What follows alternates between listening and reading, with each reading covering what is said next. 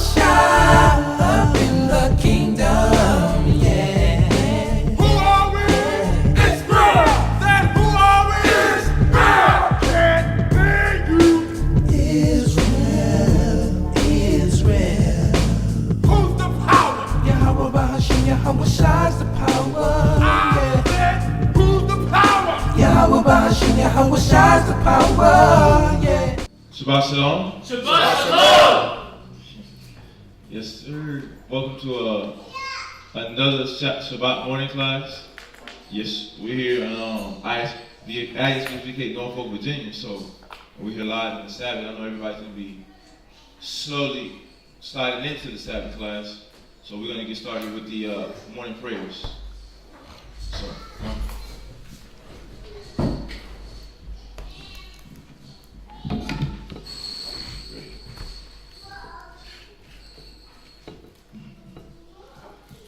Baruch Yahweh, Baruch Yahweh, Bahasham Yahushai, Bahasham Yahushai, Hawa'ah, Nathanahu, Award, Zayawam, the water, Aman. Aman. Let's bless you, Yahweh, in the name of Yahweh Shai, that gives to us light this day. Thanks, so be it. And the light represents the knowledge, wisdom, and understanding. You read that in Matthew chapter 5, verse 16. Baruch Yahweh, Baruch Yahweh, Bahasham Yahushai, Bahasham Yahushai, Hawa'ah, Nathanahu, Rayah, Nayakaka, the water, Aman. Aman. Let's bless you, Yahweh, in the name of Yahweh Shai, that gives to us the sweet savor. Thanks, so be it. And the sweet savor represents our prayers going up to the Most High. You can read that in Psalms chapter 141, verse 1 and 2.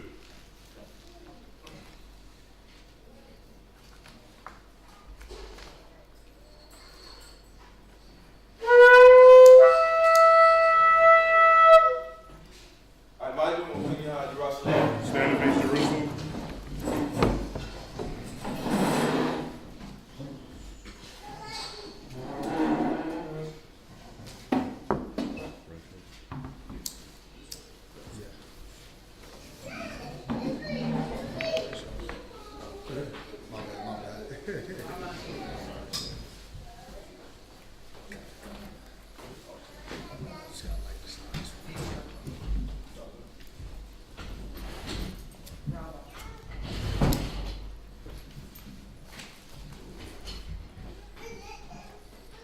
Baruch Yahweh, Bahasham Yahushai, oh, Slaki, my bad. Baruch Yahweh, Bahasham Yahushai, Hawa'ah, Nathanahu, Hashabbat, Bashalom, the water, Aman. Bless you, Yahweh, in the name of Yahweh Shai, that gives to us the Sabbath and peace. Thanks, so be it. And this is Psalms 121 in the Hebrew. It says, Anashah, Ayim Yah, Al, Haharyam, Na'ayah, Yahuwa'ah, Isaiah, Yahuwa'ah, Ma'Yahweh, Sha'aisha, Shemayim, Wa'arataza, La'ah, Yanatan, Lamawat, Regoya, Yala'ah, Nawum, Shasharamar, Yashar'ala, Yahweh, Shemaria, Yahweh, Tazoya, Al, Yam Yad, Hashemash, Yala'ah, Hakaya, Bayawam, Wala'ah, Halabana, Balayala, Yahweh, Yashemaria, Makol, Rai, Yashemar, Nepashia, Yahweh, Yashemar, Hawalakia, Wamua'aya, Ma'aitan, Wa'ai, Iwalam, Aman. This is Psalms chapter 121. Psalms 121.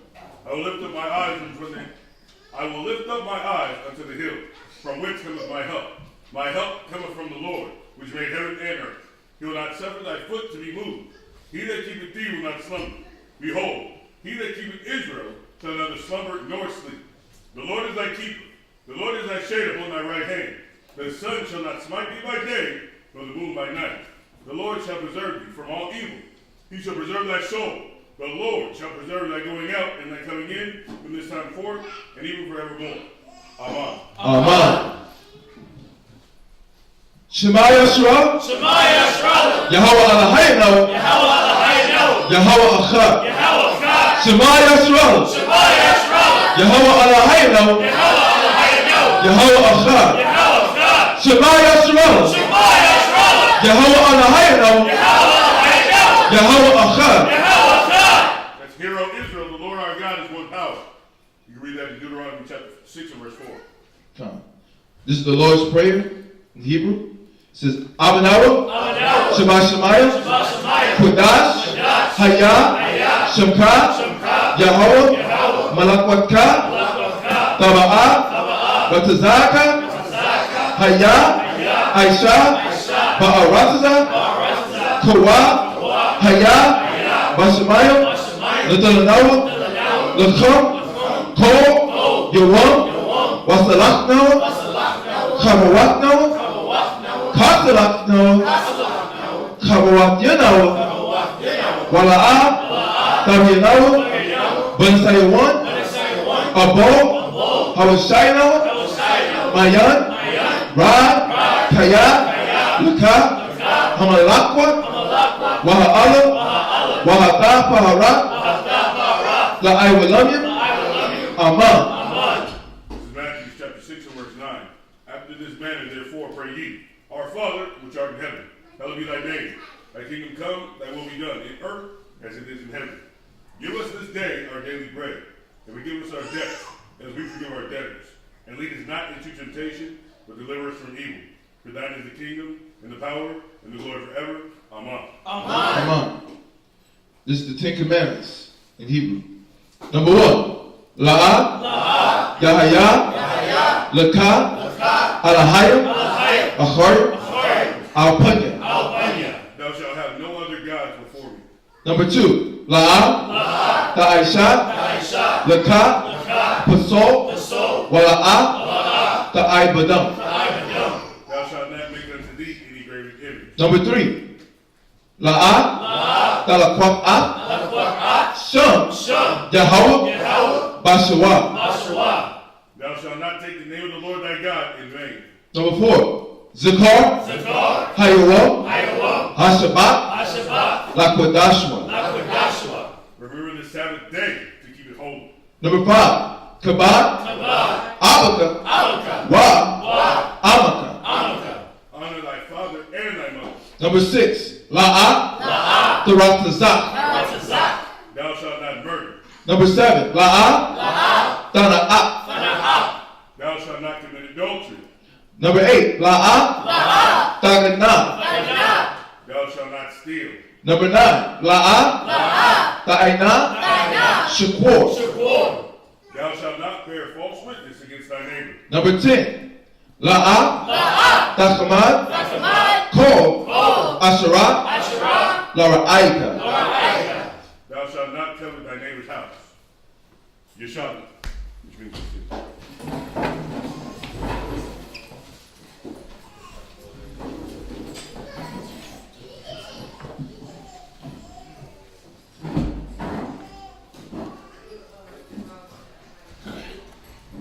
Alright, so we're going to call up the first reading.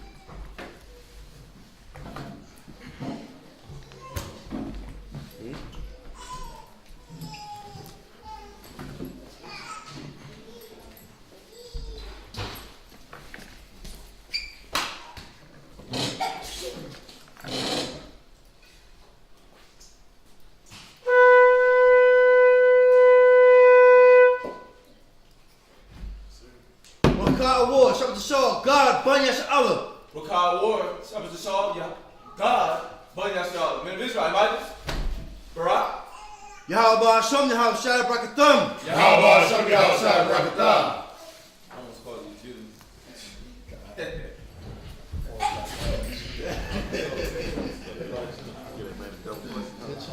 Judah, man. Yeah, so used to Judah. I almost called you Judah. So we're going to start this Sabbath reading at Genesis chapter 47. So this is the first reader. We're going to start the Sabbath reading at Genesis chapter 47, verses 1 through 19. Genesis chapter 47, verses 1 through 19. Right? All the babies. Right, so now at this point, Joseph then revealed himself to his family. He's revealed himself to his family, and I think the last chapter they was going over the lineage of the family that was coming into Egypt. Right? The number of souls that came with him, Time.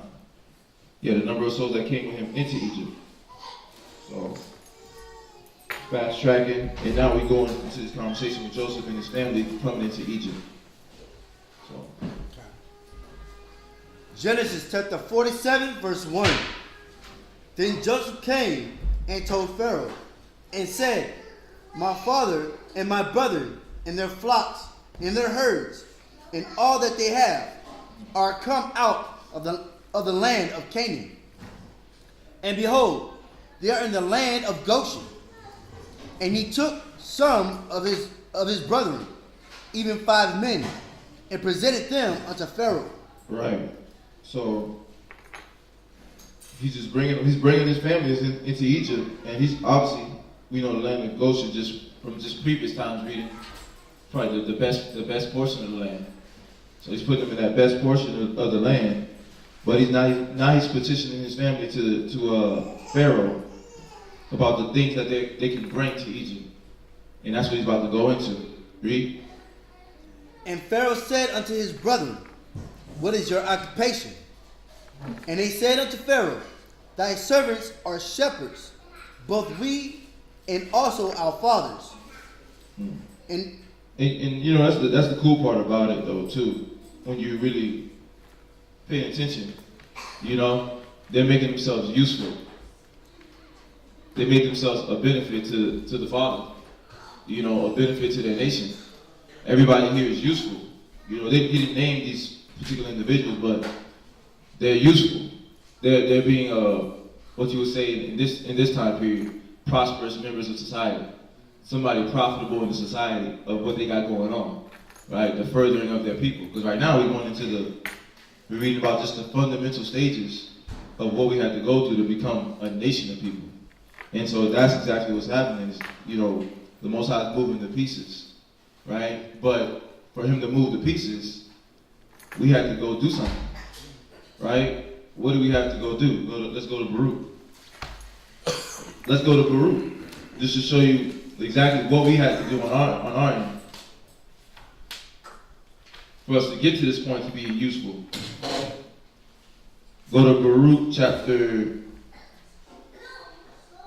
3 verse 14. This is what we had to do, because it's a process, you know. And one thing that I could probably say that everybody's learning, right? That process of you growing, that process of you changing, it takes work. And if you dilly-dally with it, things happen, right? Bad things, because you dilly-dally with making yourself useful for the Most High. And he's like, this is what you get when you don't follow me. But these men here, they took the time to actually learn what they had to learn and become profitable in a time when the Most High wanted to use them. They were able to be used because they did this. Read. Baruch chapter 3 and verse 14. Learn where is wisdom. They took the time to learn where true wisdom was. What was truly worth my time and attention? Right? What was truly worth my appreciation? Right? What was truly worth allowing it to pull at me? Do I allow wisdom?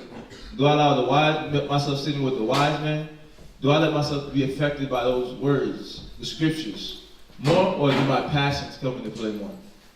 These men said, no, I'm gonna learn where wisdom is. I'm gonna learn the things that's gonna feed me in the future. I'm thinking about the future, right? what can I learn right now so I can be prepared in the future? That's what they're doing. They're learning where wisdom is.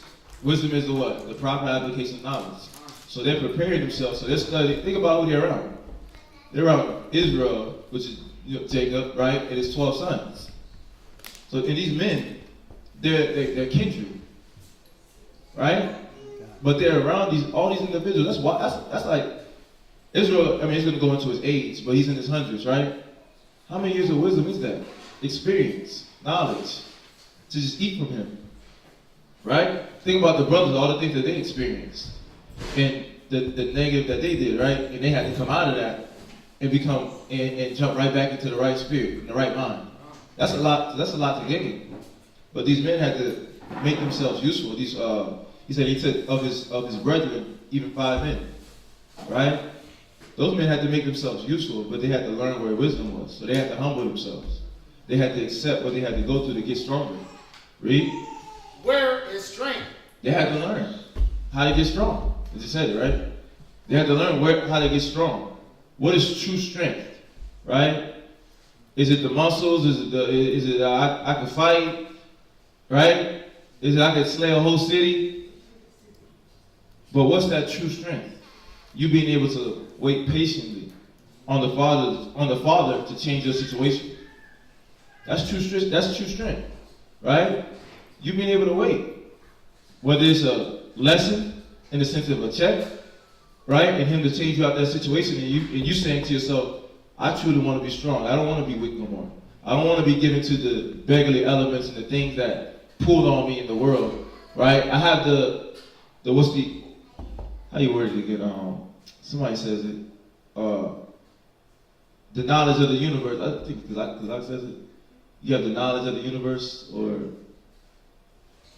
I forgot how you word it. But basically, you have the, you know what I'm saying? Yeah, I know what you're saying. What is it? I don't know exactly what it is. But you know what I'm alluding to. Yeah, kind of. Okay. Yeah, but you basically have the one true power on your side. We have the one. We have the supreme knowledge. There it is. We have the supreme knowledge, but we still dealing with the things that we dealt with in the world that are base. It's because we haven't learned what true strength was. We haven't given ourselves time. We haven't dedicated our effort and our energy enough to learn the true strength, to understand it, right? Because wisdom is liberal. The Most High gives it liberal. He gives it freely. So why is it that we're not learning what the true strength is and develop it and to apply it in your relationship, right? Why is there no true strength in your relationship, right? To where there's the respect of your ribs toward you, to where she's controlling the relationship and you're not controlling the relationship. She's manipulating you into doing what she wants you to do. You're just living like a man in the world. Base. Right? And the things that she's telling you, it's not like she's leading you toward the Bible. Not like she's leading you toward the Most High. Like, babe, you gotta dedicate more. Babe, you gotta get closer to the brothers. Babe, you gotta listen to your elders some more. He's teaching you good things. He's teaching you to be a strong man for the Most High. It's not like that's going on. She's just literally controlling you like a worldly woman. You see that? That's the issue, though. That's the issue in the eyes of the Most High, because that's not the way He set the order up. He said, Himself, the Most High Himself, Christ, the man, the woman, the children. That's the order structure. There shouldn't be any other way. But what creates that dilemma in the mind? Because somebody not learning what true strength is. They're not giving themselves to try to understand true strength because they love their weakness. That's what it's saying. You gotta learn. Read. Where is understanding? But look how I put the word understanding at the end. They put understanding at the end because that's the fruit of you giving yourself to learning the wisdom, grasping the strength. The understanding comes on why it's set up that way. Yeah, the understanding comes and you understand why things are set up the way that they are. Why situations happen the way they play out. There was something for you to learn. There was something for you to gain. There was something for you to realize where you're at right now with your level of strength. And you're supposed to say, well, you're supposed to be real with yourself and say, man, I need to get stronger. I'm weak right now. I'm weak in this area. I'm lacking in this area. Right? My pride, it bubbles up in every situation that comes to me. My envy, I don't like when I'm in these scenarios. Why? Because you think about your past. You think about how people treated you in the past. And you trying to apply it to people in the truth, but that can't work. Right? You can't mix old knowledge with new. Right? New experiences with old. Right? Because then that's going to confuse your relationships. But that's why you can't get the wisdom, that's why you can't get the strength, and that's why you can't definitely get the understanding. So that's why it's confusing when you're talking to a brother and he's telling you things about how to deal with a rib, how to deal with yourself, right? It's confusing to you because your mind is giving you every reason to stay weak, to not learn what strength was. Because think about it, right? If you read verse 13. Verse 13. Or verse 12. Verse 12. Thou hast forsaken the fountain of wisdom. That's what we did. That's what we did. We forsaken the fountain of wisdom. We forsook the Most High. But see, this man, they took the opportunity to actually what? Dive in. Get focused. Get dedicated. Cut all the excuses. You don't think they had excuses too? You don't think they could have made up reasons? But they made themselves profitable in the time when the Most High gave them space and time and opportunity to learn what they need to learn. So you got to actually dive in when you got time. Don't play with your time is what it's saying. Right? Learn where that wisdom is. Learn where that strength is. Learn where that understanding is. Jump back to verse 14 and finish it. Verse 14. That thou mayest know also where is length of days. That's where the extension of your time comes from. Your time on earth, or your time of peace, your time of joy. Right? You know, like it says, there's a time and purpose for everything done under heaven. But your time of peace extends because what? Who are you pleasing? The Most High. It extends because you're pleasing the Most High. Now, that's not saying situation's not going to come up, but you're going to be able to see how to create the peace in the midst of that situation. You see that? To mend it so it don't become a bad situation come worse. Read. And life. And life. And then you're able to live free. Be free, be a free man, a free woman, right? Not be bound to the flesh and bound to this American ideology, right? Which presses down on your soul, right? The work weeks, the work schedules.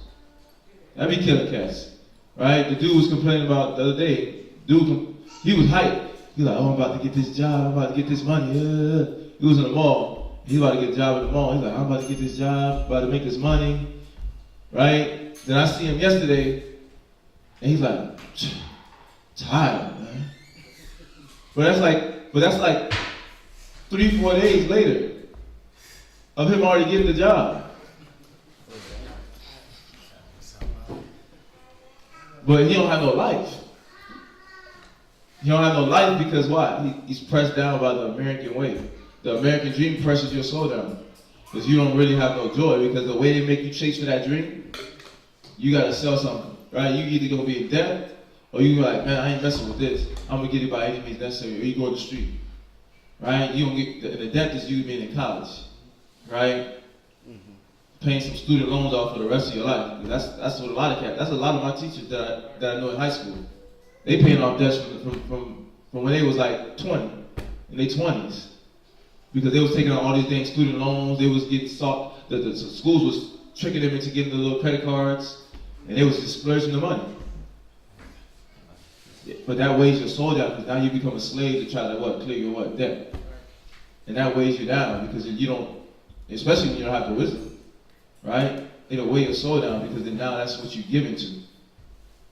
You're giving your soul to this world. Marie? Where is the light of the eyes? Right. That light of the eyes, your mind, your internal. Your mind is at rest. It's at ease. Read. And peace. And peace. But these men were at that stage. They were only able to reach this level because they gave themselves to the wisdom that they gained from the people that they were around. So you got to take advantage of who you're around and what wisdom and knowledge that they have. Baruch chapter 3 and verse 14. you got to take advantage of the people that you're around and what wisdom they have to give to you. So, but let's jump back. Where were you at? Genesis chapter 47, verse 4. They said moreover unto Pharaoh, for to sojourn in the land are we come, for thy servants have no pasture for their flocks. For the famine is sore in the land of Canaan. Now therefore, we pray thee, let thy servants dwell in the land of Goshen. Yeah. And think about it. That's a heavy thing right there. To have to deal with a famine, food, and then that requires like what, self-control, right? Discipline, not letting your belly rule you. You being able to think about the amount of people that's in your nation, or the amount of people that's in your tribe or your household, and how to ration and portion it, how to preserve it, because there's a whole family going on. But if you ain't trained yourself on just the practical skills that a person is going to need, right? Just to know how to just deal with numbers, just in that sense. Before you get to the spiritual aspect of the discipline and the self-control and the eating and all those things. If you don't even have the skill set, the skill level to actually even plan for a famine, if you ain't thought about it, like preparing yourself for the future, then you definitely ain't gonna know how to deal with this situation. But Joseph, right, when he was with his father, he took those lessons and he ate it up. He took those skills, whatever type of setup they had for him in learning, whether it's like a class setting or mom was teaching him class of mathematics, or Jacob himself was teaching him about math, he was paying attention because they prepared him for this situation, and he was able to use the knowledge, right, and the wisdom. He was able to trap the faith in the Most High while utilizing the wisdom to be able to help a whole nation. On top of his people coming in, right, his family coming in, get through a whole family. But that came through what? Giving himself to study, right? Giving himself to reading, giving himself to being taught, right? And go to 2 Timothy 3 and 16.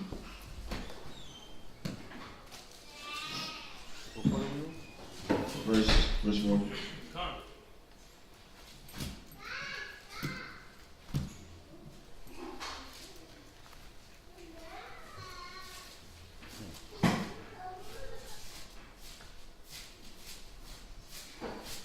Right, so he gave himself to those things. Joseph was studying. He was studying. He was a student of life. Oh, it's 2 Timothy 2 in verse 15. My bad. 2 Timothy 2 in verse 15. Come. 2 Timothy chapter 2 and verse 15. Study to show thyself approved unto Yahweh. And that's what each and every person. All of us got to get into, right? Higher levels of discipline for studying. Higher level of discipline for studying, because you want to have that knowledge. So when that famine is there, right? When it's dry, when you don't have that opportunity of leisure, where you are busy and you're moving around, you have a stored up piece of knowledge, right? To be able to carry you through battles, situations, scenarios, right? Like you in school. But you can't pause and open up your Bible when that kid is standing there in front of you and doing what? Being belligerent. So you gotta do what? You gotta have been home studying, listening to your parents when they corrected you, so that you can have the self-control to not react like that worldly kid. Right? You gotta have been studying, listening to your elders, so that when you step into an environment with nobody around, you're there by yourself. Your behavior doesn't switch. You see that? So you're studying so that you could have that defense in your mind, right? And it's not just like you just study, you open up your book, but it's you studying the individuals that you're around that's applying the book, so that they can what? So you can cover the best gifts out of them. The virtues that they were able to attain, you pay attention to how they gained it, right? The story that they share with you, the testimonies that they give you, right? On how they applied the different verses in the Bible to their life, and how you can gain that same level of strength by using studying to do what? Read. Show thyself approved So- unto Yahweh. Yeah, so you can be approved by the Most High. So when the Most High looks at you, he's like, this person's he's been giving himself. She's been giving herself. He's been studying. He's been listening. He's been studying his own book at home by himself. But then he's also been, when he comes around, when she comes around, she's paying attention to her elders. She's watching them. She's asking questions. He's asking questions. And trying to get strong. Not for what's the word? Being phony and fake with it. Right? Just to show, hey, how'd you do that? How'd you do this? To make it seem like he's actually interested. To make it seem like she's actually interested and wanting to know the better way. But like literally you're trying to actually understand what made this person get to this level of discipline, care, and love, and patience, right? And you actually sat there, and you sit there, you listen, and you at home, and you internalize the information. You internalize and you process, how can I apply it? That's what's going to make you approved to the Most High. You literally opening that book up, and you literally paying attention to your elders, and actually learning. Not for man-pleasing, right? Not for worshiping the man, because it's not about that. But for you to actually gain something. Like literally, like you gain something and you take something apiece, right? Like he knows how to do HVAC. I'm not, if I'm supposed to be try to become an HVAC, what's the word for it? HVAC technician. I can't just be there acting like hey, so how did you learn HVAC? Oh, that's how you learn HVAC? Okay, cool. So you did that because of this and then that. I don't know the language, but you did this because of that and this. God. But then you don't go home and open up your book and read, right? The same manuscript that he told you. Because he gave you the key. He told you, yeah, go read HVAC 101 2.5, right? By Theodore Roosevelt, right? Go read that. And then not go home and actually read HVAC 2.5. Written by Theodore Roosevelt, because he's giving you the knowledge that he read to get his mind to the level where it's at, right? And then he's going to share the experiences that he had to actually give you what you need to know how to properly apply what you're reading. Go ahead. To go with that, what you're saying is beautiful. Because it is about studying to show yourself approved, right? It's beautiful. Ecclesiasticus, it made me think of the scripture. Ecclesiasticus 6:18. When you look at what Joseph did, the point was you were mentioning about Joseph, right? Right. So Joseph was what, 17 years old when he went into captivity, right? And then he spent 13 years in rulership, but then he went into prison, and then he stood before Pharaoh and got blessed, right? So. All before, you got to think about it. You're 16 years old, right? Yes, sir. 16 years old, barely 18, 10, 9, 11, right? This is the mind state. This is the mind state of a 17-year-old who still had the wisdom of a grown man. So what was he doing in his young time? What was he doing in his young time period? Read that. Ecclesiasticus chapter 6 and verse 18. So he was doing this about a year before you, all the way up until next year when you turn 17, right? Or this year. This year, right? This is what he was doing from his infant stage all the way to his teenage stage. Go ahead. My son, gather instruction from thy youth up. So not saying, now to bring the balance, not saying there's nothing wrong with playing, but where was his priorities? Read it again. My son, gather instruction from thy youth up. His priorities was gathering instruction. Step aside a little bit to the side. I want to see his face too, because this goes to him too. You're 11, what? 9, 10, 11, 8, 16, 18. And how old are you now? 28. Right? So this is what he was doing from his what? Youth up. From his youth up. He was gathering what? Instruction. Instructions on what? How to play PlayStation? How to be the best whiz on how to get to YouTube? He was what's the game? Fortnite? He was a master technician at Fortnite? Master technician at what's the other game you guys play? Minecraft? Kind of master technician at just being a stay-at-home wife and learning how to cook? Huh?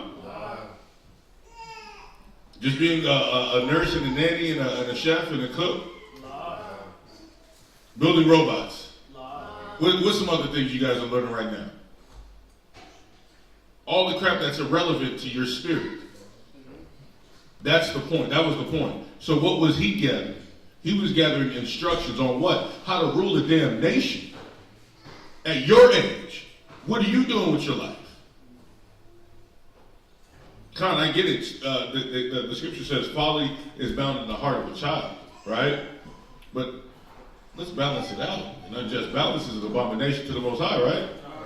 Let's make it a little bit 70-30. Let's have a little bit more seriousness and more braveness in what we do in our profession, because you guys are aspiring young soldiers to be leaders, right?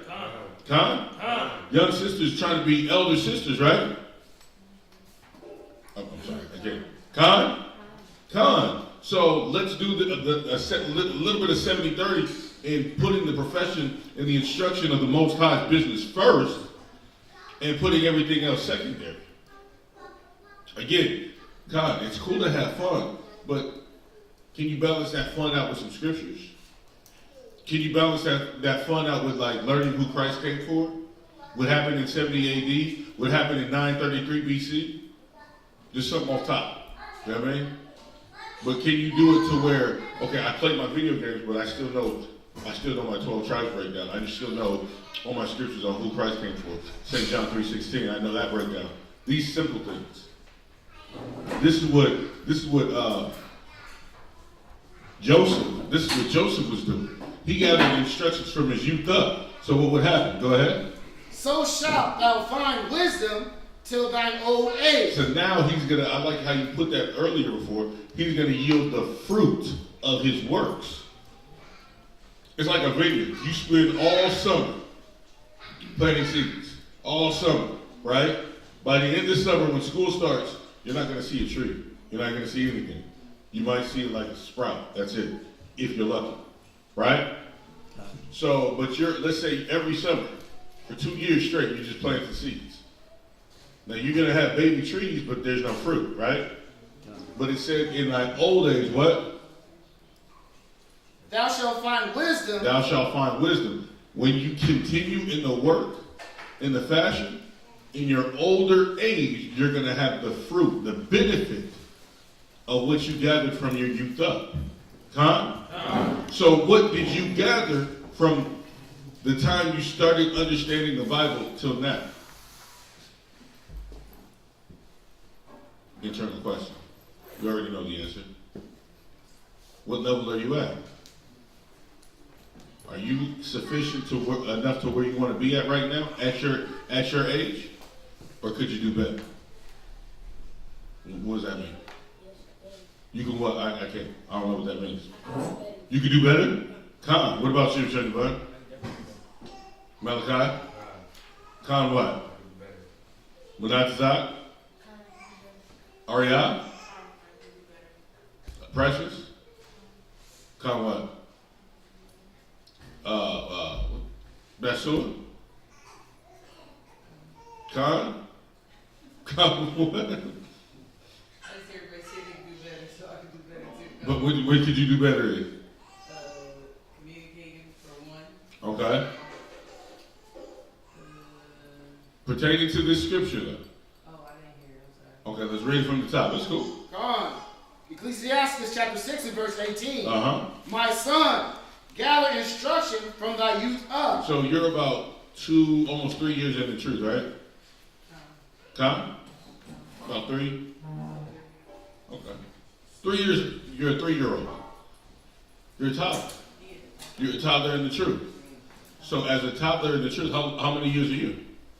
About the same. About the same, right? I use the kids because they're literally this age. They're literally, these two are literally a year the same age as Joseph when he was about to rule a whole kingdom. Showing you where was his mind state at compared to yours. Are we still bent off on what, cars, clothes, and video games? Or are we trying to better our nation? Are you trying to be in a position of authority to run a nation? This is what that was the instructions he was given at a youth up, and he applied it.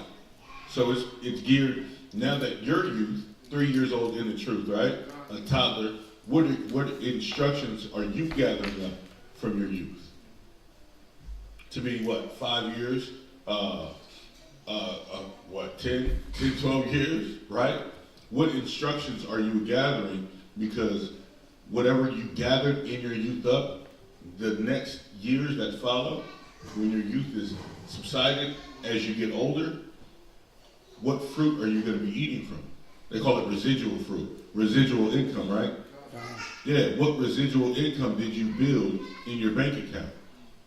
What did you put up in your storehouse that's going to feed you when you get older? Was it YouTube knowledge? Was it all the latest TikTok videos? The cheat codes from Minecraft? And the, what's the other one? Fortnite? Fortnite, yeah. Unless there's some newer game. Did you store up the knowledge of those things? Or did you store up the knowledge and wisdom and understanding of the scriptures in wanting to teach your people? Because in your old age, that's the wisdom and the fruit that you're going to have. Huh? Was that it? Last precept, sir. Uh-huh. So shalt thou find wisdom till thine old age. And you're going to reap the benefits of your old age from what you gathered to your youth. And you're seeing, and then we're going over the story of these men who did such things. So it's not like a fantasy. It's not far-fetched to think that, oh, well, dang, he was 17 years old, and that was all the way back then. No, you're 17 years old right now. You can still do it. You're 9 years old. You can still do it. You don't have to be bound to what America says. You have to play all the time. You have to eat all the time.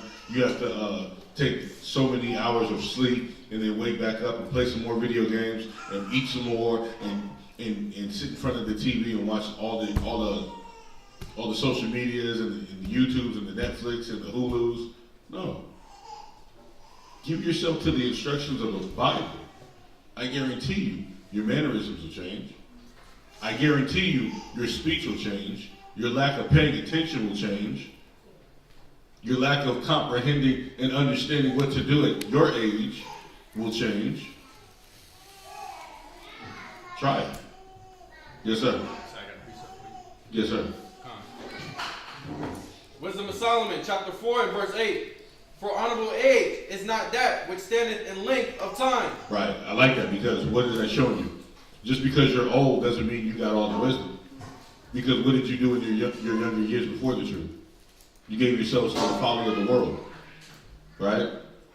Like it says in, Isaiah? It says, our people are wise to know evil. Yeah, but to do good, you know not. Matter of fact, hold that. We're going to grab that scripture. Give me that. Where's it at? Go ahead. Here's the 2 Timothy. 2 Timothy chapter 2 and verse 15. I'm so sorry. Study to show thyself approved unto Yahweh, a workman that needeth not to be ashamed. But that's why you have to study, so that you can be approved in the Father's eyes. Mm-hmm. And like the scripture he just pulled, it's not about the age. Mm-hmm. It's literally not about your age at all. It's about what level of, what are you willing to sacrifice to be able to be a benefit to the people around you. Because it's about being useful. It's about being profitable. Not useful for yourself, but useful for the individuals around you. So it's things that you have to sacrifice, that your comfort, right? The things that make you most comfortable, you have to sacrifice it so that you can be able to be an aid to the people around you. You know, you're gaining skills, you're gaining attributes, you're gaining virtues to be able to be a benefit to those that lack. There's people that's going to be coming from the world that they're going to be looking at you. They're not going to be looking at like, oh, he's the guy teaching on the podium. He's the officer. He's the general. He's the soldier. Right? He's the officer of 50. He's the officer of 100. They're not going to be looking at stuff like that. You understand that, but they don't understand that. They're going to be coming in looking at you like, looking at everybody here like, oh, we're all Israelites. And they're going to be looking to try to eat off you, Miles. They're going to be looking to eat off you, Sonny Bun. I'm like, a kid? What's this kid been gaining while he been sitting here? They're going to be looking for that. So you got to be studying, not just reading, but also paying attention to what your elders are trying to show you, because it's going to benefit you in the future. But read on. Rightly dividing the word of truth. So that you can divide the word of truth, so you can apply it in your life properly. So that you can apply it when it comes to being an example properly. And you can be balanced. You can be not unjustly balanced, but balanced. Because that's important. What was with the Jeremiah, the one that y'all was going to? The next one. 4:22. Read that real quick. Jeremiah chapter 4 and verse 22. Mm-hmm. For my people is foolish. And we don't want to get stuck there. That's why we're going to gather the information, because we've been stuck there in different generations. When you just read the Bible, in different generations, in different time periods, we got caught up being there. And that's when we stop listening. That's when we stop studying. That's when we stop meditating on the word of the Most High day and night. But we got to keep on that trail of studying the word of the Most High. Keeping his word next to us. Keeping our spirit around people that's trying to grow and be profitable for the Most High, for their nation. Sincerely. People that are sincerely trying to do that, because those are the ones that's going to challenge you to grow. Those are people that's going to challenge you to grow, but those people that flock right there, where the Most High said, my people are foolish, that's the individuals you don't want to be around. Read. They have not known me. They don't know the Most High. They're not thinking about him. They're not trying to figure out the drug dealer that you listen to when you go into your pain, the R&B song that you're listening to, when you stressed out and trying to distract yourself from thinking about what you're battling. They don't know the Most High. The music that they're making, they don't know. It's not for the Most High. It's for their own belly, but they can get money off of you, right? They play to your pain. Read. They are sottish children. They're sottish, slow, stubborn. They're dull. They're somebody that doesn't have life, right? They're dull. They don't have life. So how you gonna feed off somebody that's dull that don't have life? You can't. You can't feed off of that. You can't get nothing from that, but you should be trying to be around somebody that's wise, right? You should be studying first and foremost, and then you should be wanting to be around somebody wise so that you can learn how to properly divide the word of truth. Read. And they have none understanding. Because they don't have no understanding. You can't eat off of that person. And we don't want to be those individuals ourselves. We don't want to be that individual that have no understanding, because we're constantly playing around with old demons. You're constantly playing around with old demons that's bringing about new demons. You see that? And you don't want to get stuck with no understanding, because when that time comes, the Most High is going to require it from you. Right? You've been here a year, the Most High expect more. 6 months pass, He going to expect more. Another 6 months pass, He going to expect more. Another 6 months pass, the Most High going to expect more. So if you get stuck when He gives you that opportunity to actually gather up some instruction to prepare you for the future, you put yourself in that position. You can't blame nobody. Why you don't have the understanding to deal with that situation. And that's the Most High showing you that what? That's what happens when you play with time. That's what happens when you don't listen to your elders. That's what happens when you take the wisdom, right? The precautionary wisdom that they give you for granted. You take it light. So, but these men over here, jumping back to the reading, right? They didn't take it for granted. Jump back to where you at, reading. Genesis chapter 47, verse 5.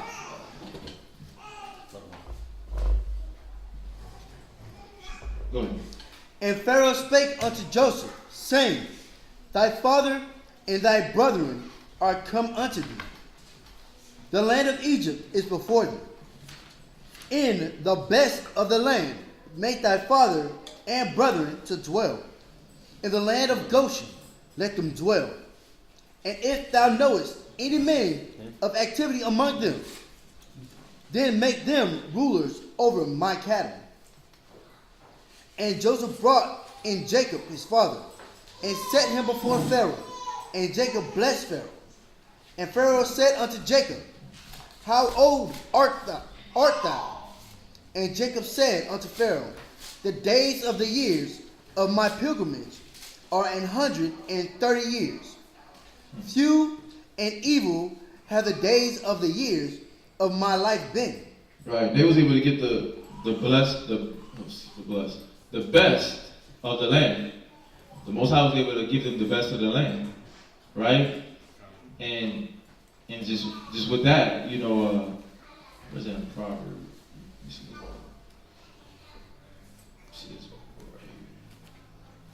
Just showing you that why were they able to get that best of the land?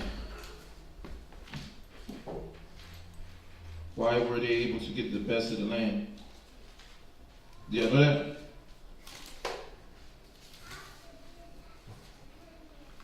No? Y'all don't know?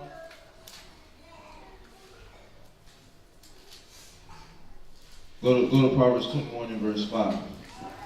I mean, do y'all know though? Why they were able to get the best of the land?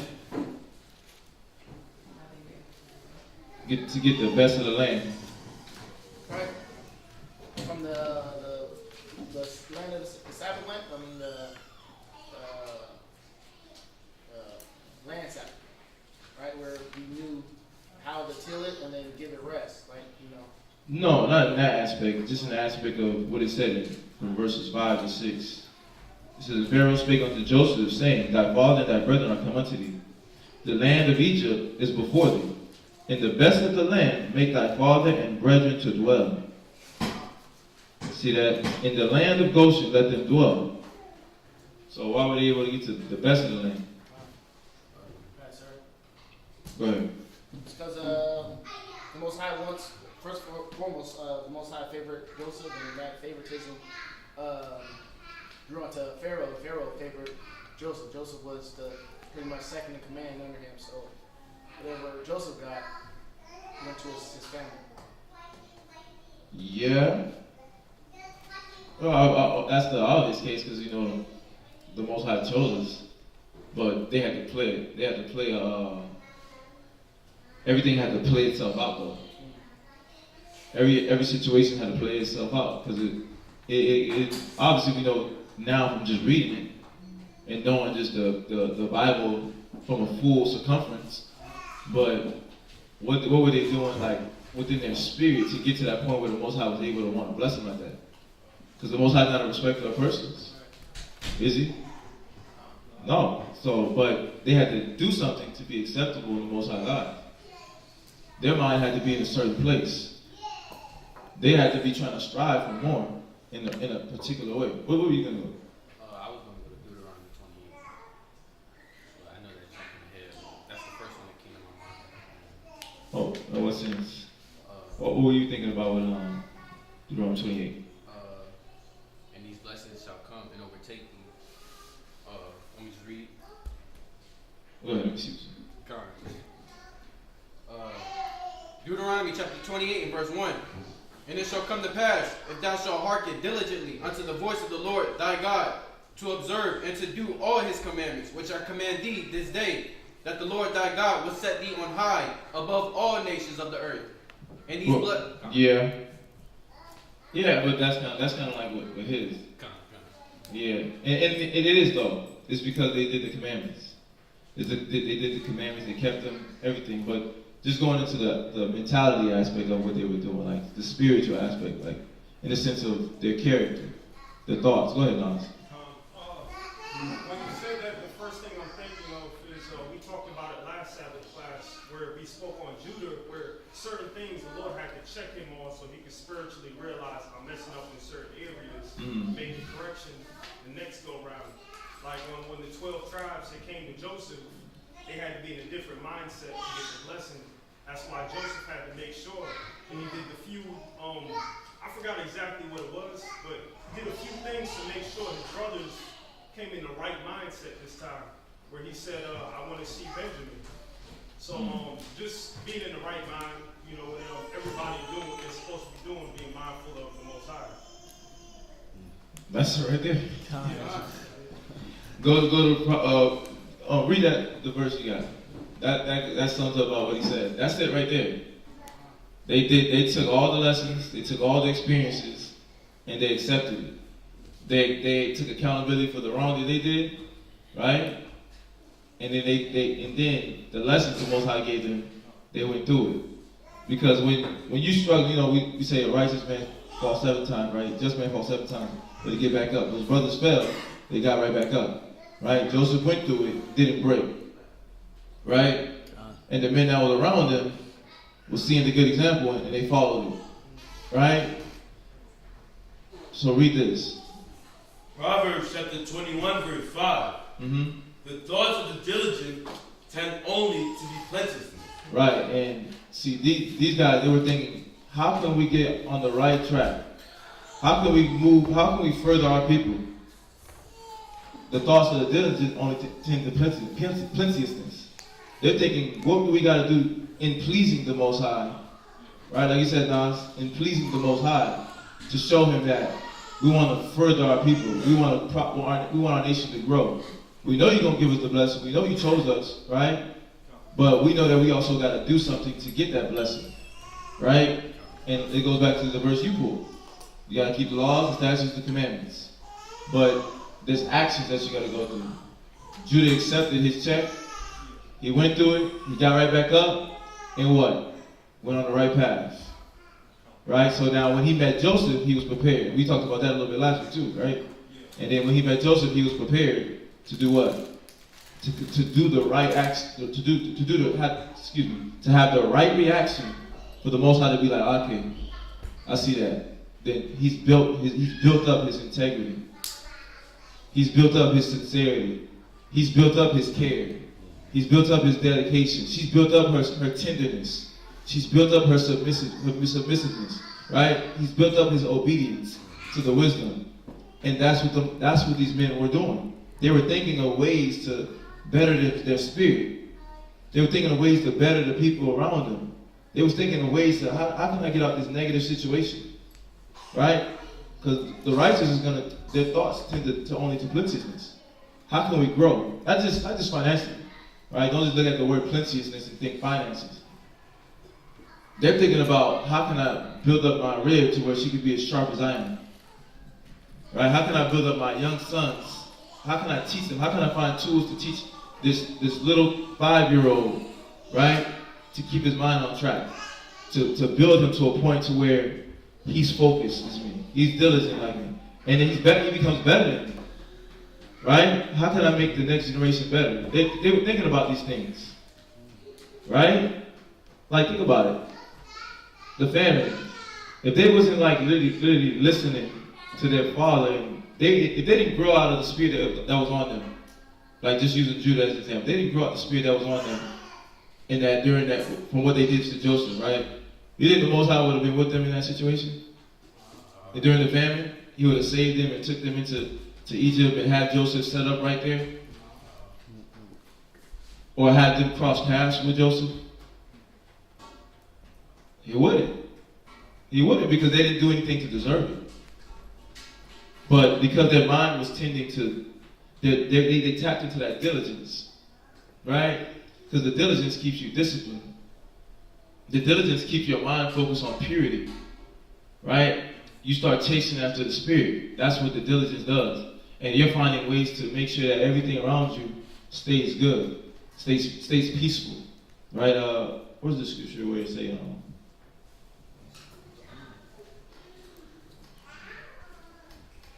right, and then you being just you being the man, the head, right? Just think about these men trying to guide their families into a safe haven. They're trying to keep their family safe. Joseph trying to keep his family safe, right? Jacob trying to keep his family safe. Judah, they're now thinking in the right mind, right spirit, trying to keep their brothers and sisters and wives and children safe. And if their mind was intended to plenteousness, this is where they were at. Mark chapter 3, verse 27. This is where they were at, because if their mind was intended to plenteousness, read verse 26, man. Mark chapter 3, verse 26. And if Satan can rise up against himself and be divided, he cannot stand, but hath an end. You see that? They were thinking, well, if Satan rises up against himself, well, damn, if I got demons in me, right? But I'm trying to get rid of the demons in her, the demons in my son, the demons in my daughter, right? But I got those same demons. If I got those same demons, that's not gonna happen. That's what the verse is saying. It's saying if Satan rises up against himself and be divided, because we're gonna be divided, because I'm not gonna have patience, because I didn't do anything to gain patience. So I didn't develop any self-control. I didn't control my lust, right? My lust, I'm incontrollable with my lust. So how am I gonna be able to get this lust spirit off my son? Right? They were thinking about these things. Yeah, I had a jealous spirit thinking about Judah, right? I had a jealous, envious thinking about the brothers in the Bible, how they dealt with Joseph. I got a jealous, envious spirit. How am I gonna get this jealous, envious spirit off my rib? How am I gonna get this jealous, envious spirit off of Reuben? Right? Because we all played a little role in Joseph's demise, right? We all played a role in messing up Joseph. They're like, well, how can I get this spirit off of them if this spirit's on me? So now, because all I'm gonna create is more division. Because I'm not thinking about plenteousness. I'm not thinking about growth. I'm not thinking about change. I'm not thinking about my nation. I'm not thinking about the future. Read. No man can enter into a strong man's house. So they were finding out ways to be strong so that their house can't be broken. Their nation can't be broken. But that's what we got to do right now. We got to find ways to be strong. Build the unity. Build the brotherhood. Build the sisterhood. Right? So that we can be a strong group of men that no negative spirit can come around here and destroy what the Most High is building. That's what we got to be thinking about. That's the future. That's got to be the vision when you come into a body of ministry, right? And I know that's not the first line, obviously, for a lot of individuals. For some, it is. A rare group, it is. But for 95% of people, that's not the thought when they come in to how can I become a help, right? To help build this nation and make it strong and firm to where it can't be broken, where it can't be shattered, and any little willy-nilly spirit, negative spirit that try to come around can shatter the bonds, right?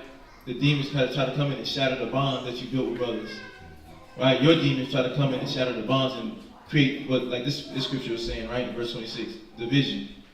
Because you don't want that. Because it says he cannot stand but had an end. Because the end gonna be bitter, right? It's gonna be filled with demons and more demons, and then you're gonna leave with demons, and then you're gonna marinate on those demons. Those demons are gonna destroy you. But you don't want that. You don't want the destruction from the demons. You want to become that strong man. Read. No man can enter into a strong man's house and spoil his goods. And then your goods be spoiled because you weren't thinking about the future. You weren't thinking about the potential and the dangers of what can take over your family and destroy your household. Right? You gotta examine your family members. You gotta examine your children. You gotta examine your rib. You gotta examine yourself. And see what can potentially try to destroy us. What's in me that can destroy this family to where I can misguide this family? What's in my rib to where she can disrupt the growth spur of the children? What's in the children that's going to try to make them divide? What's in the children that's going to try to make them divide me and my wife? Right? To where they're going to try to what? When one person says no, they go to the next parent to get the yes. Right? What's in them? Because these things spoil your goods. But just taking it to the story, right? They were thinking about these things. This is why they were able to get that best part of the land. They did the things that was pleasing to the Most High. They proved to the Most High that they were worthy of the blessing. That's what it was. They proved to the Most High they were worthy of the blessing. They fought for it. They literally proved it. They fought for that blessing, and the Most High did what? Blessed them. Gave them the best part of another people's land. Right? So-called. Right? But let's jump back to the reading. I just wanted to point that out to everybody. Because y'all don't want to miss that. They didn't just get the best of the land because they were chosen. No. Because many are called, few were chosen, right? So if that's the case, then what made them get the best of the land? They proved to the Most High that they were worthy of that blessing, that they would maintain it, they would cherish it, they would take care of it, right? So, but jump back. Genesis chapter 47, verse 9. And Jacob said unto Pharaoh, the days of the years of my pilgrimage are 130 years. Few and evil have the days of the years of my life been, and have not attended unto the days of the years of my life of my fathers in the days of their pilgrimage. And Jacob blessed Pharaoh and went out from before Pharaoh. Right. And Joseph placed his father and his brethren and gave them a possession in the land of Egypt, in the best of the land, in the land of Ramesses, as Pharaoh commanded.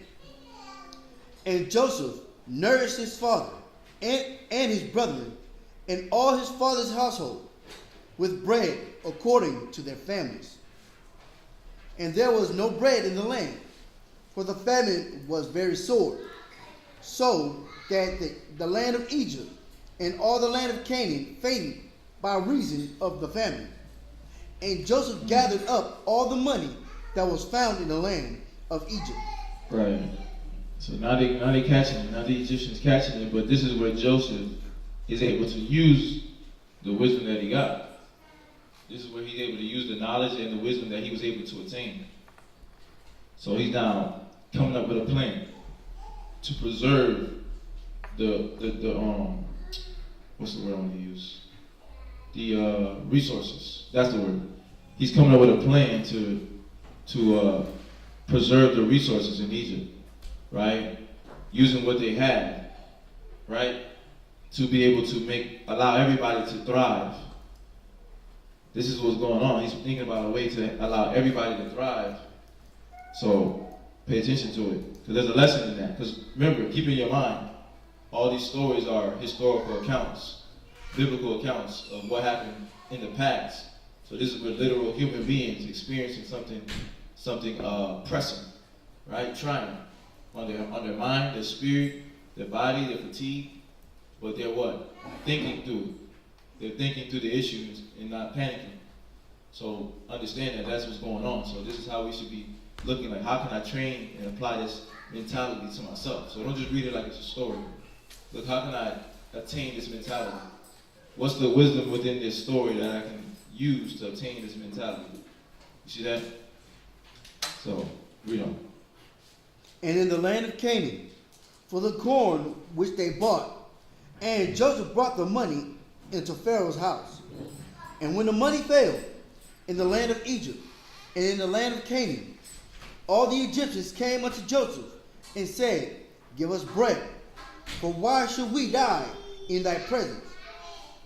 For the money faileth. And Joseph said, give your cattle, and I will give you for your cattle if money fail. Right. I got something that you don't got, but, right? We can do an equal exchange. Trading. Bargaining. Right? You got rice. I got milk. Right? Here, let me get a little rice. I'm going to give you some milk. So it's a trade-off. It's like that Romans say. He talks about, who is this in it too? Romans 12, distributing.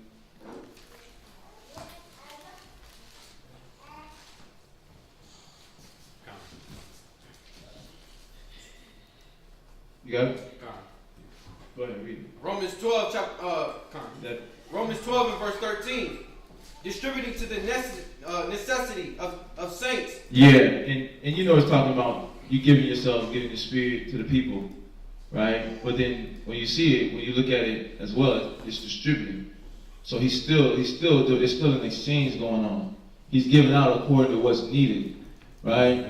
They're bargaining with him and giving what they got, right? So it's not, because think about it, imagine if he'd just been like, if they're in a family. So you gotta be wise. You can't think with your emotions and be like, okay, let me just give them all that I got, but then they're not giving anything back, right? Because then what happens if you're in a family? If you don't use wisdom, then you'll end up in the same situation they're in, and then now you all in the same situation, and then the whole kingdom just falls. So they have to do the change, the equal exchange. And there's another verse.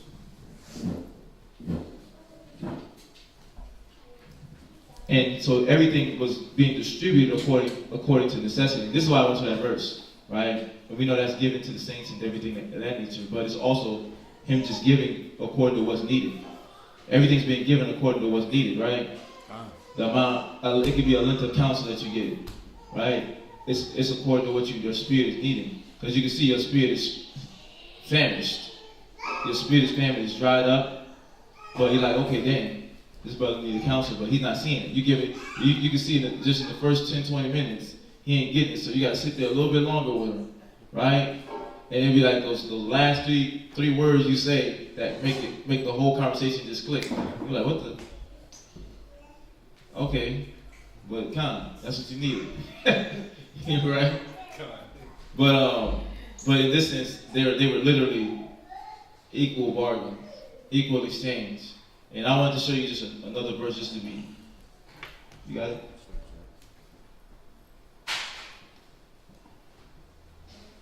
Yeah.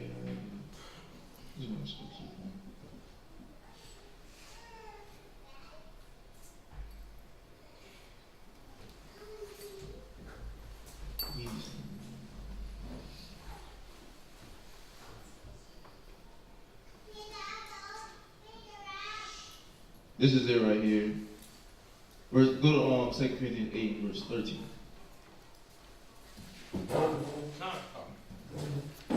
This is what's going on.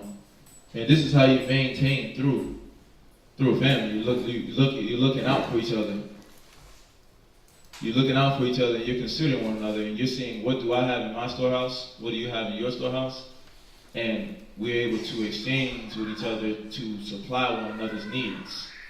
And this verse gives us that understanding. Read.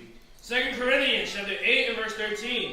For I mean not that other men be evil. Right, so you can't have a stingy brother. You got a horse, right? You got a thing, you got two thick buffaloes, right? I got one sheep, right? And you might need that sheep. But I need some buffalo, right? And you can't be stingy and be like, no, I'm good, bro. I'm good. Me and my family, we good. We got water. We got our buffaloes. We got our chickens for the eggs. So we got exactly what we need to get through this situation. So we good. We good. You can't be stingy like that just because you're good.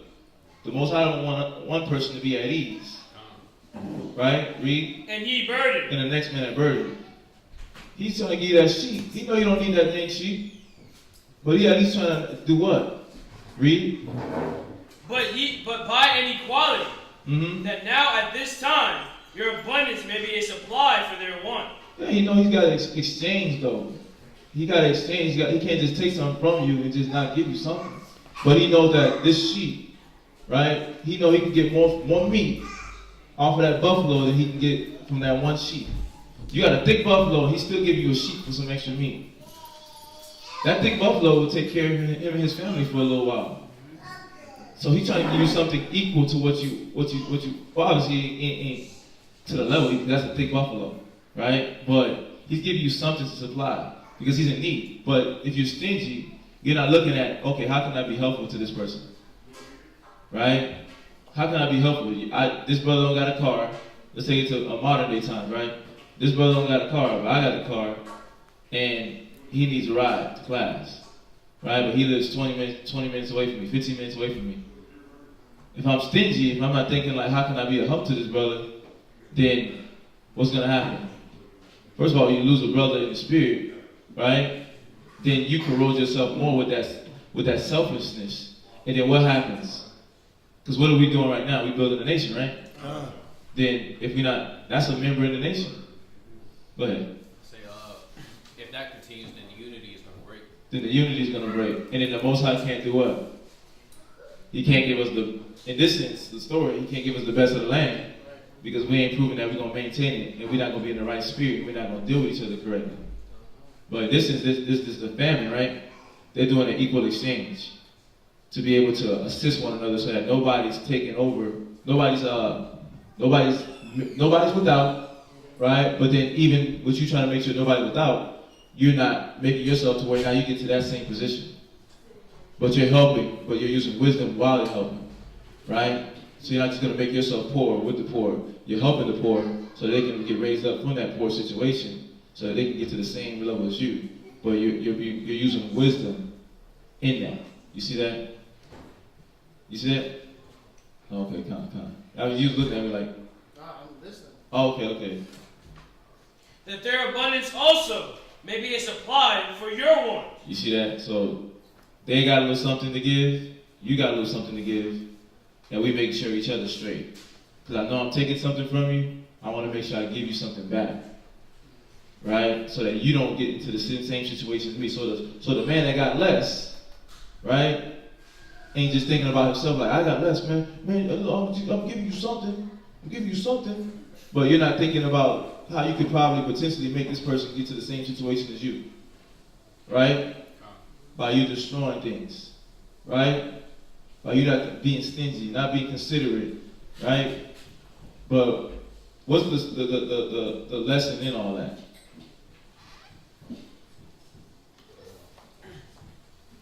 Go ahead. You said, what's the question again? What's the lesson in all that?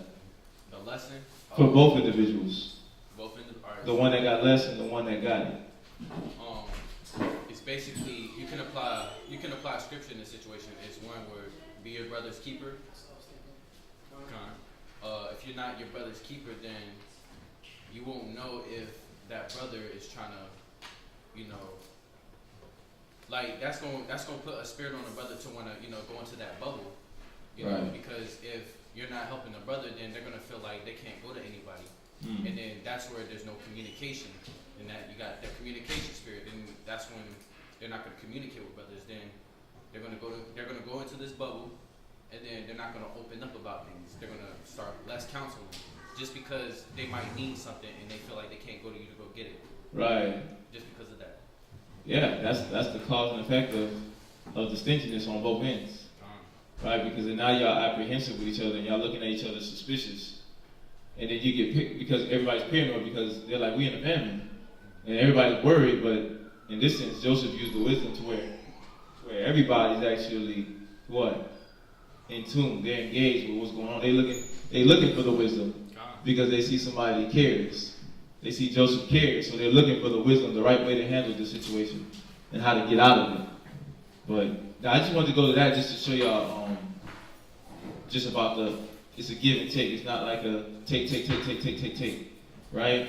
It's a give and take because then if you just take, then you're going to drive the person that had it. And then now y'all don't have nothing at all, and nobody has anything at all because all you did was take, and never give back, right?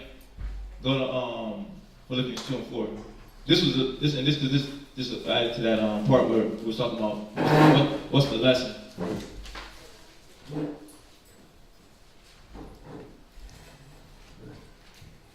Philippians chapter 2 verse 4. Look not every man on his own things. You see that? So it's training you how not to look at your own things. Because if you look at your own things, it's going to get to the point where you was giving with your example, right? To where now everybody's apprehensive, everybody's suspicious, and everybody's looking at everybody like, oh, I don't trust you. You don't care about me. You stingy. Shit, I'm just trying to make sure my kid's good. Make sure my son's good, my household's good. And everybody's going to be that way. Because that behavior is quick. That's in the community right now. Right? You can't go to your neighbor and ask your neighbor for help. Right? I mean, nobody knows their neighbor these days, too. Which is crazy. But it's, nobody's actually going to care. Nobody's going to know. And if somebody might care, they might not even know because of how you move. How you move with a lack of what? Communication. So this right here is teaching us how to look on not just ourselves and what we got going on, but the things of what? Others. Read. But every man also on the things of others. Right. You're looking at other people's things. You're looking at the balance. You're looking at the situation from a full spectrum. You're not just looking at it from one side and one way, right? So, but we're gonna jump back to the reading.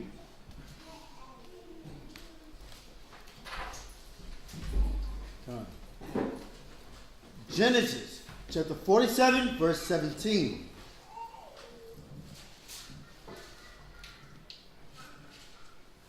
And they brought their cattle unto Joseph, and Joseph gave them bread in exchange for horses. See that? That exchange. They just did an equal exchange. This was an equal exchange to make sure that what? Somebody's not overburdened, but then somebody else is not at ease. So make sure Joseph ain't at ease, but then somebody's not overburdened, burdening Joseph at the same time. Right? Because then what profit do y'all have in that? Right? So read on. And for the flocks, and for the cattle of the herds, and for the asses, and he fed them with bread for all their cattle for that year. Right. So he used the method of equal exchange, equal trade, right, for that year. So now what's next? Read. Verse 18. When that year was ended, they came unto him the second year, and said unto him, We will not hide it from thy Lord, how that our money is spent. My Lord also hath our herds of cattle. There is not aught left in the sight of my Lord, but our bodies and our lands. Wherefore, but look at that though. But it was so funny about that is that ain't that what the Most High tells us to do? That sounds like Romans 12:1, right? Because we don't have nothing. We don't have nothing to give, right? In this time period, looking at the reality of it, we don't have nothing to give, really, right? But ourselves. Like we ain't nobody rich, right? But what's the most important? The most important part, anyways, the spirit. You giving your spirit. Nobody has anything, but we have our spirits to give, and you see that just in this. These people willingly just offering themselves. It's funny because even in that chapter you read in Corinthians, the above verse says, "For if there be first a willing mind," right? It's accepted according to that a man had, and not according to what he had not, right? And this was them having a willing mind. And this is the mind that we're supposed to have. And these are just the people of the land. Right there. These are the Egyptians talking to me. I'm correct. It's not his brothers. All the Egyptians. Yeah, the Egyptians talking to him. And these are actually the Egyptians talking to Joseph.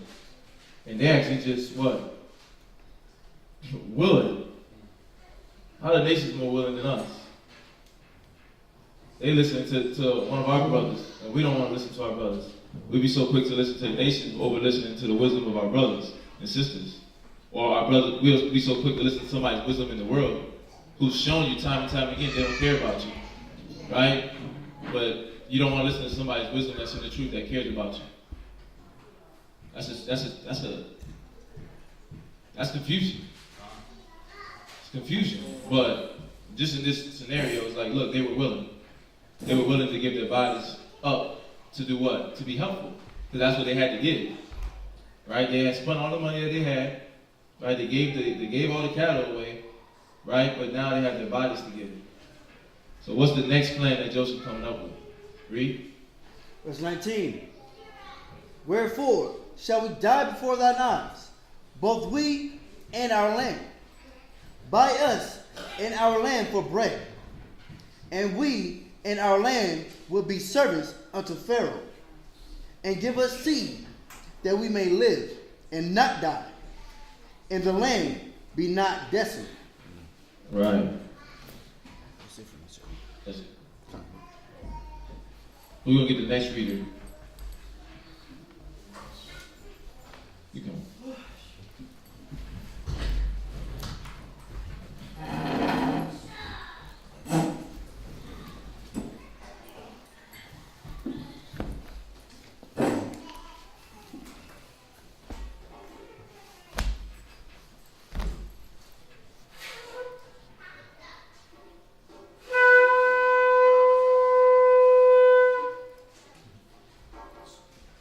Shabbat Shalom, Yahweh, Ban Yashala. Mao, Sabbath Shalom, Yahweh, Bani Yasrael, Ben Israel. Imagine. Baruch. Yahweh Hashem Yahweh Shai Brakathum. Yahweh Hashem Yahweh Shai Barakatah.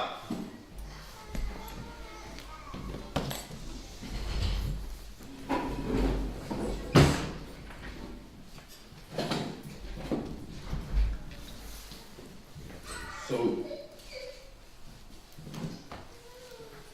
we had Genesis chapter, this is the second reading. It's at Genesis chapter 47 and verse 20 through Genesis chapter 48 and verse 7.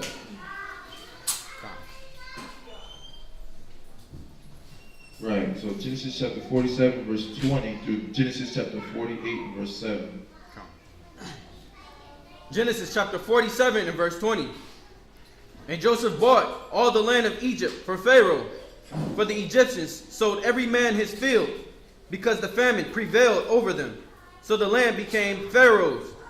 Verse 21. And as for the people, he removed them to cities from one end to the from one end of the borders of Egypt, even to the other end thereof. Only the land of the priests bought he not, for the priests had a portion assigned them of Pharaoh, and did eat their portion which Pharaoh gave them, wherefore they sold not their lands. Then Joseph said unto the people, Behold, I have bought you this day and your land for Pharaoh. Lo, here is seed for you, and you shall sow the land. But look at that, even him like being just. Right? Joseph being just and being a man of integrity. Because they're taking these people as servants, right? And these guys willingly offered themselves to be servants for the Pharaoh. And they just asked him to give him some seed. Just give me a little something. Right? With us, we be self-entitled. Right? We just be wanting things.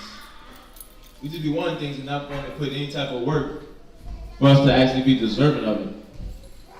You know, you don't be wanting to do things to be deserving of that blessing that the Most High is trying to give you. Because Most High is really trying to just give us things, but he has a requirement with it. He has a standard, he has a way of living that he requires from you. And he wants your mind to be in the right place.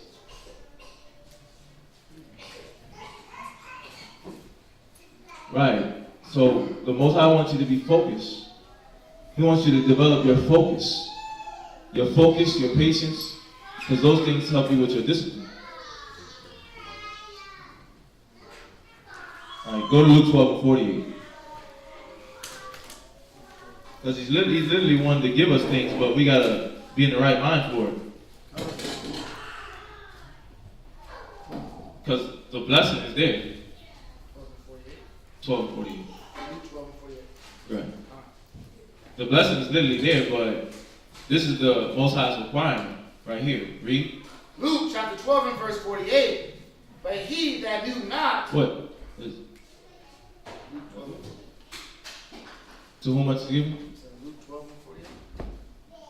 and 48. To whom much is given? You on that? That it? You on it? Luke chapter 12 verse 48. But he that knew not and did commit things worthy. Oh, no. You have to read down. Worthy of stripes shall be beaten with few stripes. Right. For unto whomsoever much is given. And that's the part that I wanted. It says to whomsoever much. But it was the way, because when you asked me, I'm like, okay, is that it? Because I'm thinking that it's at the top. But forgetting that it's in the portion of the scripture. Yeah, so you confused me. But yeah, read that one more time. For unto whomsoever much is given, of him shall be much required. Yeah, but if the Most High is trying to give us things, he's also making sure that he's requiring of us. Reciprocating. We're reciprocating, because that's what's going on in this situation, even in the family. Joseph is giving, right? They're taking, but they're also giving back as they're taking. So nobody's really losing. It's an even exchange. It's not that one-sided love, right? Where you love somebody but they don't love you. You showing your love but they're not showing their love. This is the equal exchange, and that's the same thing the Most High has for us. He's like, okay, if you love me, first and foremost, I got blessings laid out for you. I chose you to be my chosen people. But if you want blessings from me, you gotta commit. You gotta commit. And your commitment gotta be to me. Your first love has to be to me. It can't be to the people in the world, the things of the world, the things that pull at you, right? It can't be to your family, right? It can't be to your rib, right? Not saying you don't love, not saying you don't care. But those can't be your first thing to where now it has power over you. Where if something goes wrong with the family or the rib, now you lose your mind. And now you don't care about serving the Father. Right? Because he's not your first love. He's supposed to be the apple of your eye. And that's why he's saying, like, to whom much is given, much is required. And he's requiring that you what? Be faithful. He's requiring that you be patient. He's requiring that you be loving and that you dedicate your time to learning how to change. Learning how to be a new man. So that then the things that you do care about, your family, your wife, right? Your brothers, the people in the world that you know that you want to help, you can potentially help them just by your example. But keeping in mind that everybody don't care about being saved. Because we know we got 2/3. You got 1/3, you got 2/3. So keeping in mind, let me affect who I can affect. Let me affect who the Lord put in front of me right now to be able to affect them in a positive manner. To whom much is given, much is required. He's requiring you to sacrifice something. He's giving you something, you got to give me something. Right? So, but I just wanted to point that out real quick, though. Yeah, jump back real quick. Gone. Genesis 47 and verse 24. And it shall come to pass in the increase that ye shall give the 5th part unto Pharaoh, and 4 parts shall be your own, for seed of the field, and for your food, and for them of your households, and for food for your little ones. And they said, Thou hast saved our lives. Let us find grace in thy sight, O my Lord, and we will be Pharaoh's servants. And Joseph made it a law over the land of Egypt unto this day, that Pharaoh should have the 5th part, except the land of the priests only, which became not Pharaoh's. And Israel dwelt in the land of Egypt, in the country of Goshen. And they had possessions therein, and grew, and multiplied exceedingly. And Jacob lived in the land of Egypt 17 years. So the whole age of Jacob was 147 years.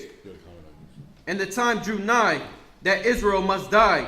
And he called his son Joseph, and said unto him, If now I have found grace in thy sight, put, I pray thee, thy hand under my thigh, and deal kindly and truly with me. Bury me not, I pray thee, in Egypt, but I lie with my fathers, and thou shalt carry me out of Egypt, and bury me in the burying place. And he said, I will do as thou hast said. And he said, Swear unto me. And he swore unto him. And Israel bowed himself unto the bed's head. Right. And, what's so interesting about this whole dynamic, right? Joseph, which is Joseph and the brothers and just even the people, everybody was caring about one another. They weren't just, and they were giving. I wanted to pull this one on, Ecclesiasticus 14:16. And this is about this charity. Right? You being charitable. Right? That spirit, it gotta be in you. And look at how tense of this. This is not a light situation. Right? Because we dealing with like the scripture say, our light affliction, right? And being charitable, like this is a serious situation to be charitable in, to where you're in a famine, a nationwide famine, and the natural human instinct. So we know the natural human instinct, without the wisdom, right, is to do what? Look out for yourself. To be self-preservation. To preserve yourself and some people don't even care about preserving the people that's in their house. Because you'll hide away certain food. You even see these little movies when they're in a apocalyptic type situation. You got the cat that's just hiding all the food in a certain little area in his room and nobody knows until somebody might catch him slipping. Right? He might have left his door open, a little creak in his door, or the little tarp, depending on what type of show it was. Some was doors, some was tarps and tents, right? But point is, it's just that until somebody catch him, like, oh damn, You had all that food and you know everybody was starving, right? That's that self-preservation mentality. That's that selfish mentality. That's the mentality that destroyed us as a people. That's the mentality that don't give us blessings from the Most High. That's the mentality that keeps us in the ghettos and the slums. Because you're thinking about yourself and how you can come up, how you can protect yourself and your own things. And you're not considering nobody else because why? You've been hurt, right? You've been hurt in the past and you're attaching your past experiences to now. The Most High tells us to do this. Read. Ecclesiasticus chapter 14, verse 16. Mm-hmm. Give and take. He says give and take. Right? Give and take. You give, you take. What's Joseph doing right now? He's giving and taking. But where's his soul? Read. And sanctify thy soul. But pay attention to where your spirit's at. Make sure it's in the right place. Cleanse your mind, right? Sanctify. Right? To cleanse your mind. Make sure your mind is in a pure place while you're giving and taking. Because if you're not giving and taking in the right mind, then your charities, what? Don't matter. Right? Your charity don't matter. If you're just thinking about taking and protecting your own goods, what mind are you in? You're thinking like a heathen. Right? You're thinking like a nation. You're thinking like a worldly individual. You're thinking like somebody that don't believe in God. You're thinking like somebody that don't believe in God and don't believe in the Bible. Right? Because remember, this you're sitting in here, this is a setting for individuals that say, I want to get right. This is the Most High's rehabilitation center for people that want to get right. So a bunch of situations are going to pop up to test your mind. It's to test your love, to test your reason why you're doing things. Right? And depending on your reaction, you'll see where you're at. You'll see where your love is at. Because the Most High is going to show you. And He's going to show the brothers and sisters around you what level of love you do have. If it's even real. Right? So the Most High like give and take. You got to give and take, but in what spirit? Read it again. And sanctify thy soul. Make sure it's in a clean mind. Right? Because what does that word sanctify mean? So, set apart. Make sure your mind is set apart from the way the world thinks when you're giving and taking. Because then you'll become greedy on one end, and the other end you become stingy on the other end. And you don't want that spirit to come in and corrode on you. Because then you'll get to this point where you start looking at it like this. Where is that? You start looking at situations like this. Go to Ecclesiasticus 29:7. You start looking at situations like this. You start looking at your own people like this, right? Because you so-called, a lot of people be like so-called pro-black, so-called pro-Latino, right? So-called pro-black and brown unity, and so-called about building the nation, so-called Israelite, right?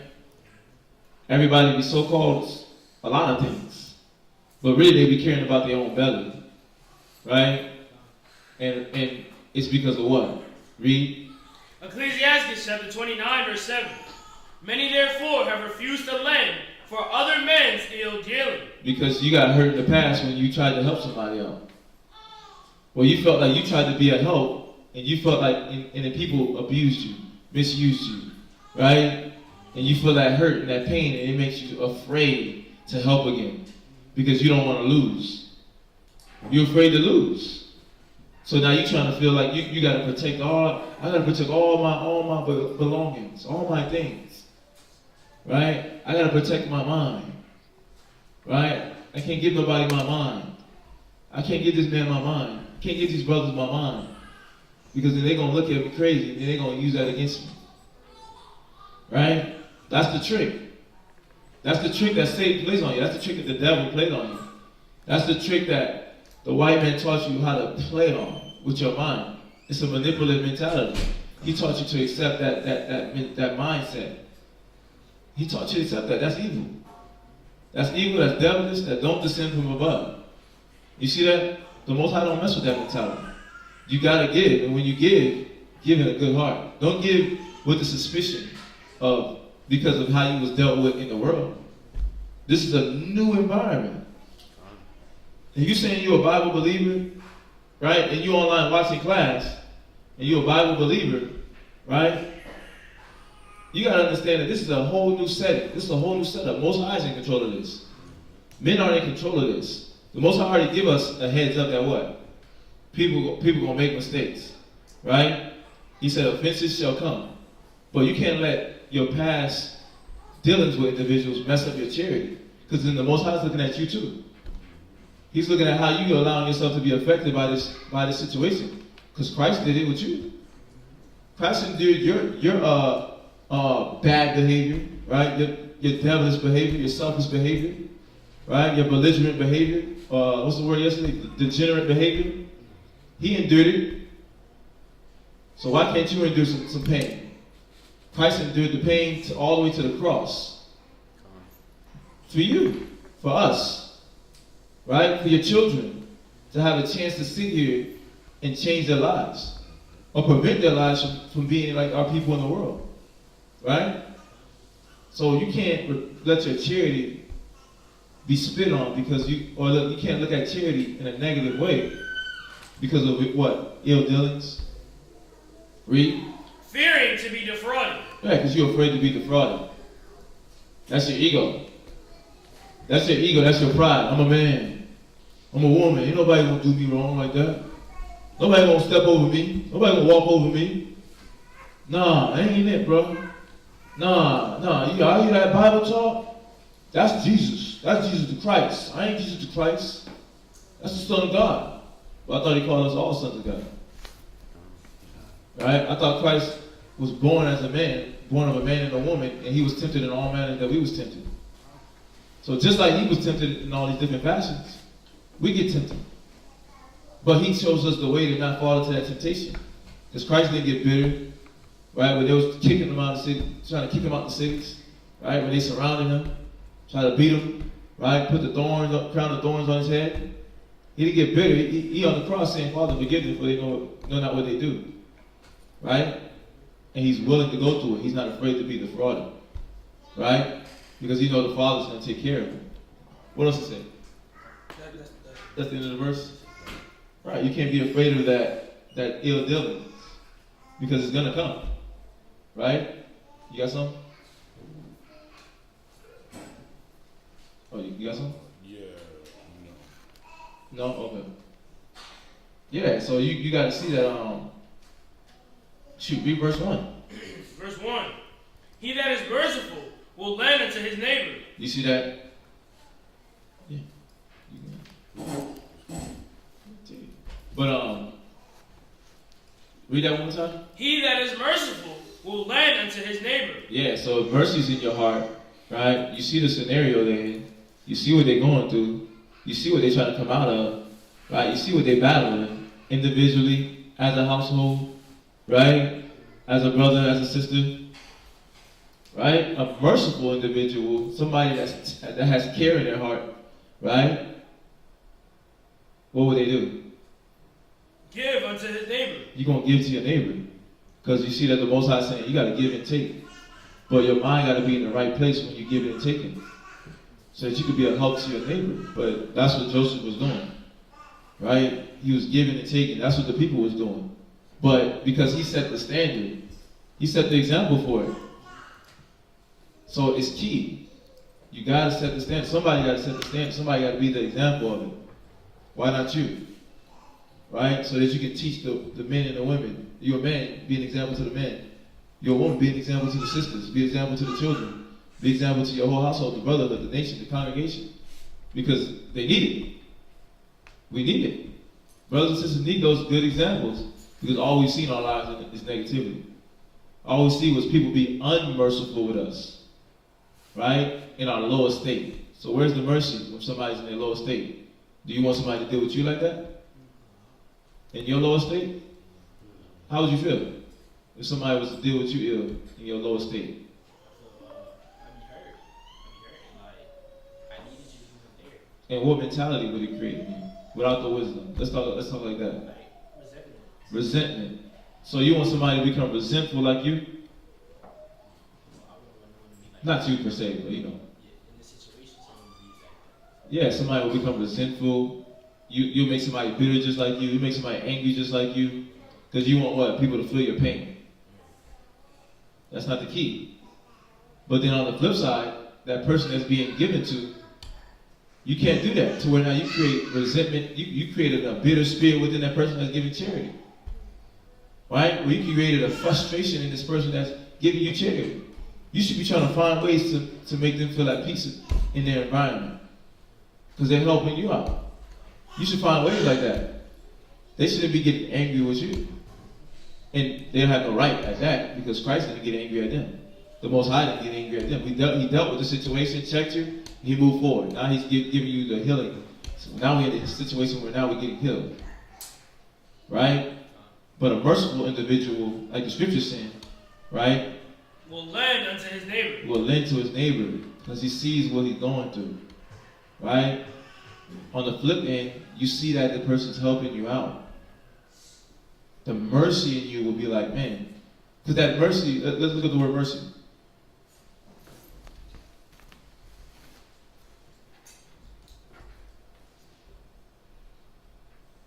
Mercy, because it's important.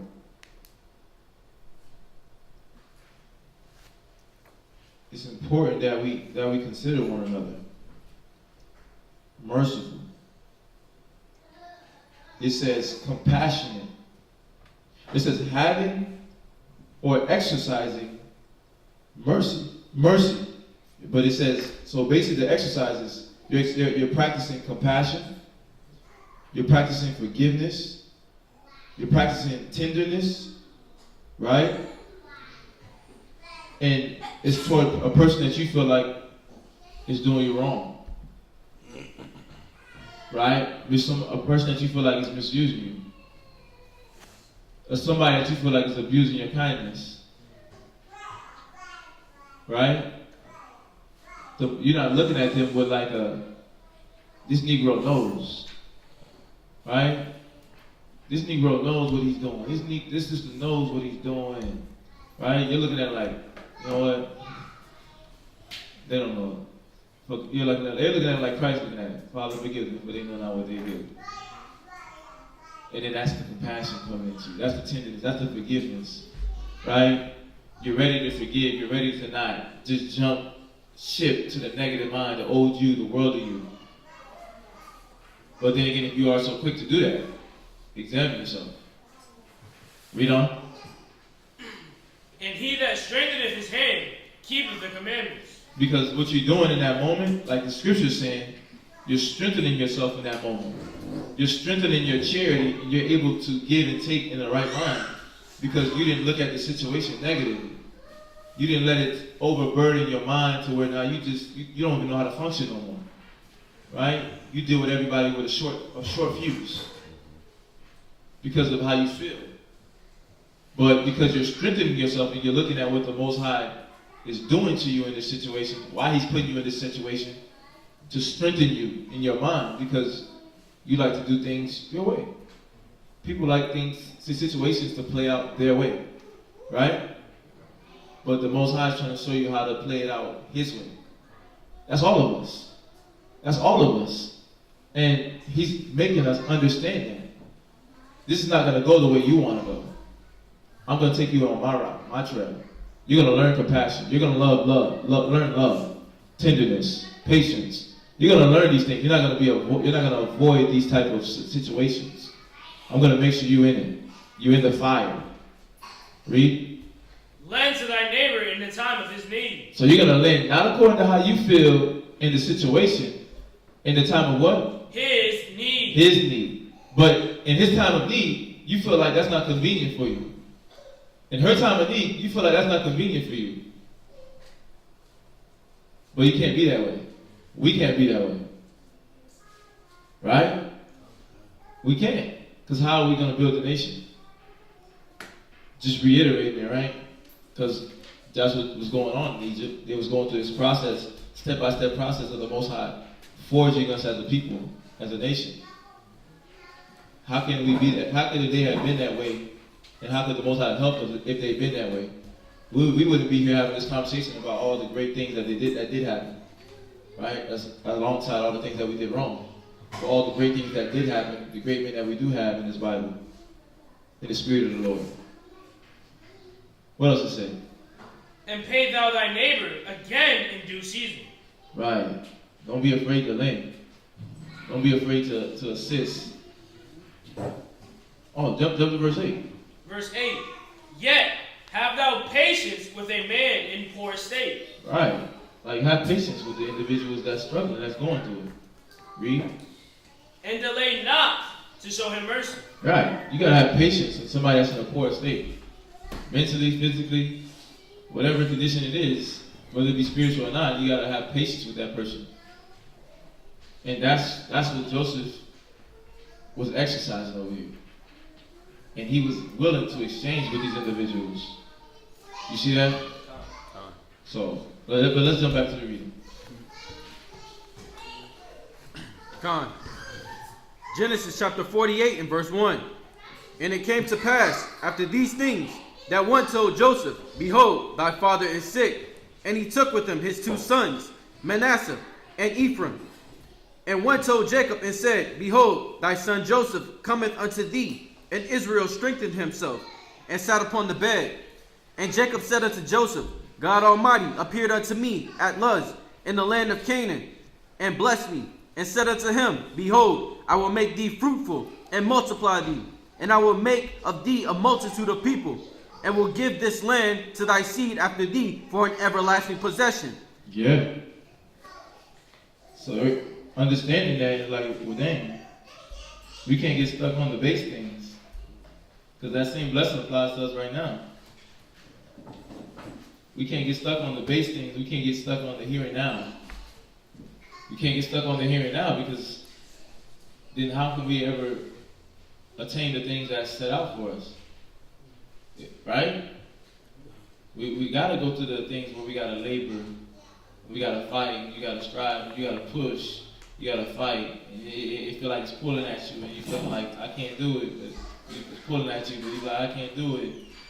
And you're just going through that up and down, that back and forth of what? Making that decision to what? Just wait on the Lord. Just endure it. Right? Because he that endureth to the end, the same shall be saved. That's the key. Read. Verse 5. And now thy 2 sons, Ephraim and Manasseh, which were born unto thee in the land of Egypt, before I came unto thee into Egypt, are mine. As Reuben and Simeon, they shall be mine. Right. And thy issue, which thou begettest after them, shall be thine, and shall be called after the name of their brethren in their inheritance. Right. Oh yeah, he accepted them in. The 12 tribes. He accepted Joseph's sons in as a part of the 12 tribes. He accepted them as if they were his sons, like they came from his loins, genealogy, but his direct loins, right? Like his literal, like he birthed them out of his,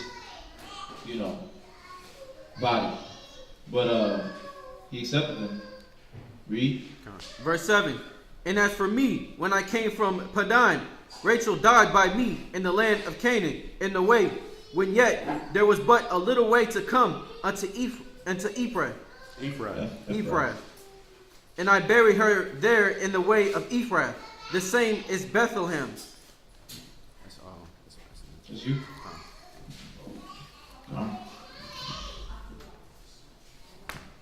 Next reading.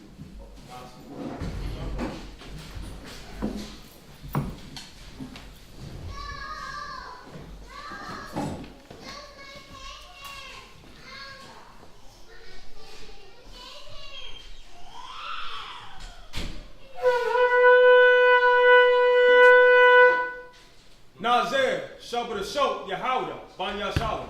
Nazir, Sabbath, Yahawda, Banya Shalom. Men of Israel, Imagine. Baruch.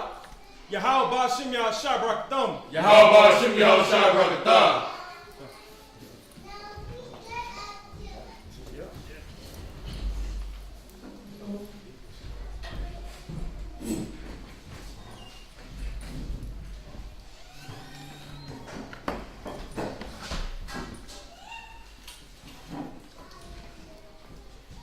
So, you're the third reader.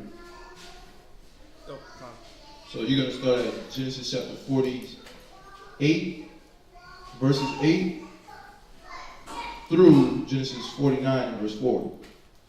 Come. Oh.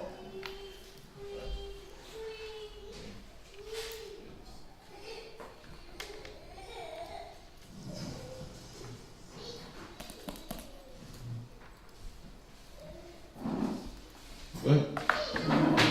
Genesis chapter 48, verse 8. And Israel, behold, Joseph's sons, and said, Who are these? And Joseph said unto his father, They are my sons, whom God hath given me in this place. And he said, Bring them, I pray thee, unto me, and I will bless them. Now the eyes of Israel were dim for his age, so that he could not see. And he brought them near unto him, and he kissed them and embraced them. And Israel said unto Joseph, I had not thought to see thy face, and lo, God hath shown me also thy seed. And Joseph brought them out from between his knees, and he bowed himself with his face to the earth. And Joseph took both them, Ephraim in his right hand towards Israel's left hand, and Manasseh in his left hand towards Israel's right hand, and brought them near unto him. And Israel stretched out his right hand and laid it upon Ephraim's head. Right. Getting ready to give him the blessing. Read. Who was younger, and his left hand upon Manasseh's head, guiding his hand wittingly. For Manasseh was the firstborn. And he blessed Joseph and said, God, before whom my fathers, Abraham and Isaac, did walk, the God which fed me all my life long unto this day, the angel which redeemed me from all evil, bless the lads, and let my name be named on them, and the name of my fathers, Abraham and Isaac. Yeah, he's mingling what he went through to be able to get to this point. So he's recollecting as he's getting ready to pass of all the things that he went through just to get to this point, but where he's seeing the Most High in fruition, playing out all the things that he talked about to him, right? And that he told him was going to happen, and he gets to see a portion of it happening and playing out, and it's a beautiful sight for him. Think about how many of our people actually pass away these days with joy. Not a lot. Not a lot of our people actually pass away with joy and actually get to see your generations, right? He see he sees himself build a whole nation, right? And not a lot of our people get to see that. Like, you don't get to see your son. Either you're in jail and you die in jail because you spent 20 years and you caught some leukemia or something while you was in jail and you never got to meet your son. The only time you got to touch your son was what? At birth, right? At birth. Or you just literally just passing away. And you don't even get to see your generations. But this man actually, he's able to go through his history, what he went through, what the Most High did for him, and share that with his son and his son's sons. You see that? So that's a beautiful sight to be able to do such a thing. You know, because it's not common in this day and age. It's not common at all. So, but read on. And let them grow into the multitude in the midst of the earth. And when Joseph saw that his father laid his right hand upon the head of Ephraim, it displeased him. And just to show y'all, because you got to pull that verse. Proverbs 13, verse 22. Just in the midst of this whole scenario, you got to pull this verse. Because Abraham did it, Isaac did it, and now Jacob's getting his opportunity to do what his grandfather got to do. But it all came through focus, giving yourself, sacrifice, being willing to experience certain things that try you. You know, think about it, the things that we experience on a day-to-day basis that you have to meditate on and actually meditate on it. Like, you have to meditate on your life. You're no longer in the world, so you can't just live your life like it's just passing you by, right? Like you can't just not think on your days. Like you cannot just be aware of what's happening around you. That's a beautiful thing because you have the opportunity to fix it. You have the opportunity to fix it. You have the opportunity to stop it from happening, right? Because it's almost like things is now going in slow motion in your life versus everything going fast and then bad happening and then you're not understanding where that bad came from. But now everything's get to happen in a slow motion process, right? But this man has that opportunity to actually do something for his children. Proverbs chapter 13, verse 22. A good man leaveth an inheritance to his children's children. You see that? And that's what he was doing. He was leaving an inheritance to his children's children. He was thinking about the future. Right? He was thinking about his grandkids, but he's like thinking about now. He's thinking about right now. So he had to be like what? Make sure that he was the best father, the best husband, the best brother, right? The best man in the eyes of the Most High so that the Most High can watch over his family even after he passed away. He was trying to be the best of the best in his time because he understood that he had to leave an inheritance for his children.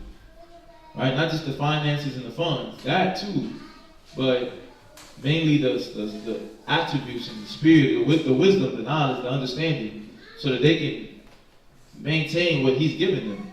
What he's passing on, they got to be able to maintain. Right? And he had to make sure he thoroughly furnished them unto all good works. Right? Let's just jump to that. Let's go to that right quick. Hold where you at. Hold where you at. Let's go to. This is what Jacob was doing. This is that inheritance. On top of just the blessings themselves. Right? That's in 2 Timothy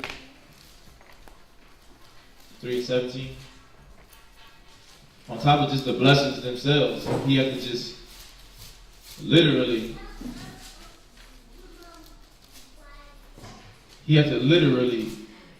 prepare them to be able to go through what they had to go through. Read.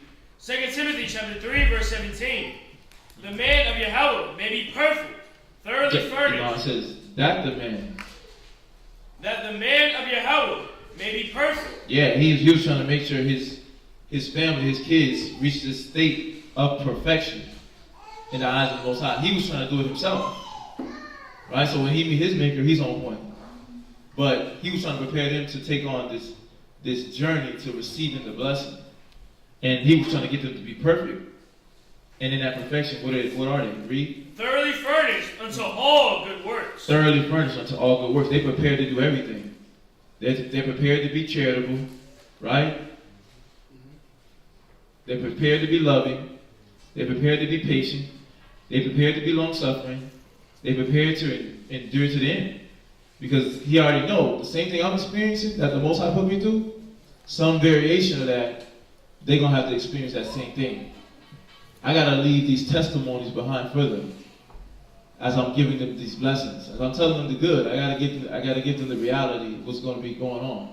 Right? I got to give them the Ecclesiasticus chapter 2 to let them know that this is what you're embarking on when the Most High calls you. Because y'all was called from the belly of the womb. This is what you're embarking on. Right? So you can be thoroughly furnished. He was making sure his kids was thoroughly furnished. But that's the inheritance that he was leaving to his kids. Right? By building them up so that they can be good fathers for their kids. And have them be able to receive and maintain the blessings the Father's trying to give. Jump back to where you at, Malachi. A good man leaveth an inheritance to his children's children. And that's that inheritance. These kids became thoroughly furnished. These men fully maturated into godly men. Read. And the wealth of the sinner is laid up for the just. And we don't want that. That's what we don't want. We don't want that part. Right? We don't want to be that sinner. And somebody else got our blessing. But that's what's happening right now. Right? We have to come out of that state of somebody else having our blessing. Right? So, it's here. We just got to do what we got to do. But jump back to the reading. Just wanted to point that out. Come on. Should I was like in the middle of the verse. Should I just start the verse all over? Yeah. Okay. Genesis chapter 48, verse 17. And when Joseph saw that his father laid his right hand upon the head of Ephraim, it displeased him. Displeased him. And he held up his father's hand to remove it from Ephraim's head unto Manasseh's head. And Joseph said unto his father, Not so, my father, for this is the firstborn. Put thy right hand upon his head. So basically, when the children came in, when Joseph brought the children to his father, right, Israel, he came in, and the blessing would come from the right hand. So what he did was, Manasseh's over here on my left side, right, Ephraim's over here on the left side, Manasseh's on the right side, because Manasseh's the older child, right? So naturally, you would think when you come in, you're gonna bless the firstborn, right? So what he did was he switched. Boom. So the right hand went on to Ephraim, and the left hand went onto Manasseh. And so Joseph was like, "Wait a minute, hold up, no, let me fix your hand because here's the older son." He was like, "No, I know what I'm doing." So that just to put a picture inside your head, that's what's going on. Because when you come in, right, when you get blessed from the right side, right, from the right hand, right. So that's the hand that Joseph was like, wait a minute, you put it on the wrong child. You're supposed to do it over here. So that's what he did. He crossed it. All right. Verse 17 again. You want me to go first? Yes, sir. Yes, sir. Or matter of fact, hold up. Go back to verse 14. Read verse 14. Genesis chapter 48, verse 14. And Israel stretched out his right hand and laid it upon Ephraim's head. Right. So you got Ephraim on this side, Manasseh on this side, right? So when they're approaching him, he put his right hand on Ephraim, left hand on Manasseh. All right. Just to paint that picture in your head. Go ahead. Who was the younger, and his left hand upon Manasseh's head, guiding his hands wittingly.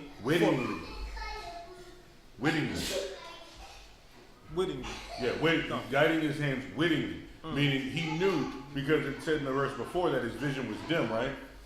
So when you got two shadow-like figures approaching you, obviously you might not know who, be able to make it out who it is. Okay?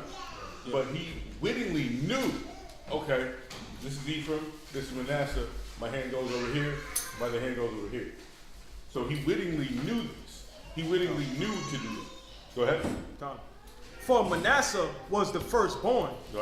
So you can jump back. Gone. Genesis chapter 48, verse 19. Start at 17 again. Okay, gone. Verse 17. And when Joseph saw that his father laid his right hand upon the head of Ephraim, it displeased him. Displeased him. And he held up his father's hand to remove it from Ephraim's head upon Manasseh's head. And Joseph said unto his father, Not so, my father, for this is the firstborn. Put thine right hand upon his head. So Joseph was trying to correct his father, like, no, Dad, not so. Like, this is the secondborn. No, let me put this in. This is the firstborn, right here. Feel that? Yeah, that's the firstborn. Go ahead. And his father refused and said, I know it, my son, I know it. Boom. So he knew what he was doing. So it wasn't by mistake. Israel knew what he was doing. All right, that was just to put the picture inside your head so you can see what's going on at the moment. Go ahead, sir. He also shall become a people, and he shall also be great. But truly his younger brother shall be greater than he, and his seed shall become a multitude of nations. And he blessed them that day, saying, In thee shall Israel bless. saying, God, make thee as Ephraim and as Manasseh. And he set Ephraim before Manasseh. And Israel said unto Joseph, Behold, I die, but Yahweh shall be with you, and bring you again unto the land of your fathers. Right. So instead of you hearing just the tribe of Joseph, you hear tribe of Ephraim, tribe of Manasseh. Right? Because he gave that blessing. That was his blessing to Joseph, that I'm going to make your sons a part of the 12 tribes. Right? Obviously they were of the chosen people, but your two sons, Manasseh, right? They're going to be part of the 12 tribes to where they're my sons now. Right? And they fall into this blessing right here. Judah, Benjamin, Levi, Simeon, Manasseh, Gad, Reuben. So they fall in line with that blessing right there. So that's why you don't hear it. Or instead, that's why you don't just hear the tribe of Joseph. You don't see the tribe of Joseph. Right? You don't see Joseph's name up there. Like his sons is that his blessing for all the things that he went through and endured. Jacob lied, I will give his blessing. Right? So I do have one more. Go ahead. It said read verse, if you could, sir. Con. Verse 19 again. Con. Genesis chapter 48, verse 19. And his father refused and said, I know it, my son, I know it. He also shall become a people, and he also shall be great. But truly his younger brother shall be greater than he, and his seed shall become a multitude of nations. Just to show just the number count, you know what I mean? Just when we were dwelling together, the number count of Ephraim and Manasseh, compared to Manasseh, go to Numbers chapter 1, verse 33.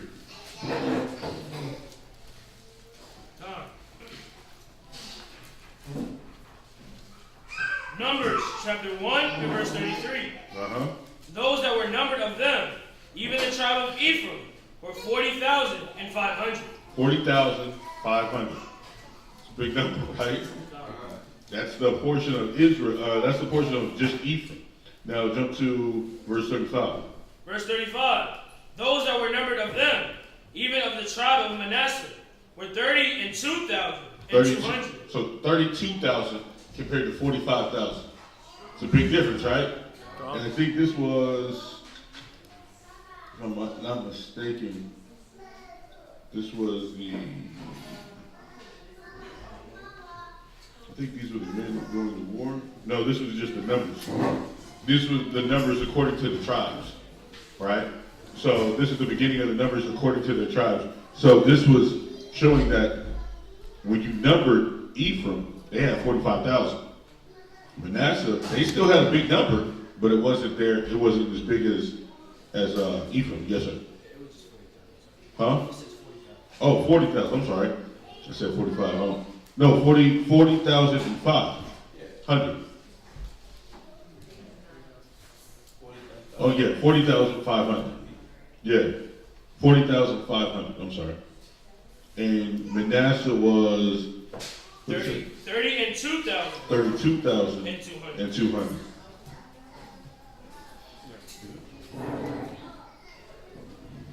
But that was it.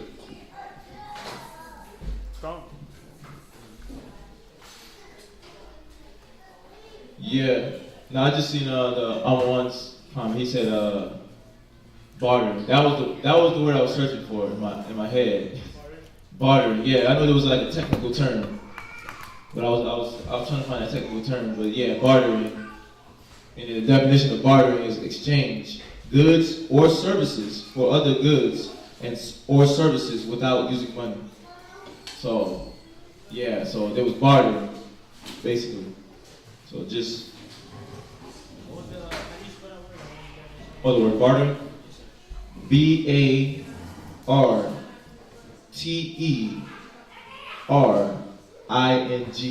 Bartering. And then the definition is exchange, parentheses, goods or services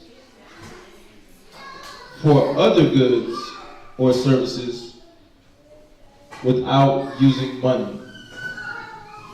Right? It's like a swap.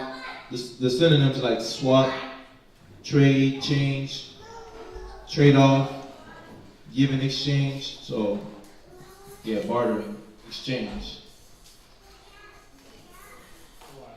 In the world. Yeah, I just seen that. Seen it. We jump back to the reading. Where we at? We're officially 22, but I just finished reading 19, so that leaves us at 20. So which whenever you guys want to do.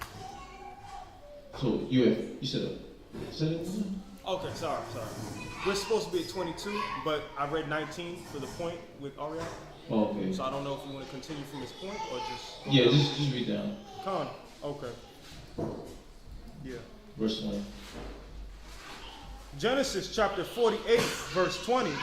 And he blessed them that day, saying, in thee shall Israel bless, saying, God make thee as Ephraim and as Manasseh.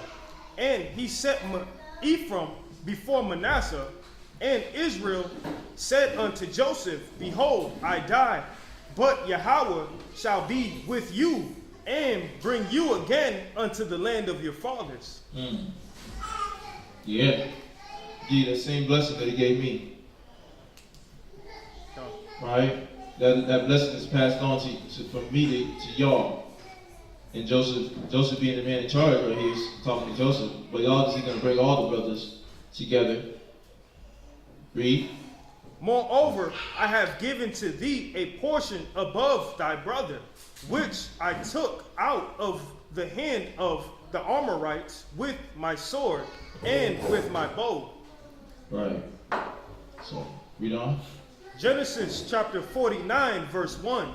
And Jacob called unto his sons and said, gather yourselves together, that I might tell you that which befell you in the last days. Wait, read that again, because you kind of read it a little bit wrong. Oh, slop here. Genesis chapter 49, verse 1. And Jacob called unto his sons and said, gather yourselves together, that I may tell you that which shall befall you in the last days. Right. So he's telling them the future prophecy of what's going to happen to their descendants. Right? And we know we that living, we're here living right now. Right? Experiencing what they talking about right here. Experiencing what they talking about right here. Thousands of years ago. It's happening and it's in fruition. So you gather your sons together. This dope. Who's able to sit down with their grandfather or their father and actually have this type of conversation? Thinking about planning for the future. I'm passing away, lying on my deathbed, planning for the future of the family, not even thinking about me as I'm passing away. Nobody. Some people don't even know their parents. Or their father, right? Or their mother, or anybody. Right? You might just be adopted. Right? So some people don't, you never got this. This is real love right here. This is real care. You literally on your deathbed and you're thinking about the future, like thousands years down the road. So he's about to go into that. Read on. Gather yourselves together and hear, ye sons of Jacob, and hearken unto Israel your father. That's why it's so important that we clean ourselves. Imagine if they didn't clean themselves up. Judah, Benjamin, Levi, Reuben, right? Gad, Naphtali, Asher, Issachar. Imagine if they didn't just Zebulon. Imagine if they didn't clean themselves up. They wouldn't have been able to receive what he was saying right here. They wouldn't have been able to take it to heart. Those words would have just came in one ear, went out another, right? And they wouldn't have valued what information they was getting about the future. So that as they live on their life, when he passes away, they make sure they stay on that straight and narrow. That's what he's preparing them for, to tell them things that they have to make sure that they stay on the straight and narrow. This is what manner in which your people is going to be moving. Your tribe, the nation will be moving. Read. Reuben, thou art my firstborn, my might. They were that firstborn again. Right? Reuben, read. And the beginning of my strength. Right. And I know the parents can speak when they have that first child. You know, you have that first child. It brings you great joy. When you actually want the child, right? It brings you great joy. If it wasn't like an unexpected birth. But it brings you great joy. And he's that first piece of his strength. Looking at himself like, damn, I gotta put away childish things. I gotta make sure I'm a man. Right? But how much of us doing that right now with kids? He did that before he had kids. But that much the more he paid attention like, damn, this is real. All the stuff the Lord was telling me, damn, this is real. All the stuff he told my mom, this is real. It's coming to pass. I'm living it. And that's the strength. The strength, he gave me that strength. He's like, I gotta make sure I hold this standard that my father laid down for me. I gotta keep my spirit right, my family. But he's letting Reuben know about himself. Like, this is how I feel about you. Read. The excellency of dignity and the excellency of power. Right. And he's letting them know this is the manner in which you are, this is the manner in which your people moving. I mean, think about the history, we know what the Seminoles was doing with Judah, right? They took them in and set them up as chiefs, right? That noble spirit within them kept them from caving in like all the other tribes, right? All the other brothers and sisters that caved into the white man, right? They kept that noble spirit. They took Judah in as they are, family. They stood upright, right? Who's the only one to semi want to look out for Joseph when they were trying to sell him into slavery? Right? Reuben. There was that little nature within him. Like, can't go that deep. Right? And of course it was twisted. It was twisted because he should have just pulled all the way back. But there was something in him that kept him from just messing it up all the way. Right? Spirit couldn't go all the way through with it. We can't do it. We can't do that. Let's just throw him in the hole. Right? We can't kill him. Let's just throw him in the hole. But that ain't good either. But it's just a little spirit within him that checked him. That dignity, that power is checking him. Read. Verse 4, unstable as water, thou shalt not excel, because thou wentest up to thy father's bed. Right. That instability. Because like we just said, right? He's like, he had a little spirit in him like, he ain't gonna kill him, but just throw him in there. That ain't right. But then at the same time, what it's saying too, when you look at it in future tense and now, they know for being mobile. They moving around, right? They know, what's that word? The word when somebody's constantly always moving around? Oh, nomad. Right. The word pilgrimage can pop in my brain, but I know it was a pilgrim. That's when you travel. That's when you travel to a spot. But then when you're nomad, you have your home. Right. Yeah, you're just moving around. Right? It's always moving around. That's what that's what they were known for. They're just moving around. I think they're in Florida, they're in Louisiana, right? They're in Georgia, Carolina. So they kind of all around, really, moving around everywhere.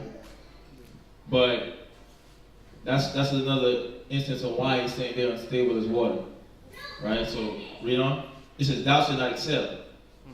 So it's letting you know why they're not getting it, because even though they have this dignity, right, this excellency of power, why are they not going to excel? Read.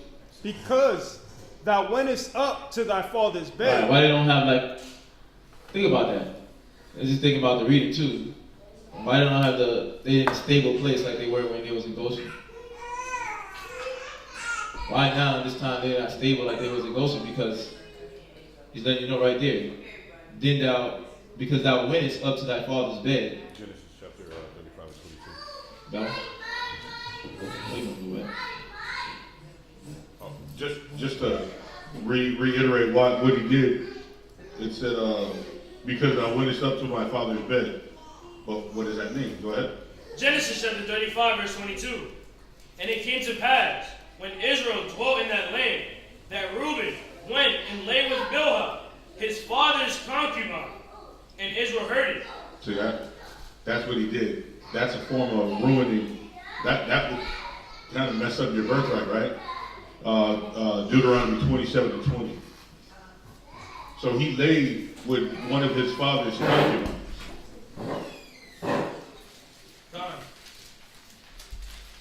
Yes, sir. Deuteronomy chapter 27, verse 20. Cursed be he that lieth with his father's wife. Right. So you're not gonna inherit a blessing. You're gonna inherit a kind of a curse, right? A penalty, a blot in your spirit for what you've done. Go ahead. Because he had uncovered his father's skirt, and all the people shall say, Amen. And so this is letting Israel know these things weren't going to be accepted in this land. So, and everybody agreed. So this is one of the things that he broke. This is generations before. This is one of the founding forefathers of the tribe. And this is what he did. Leviticus 18:8.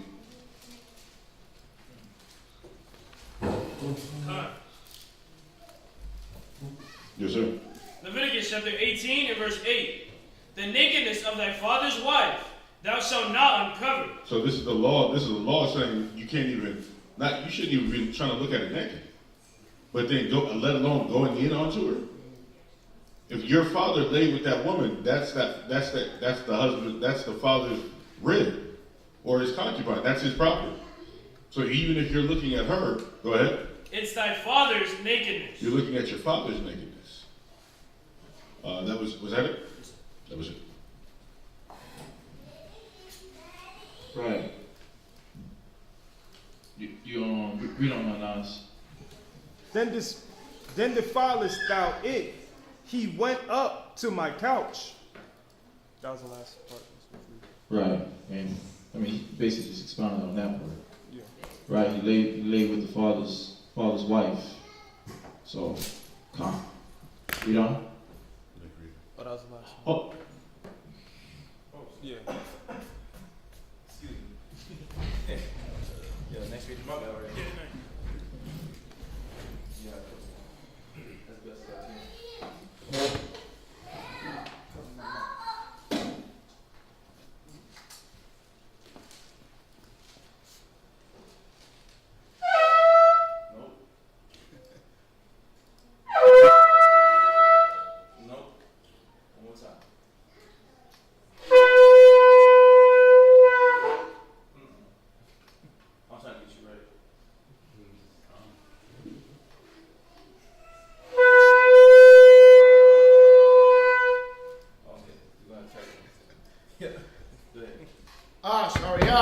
Shaw, Yahweh, Ban Yashrala. As Arias, Sabbath Shaw, Yahweh, Ban Yashrala. In Israel, imagine. Baruch. Yahweh Bahasham, Yahweh Shah Brakatam. Yahweh Bahasham, Yahweh Shah Brakatam.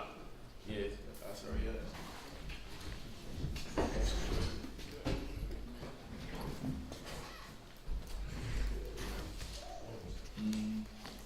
So yeah, Genesis chapter 49, verse 5.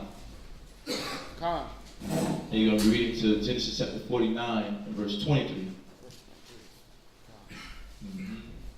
Genesis chapter 49 and verse 5.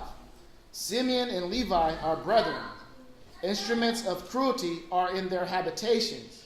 Right, and I know y'all see that on a regular. Right, just how cruel, first and foremost, we're just reading the Bible itself when you read about those two individuals, what they did to those Africans. Right, those so-called Africans, right, those Hamites. But just look at the past forward, what they're doing to each other. How they just beating each other, slaughtering each other. Like, I think like maybe around, I can't even get the year right, but a couple years ago, when it was heavy, where the Dominicans was trying to keep the Haitians out of the Dominican Republic, they was hitting them with machetes, chopping their head off. Like you were seeing the images online of them really just slaughtering those Haitians. Right? But vice versa. I know they was promoting probably on the news the Dominicans doing it to the Haitians, but I'm pretty sure they was doing it back and forth with each other because they have like this long history of disliking each other. Like I recently, from a Dominican, heard that history that I think they actually were enslaved each other. The Dominican told me that history when I was in the mall. He was telling me that, or she was telling me that. No, she was telling me that they actually enslaved each other, and that's kind of where that little hate is stirred. On top of Esau, right? Light skin, dark skin. I speak Spanish. You speak Creole, right? Your culture is different from my culture, right? Not really even realizing that there's so much similarities, right? It's really not even that different. The only real difference is the Spanish part, right? Listen to the same music, play the same instrumentation, right? Cook the same foods, just prepare it and season it different, right? Got the same style of spirit, right? One's a little bit more chill though. I know Levi's a little bit more chill than the Dominicans. Dominicans are a little bit more, they up there in energy, right? They're aggressive. But that dislike is there. Even in that dislike, you see their cruelty. But that cruelty is also, they dealing with that. I know the Dominicans, they deal with the that's the Dominicans? That's the Dominicans, Santa Maria? Okay, I know that different names are obviously they're doing the same thing, but different names. I was thinking Brujeria. But that's Puerto Ricans, no? Brujeria is Puerto Ricans? I believe so, yeah. Okay, I was thinking Brujeria. But I believe they're all the same. Yeah, they're all the same. These are different names. Just different names, but, and then of course we're going to leave out with the voodoo, right? They mastered that, right? It's so much to where like, me growing up in Miami, obviously, I'm Haitian, but so-called, right? Levi. But they, in Little Haiti, it was an area in Little Haiti where they do voodoo heavy, so much so, and so much in violence, because they call it Zopound. To where they be chopping you up, chopping your head off. They got an issue with you, they chopping your head off and leaving it on your mom's porch. Right? They hitting you with that the so-called the voodoo, right? But we know, listen, disclaimer, right? The Most High on your side, you ain't gotta worry about none of that. Right? So, but this is what they're doing. They're messing around with that dark magic. And so much so the cops didn't even want to come up in that area. The cops would not even go in that area because it was so well known for like them chopping off. They would be killing cops too. They'd be killing cops, they'd be chopping them up and doing all that stuff too. So they didn't have any care. They didn't have any fear toward anybody. So that instrument of cruelty is them using that dark magic, but then that spirit that be on them. When you really get them to that on that side, they lose it, right? Levi lose it. Like I know just even the people that I know, right? They be having like so-called voodoo wars. Voodoo wars, they doing, you hit dark magic on somebody's family, they hit dark magic on your family, right? And then so they trying to attack each other. Obviously, again, disclaimer, we know the Most High with you, who can be against you, right?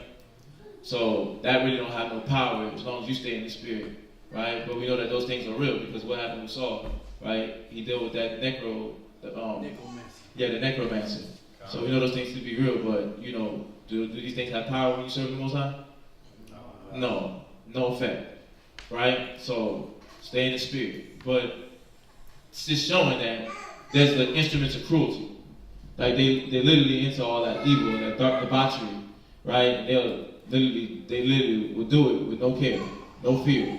So, and we know all the tribes can be cruel, but these guys, they deep in it.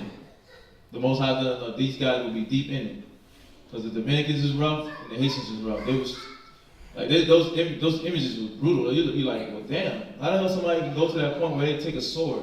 It's one thing to take a gun and go blah, right? And then you're gone and you run away, or you mistakenly somebody shoot at you, you blink in your eyes, and then you run away.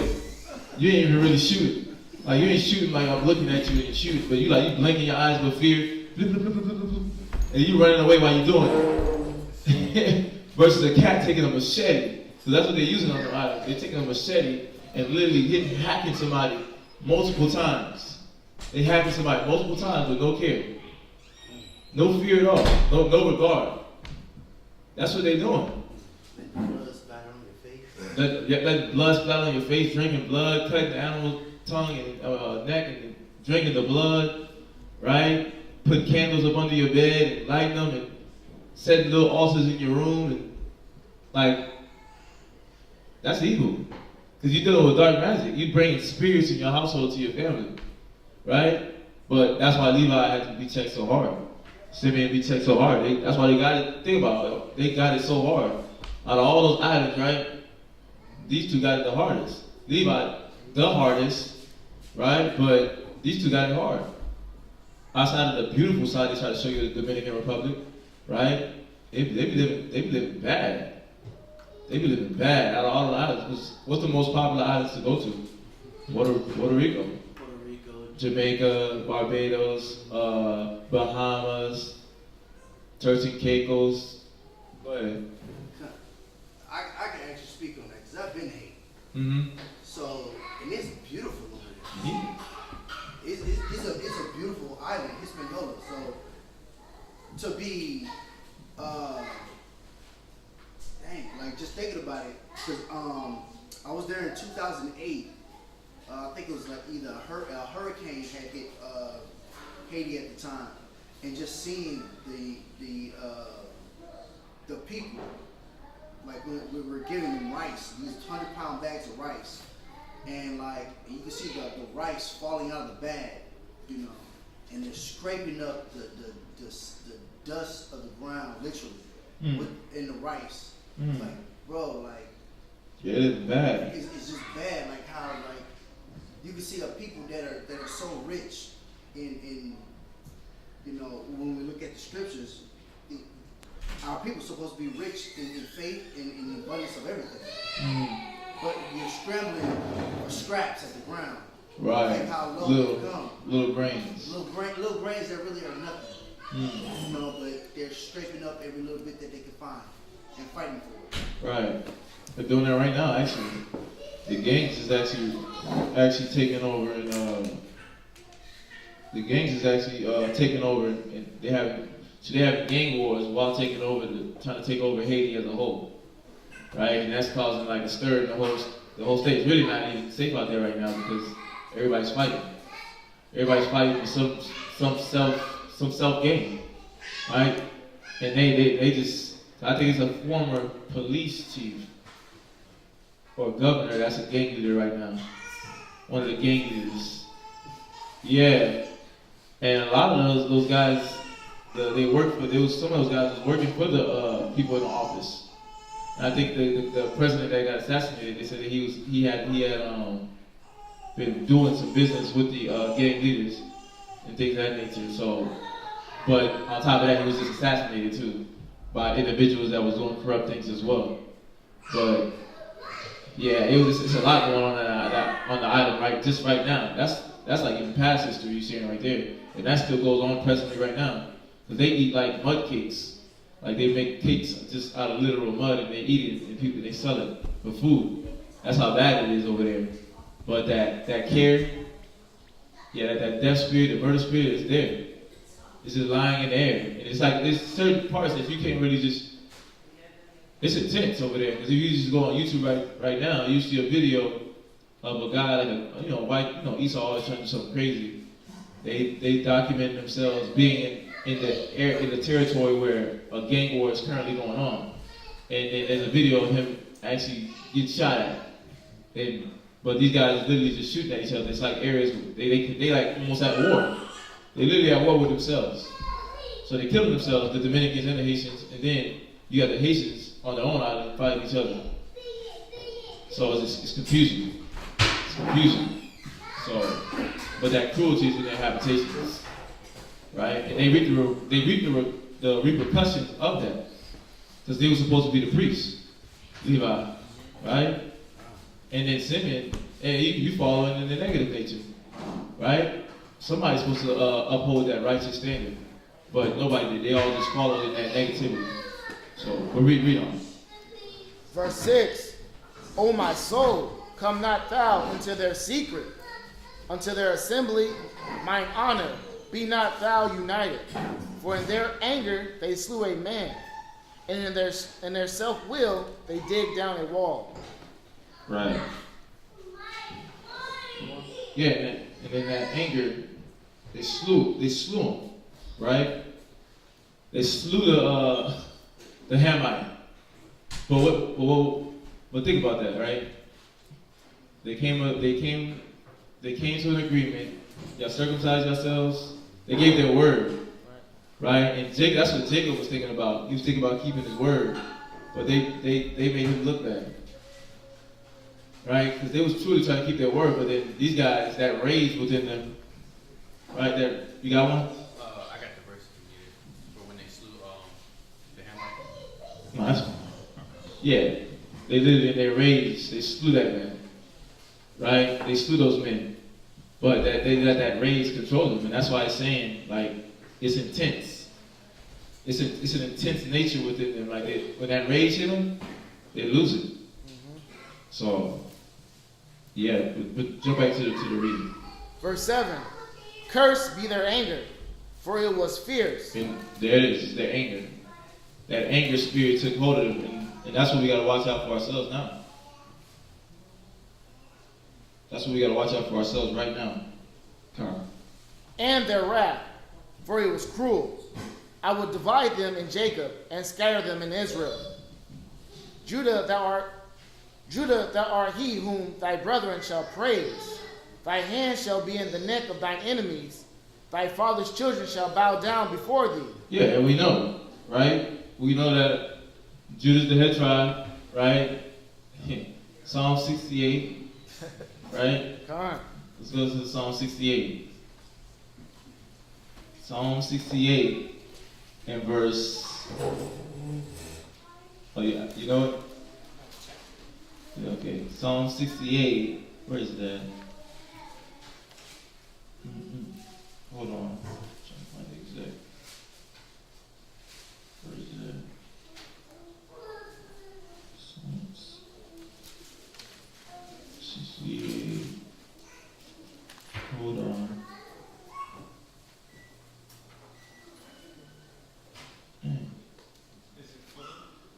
You said 4? No. Hold on. Let me see.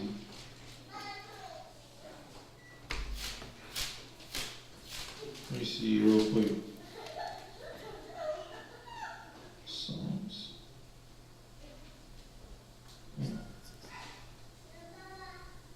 Hold on.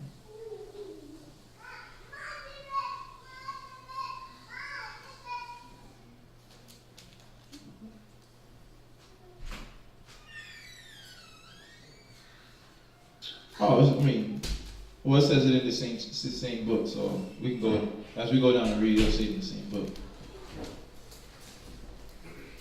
It'll say it in the same chapter, so. Yeah, where you at again?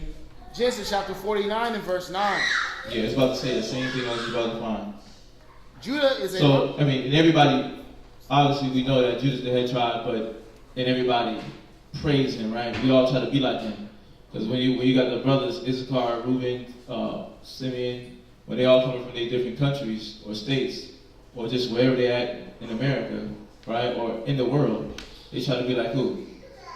Judah. Everybody tries to embody themselves as a Judah. The nation try to be like Judah, right? Esau's trying to be like Judah right now, right? In their lowest state, even, right, where they just promote the gang violence and things of that nature, right? Everybody's trying to be like them in that nature. Have that street swag, that street bravado, so-called, right? Or just the style, just the clothing, dance like them, talk like them, walk like them. Everybody's trying to embody the spirit of Judah. And the Most High is letting us know they're going to be the belly of their enemy. Right? This is one of the keys, too, to just knowing.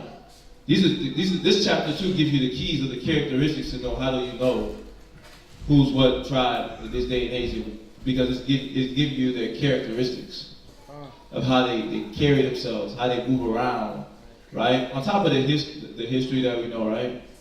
On top of the history, because you use the Bible prophecy, right? And it's the characteristics that it gives you within that prophecy. And then there's some history that also comes out.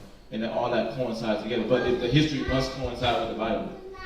So, and we're just reading about the characteristics. Remember, Judah's in the belly of the beast. He's in the belly of our enemy, right? Think about it. He lives in America. Levi got their own, so-called got their own land, right? Ephraim, Manasseh, Benjamin, all these guys, Issachar, everybody got their own land, their own space. But Judah's right in the belly of the beast, America. So, right, and everybody wants to be like them. So read on. Verse 9. Judah is a lion's whelp. From the prey, my son, thou art gone up. He stooped down, he crouched as a lion. And as an old lion, who shall rouse him up? Right. Just wanted to expound on that last point too. That it says thy fathers, in verse 8, it says thy father's children shall bow before thee. And you see that everybody looks, like we talked about just in those little characteristics like that, but everybody looks to Judah for that help, that motivation, even just in the sense of when you look at when they was doing all the Black Power movements in the early stages, when they had this like when it was in its sincere stages, right? The sincere stages of just you got the Huey P. Newtons, you got the Malcolm X's, right? You got the Marcus Garveys, the cats that was actually sincere about what they was doing, right? To a degree, right? But our people have zeal, but not according to knowledge. But people was looking to Judah, right? Because you got Ephraim, they created theirs based off the style of the Black Panthers. Was it not the Braves? It's another group. It's a Latin group. What's some of the Black Power? I mean, the so-called Latino Black Power movements. Yeah, the Braves. The Brown Parades. There was an Ephraimite group. Yeah. I think that was with the guy, his face is on the painting in the wall in New York. It was an Indian, let me see. it was an Indian movie, something Indian, something. But they were all, but it was all during the 70s. It was Yeah. all during because when the Black Power movement was going on, the Brown Berets were alongside of the Black Panthers, and then you know, Gad, we had ours, and Judah was with them too. So I forget, it was a National Indian something. National Indian? It was something. But they were all, but at that time, it was actually the tribes were actually coming together at that time, because we were all seeing the similarities of how we were being treated in the 60s and 70s. Yeah. It's crazy. I ain't looked at this stuff in a while, so it's kind of like faded in my memory. But it was like a bunch of different groups that was there. But nonetheless, we know that these groups was inspired by Judah and what they were doing. All these groups were inspired by Judah and what Judah did to stand up for their community. And they felt that inspiration. And everybody bowed to the method that they was using. Everybody bowed to the method that they was using and how they was standing up for themselves, right? And embracing their culture, like the Fros, right? But Latinos embracing their culture, natives embracing their culture and standing up. But Judah gave them that confidence to stand up and be bold, right? In the face of Esau, right? And that's without the wisdom, but that much more with the wisdom, right? Who gives us that nature, that vibe? Judah, you know? And it's true. You know, I'll be joking a lot with Levi, but you know, I know where it's at. I know where the head is at. I know who the head honcho is. I'll bow down. Yeah, I want to be saved. Right? But you look to Judah for this, and it's true though. Because I look at myself when I was in the world. You know, it's just looking at certain things Judah would do that would inspire me. Like the people I just named. Really, the main one that inspired me was Malcolm X. I liked Malcolm X. That was my guy. I was inspired by Malcolm X. I would look at the way he moved, the way he talked, and I'd be like, man, I want to do that. I want to be able to have an effect on people in that fashion. That was the guy that I was like, okay, who? But that's who? Judah. I was looking to Judah on everything, right? That's the way to be, that's the way to move, right? That's the way to talk, that's the way to vibe. I was like, that's it right there. So I was trying to look at that in a sense of from a conscious standpoint, you know, from a so-called conscious community standpoint, but still keeping the Bible intact. But just in that sense even too, you know, I know we all at some point just in some variation or to some degree, you looked at Judah, it was like, yeah, piece of that flavor. Well, you're Gad, you're Judah, right? Most everybody that's sitting here in class right now is Judah. So y'all yourselves. But common. But Jump to verse 9 again. Read it again. Genesis chapter 49 and verse 9. Judah is a lion's whelp. From the prey, my son, thou art gone up. Right. The lion's whelp. Yeah, read it. Hold on. Lion's whelp.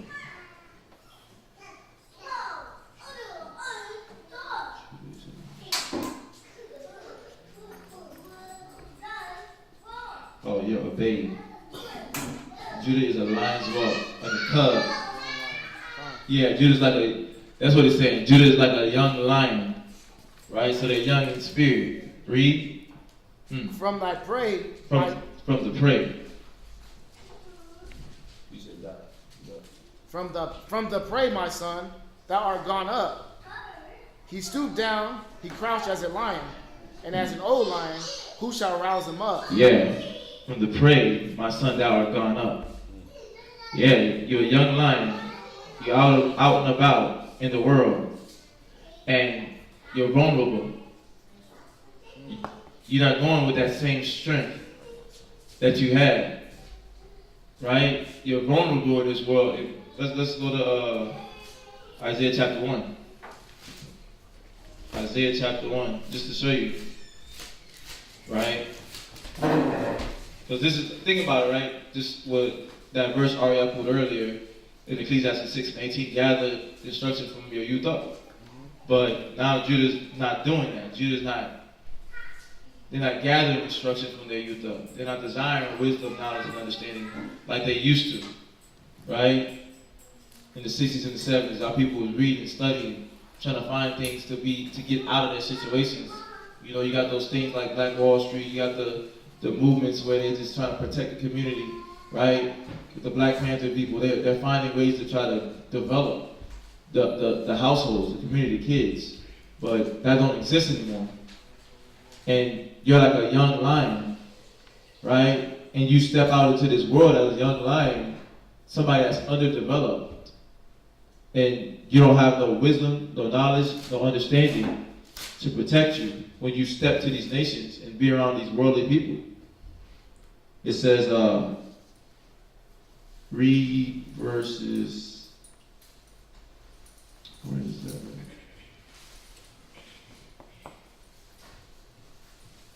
Read verse 2.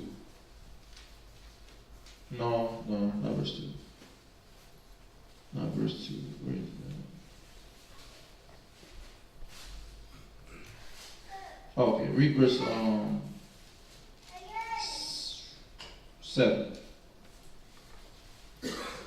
Isaiah. Go ahead. Isaiah chapter 1 verse 7. Your country is desolate. Yeah, we don't have no country no more. Right? Nations are in our country. So what's in a country, right? You got an army, you got a defense, you got a shield wall. But those things are built up. Right? And Judah's not built up. They're like a young lion stepping into the world vulnerable, and they're naive. And accepting whatever the world gives them. Oh, Buddha's the way. Christianity is the way. Right? What's these other religions? Islam's the way. Egyptology, like, you're accepting whatever's given to you because it seems good. Because it's not normal for what you're used to seeing. And it makes you feel good because you want to feel different. You want to seem like the other nations. And in your vulnerability, the nations use that against you. Esau used that against you. Right? Because you're young. When you leave home, like, we're in the 20s. Learning things that we're supposed to have already learned and mastered when we was 14, 15, 16, right? And then when you step out the house, you're still that young cub. That's straggling, trying to figure it out in your relationships, right? In your mannerisms, in your behavior, your speech, your thought process. And you're vulnerable now. So that same strength that you used to have to where you knew what you had to do, you knew how to speak, you knew how to behave, you controlled your anger, right? You didn't use what the Most High gave you for negative, you used it for good, right? The gift of gab, you talking cats out their pockets for negative, right? Greed, your belly. You're moving around like a young cub. And the Most High is like, your country's desolate because of that. Read. Your cities are burned with fire. And our cities are burned with fire because why? Judah, us as a nation and people, having to have desired wisdom first and put wisdom as the apple of our eye, we didn't do that. And because we didn't do that, right, we got ate up. And our cities are burned because we put lust first, right? We put envy first. We put our belly first. We put pride first. We put, I know it all. I don't like the way you're correcting me. So you put your ego first, right? You put your inconsiderate spirit first. All that's all, because that's to connect the link, right? All that is connected to inconsideration, because you're not willing to make a change. So because we're not willing to make a change, things decay. Read on. Your land, strangers devour in your presence. Right. And we can't forget that we all got it. We all feeling that. Why? Why? Because we all come from the waters of Judah as well. We all come from the waters of Judah as well, so we're going to feel what they feel. They're the head tribe, right? As the leader of the people, it's so as well. So, we're up, Judah's the head, and we're supposed to follow that head. Read on. And I'm going to show you something on that. Read. And it is desolate, as overthrown by strangers. Right, and it's overthrown by strangers. Right, and now we let strangers come in because why? We're not checking the balances of what's right, what's wrong, what's wicked. We can't discern evil from good. And because we can't discern evil from good, right? You'll let anybody in your house. You let strangers that's ready to harm you in your house. Right? That's why you get to this point where you refuse to link. Because when you were in the world, you were walking around like a young cub, not knowing what the heck's going on.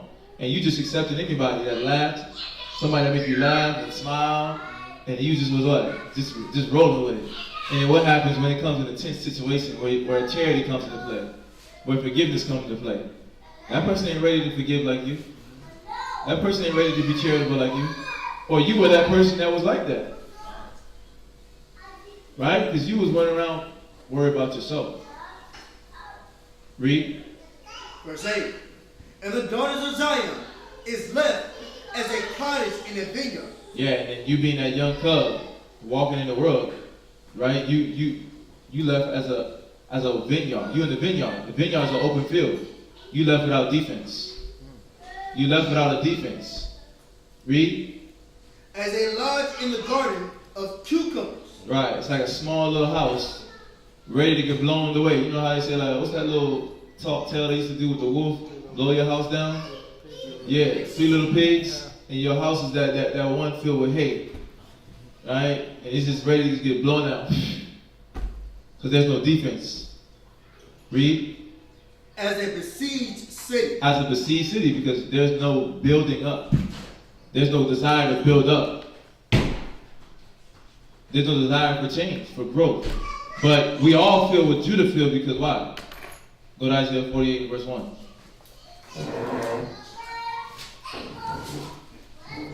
Why do we all feel what Judah feels?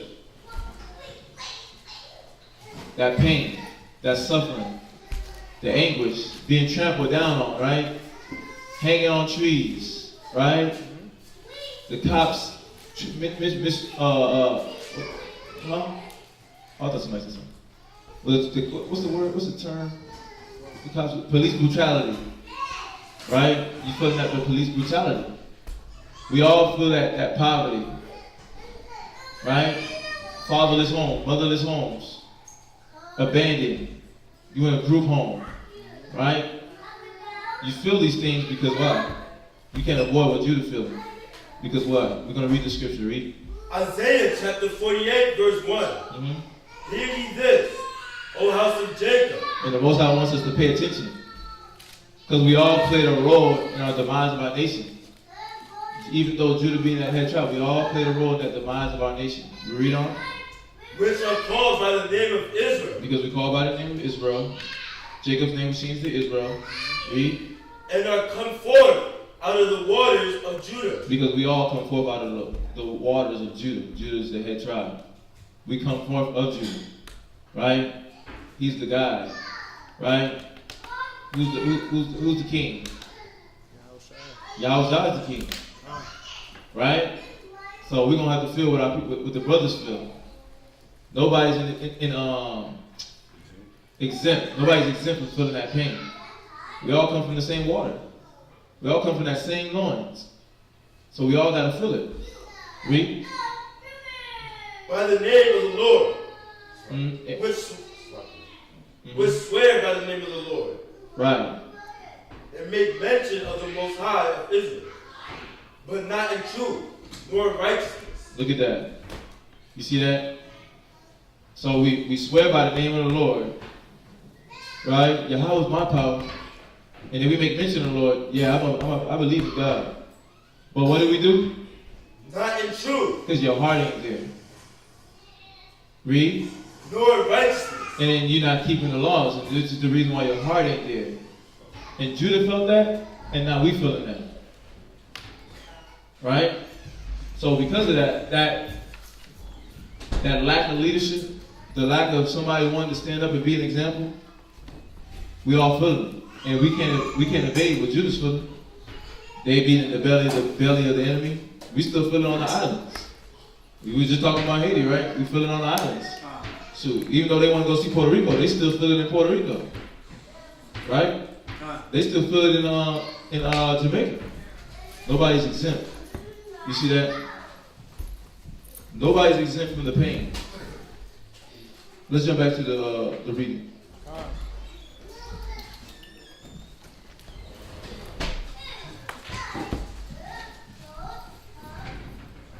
Go ahead. Genesis chapter 49 and verse 10. The scepter. Well, you didn't finish verse 9. You had stopped at doubt or going up. Gone. Verse 9. Judah is a lion's whelp. From the prey, my son, thou art gone up. Right. Oh, come. And then, so, that young cub who ventured out into the world without any wisdom, because why? Our country's desolate, right? Our cities are destroyed, and we're in a vineyard, we're in an open world that's filled with negativity, sin, debauchery, and there's no love, patience, there's nobody standing up to be a leader, saying, I want to fight for my people in spirit and in truth, right? There's none of that. So now you're vulnerable. And you're vulnerable, and now you've gone up. Read. He stooped down, he crouched as a lion. And you stoop down because why? You don't understand what's going on in your life. Judah stooped down because they don't know why they're in the condition that they're in. Because before we all began sitting in this classroom, we didn't know we were Israelites. And now we're just going through this pain, and the Most High is waking us up to give us the understanding. But that's why it was left in the book, for us to understand why we're going through what we're going through. And Jacob's giving his kids, taking it back to the reading, right? Giving his kids this heads up, what's going to befall your generations. So y'all better start preparing y'all's kids right now to prepare their kids, to go through what they need to go through to receive this blessing. Because I went through it, y'all got to go through it too. So the Most High letting you know ahead of time, thousands of years ahead, that you got to prepare your children. So, read on. And as an old lion, who shall rouse him up? And then now, you went from being this young cub stuck in the world, not knowing how to go through life and deal with the issues of life, and now you're an old cub, still dealing with the young cub mentality. So your body is just decrepit with a young mind, with a kid's mentality. That's why the mannerisms ain't there. That's why the love ain't there. That's why the patience ain't there. That's why the self-control ain't there. That's why the diligence ain't there. Because why? You still dealing like a kid with an old man's body. Right? And now you don't want to fight. So when somebody teaches you how to fight or tells you to fight, you make excuses. Right? You be deceptive. You try to play tricks. But who does that? Kids. It's like you said, that they never put away the childish things. Time. Yeah. That's dope. Time. And you never put away those, like you said, those childish things. And the Most High is asking us a question. Read. The scepter shall No. And as an old lion. And as an old lion, who shall rouse him up? He's like, what's gonna stir your spirit? You don't see you desolate? Right. You don't see you hurting? Like, go back to Isaiah 1. We know who's going to stir his spirit. It's going to be Yahweh Shai. But, that, like you said, you bring it out, if you're bringing it out correct, like, who's going to stir you? Like, okay, so it ain't the last days. It ain't the slavery, the punishment. It ain't the world is ended. Like, what is going to rouse you up? Right, that's why yesterday's class was important, because the games has to stop with us. We gotta. You said something earlier about just the black movements, the people that come in with the so-called black power, the conscious community. It's like everybody is talking about it till you actually got to put in action and be roused up to do it, right? And then when now you have to fulfill the requirements, all the black power movement is out the window, right? You got to actually put away the drugs and step up and live the standard. It's like, wait a minute, I only was talking about it, really. Right. I really didn't want to do it this deep, right? That's why a lot of these brothers, they won't stump the ground. They won't go do the work, because it comes back down to what you're saying. It's who's going to rouse Judah up, right? And I know, like you said, we're talking to Judah. We're talking about the tribe of Judah, but all the nation of Israel. Who's going to rouse them up? Go ahead. Verse 10. The scepter shall not depart from Judah, nor a lawgiver from between his feet. Right, because they're supposed to be leading. And we know that, well... No, remember that scripture that had S.O.W? I was trying to find it. I know it's in Psalm 68. Okay, let me find it. I think it's Psalm 68. Right, and when you're thinking about it, right, that I want you to read that again. Verse 10? Yeah. Judah. The scepter shall not depart from Judah. Right. That throne, that leadership. You found it, Arya? It's 60 and 7.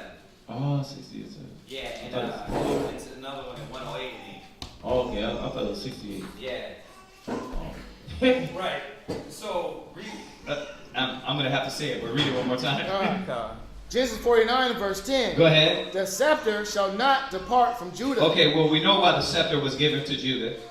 Because Reuben messed up.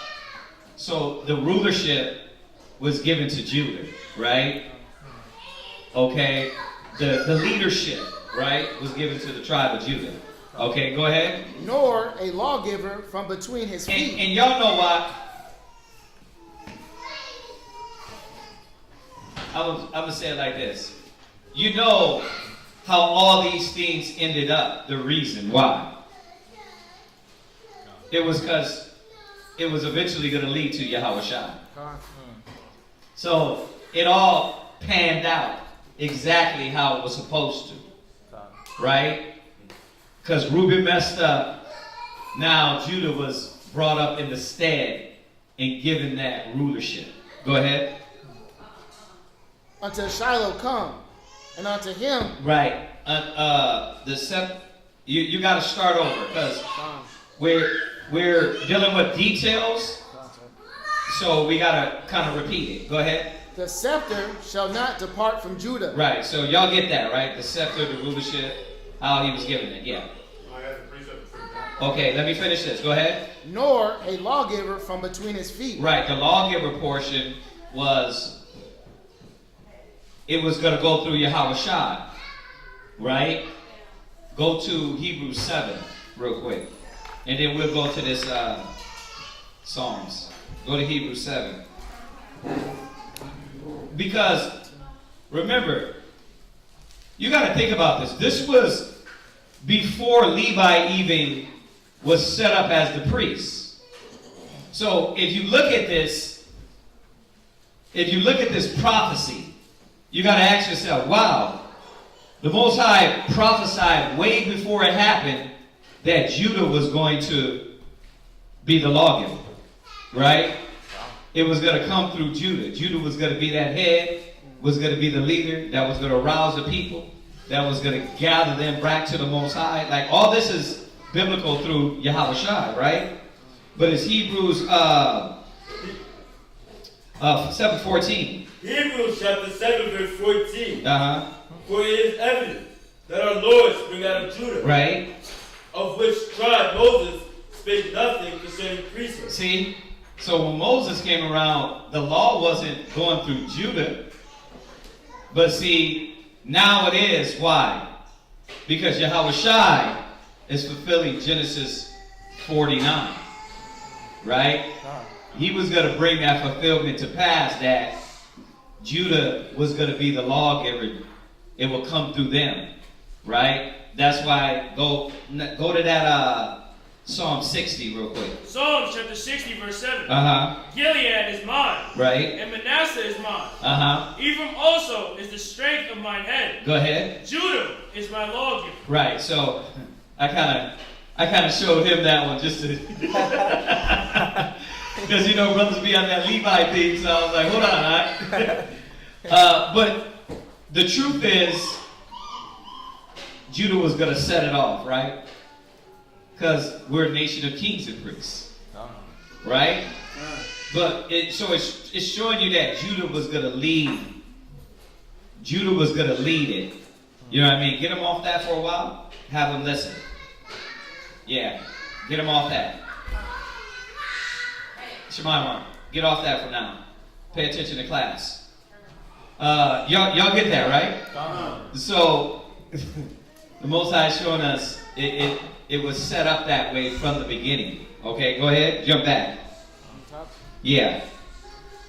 Genesis 49 verse 10. Go ahead. The scepter shall not depart from Judah. Right. Nor a lawgiver from between his feet. Mm-hmm. Until Shiloh come. Until Shiloh come. You see, so what's happening? Shiloh, the peaceable one, Yahushua, that they spoke nothing concerning priesthood of the tribe of Judah. Now he was going to be a what? He was going to be a what? Lawgiver. Right.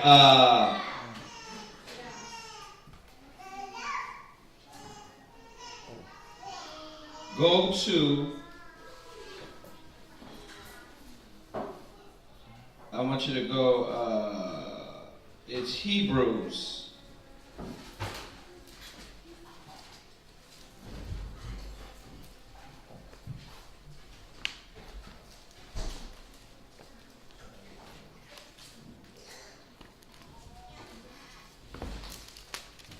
It's Hebrews,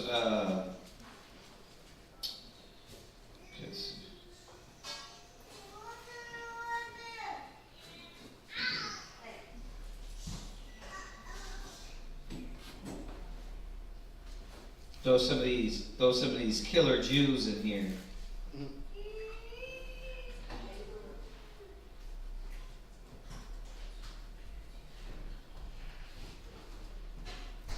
But it says, hold on.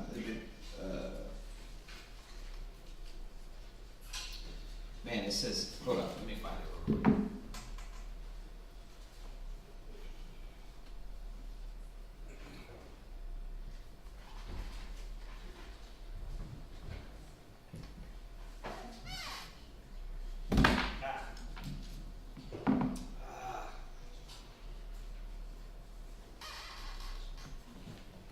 I know it's in Hebrews. Wow.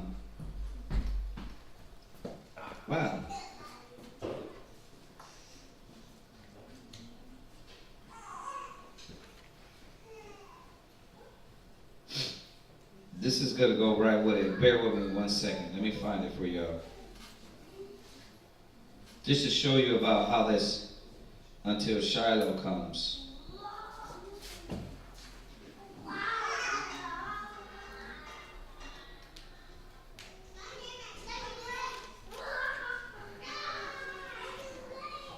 Oh, 7 and 7.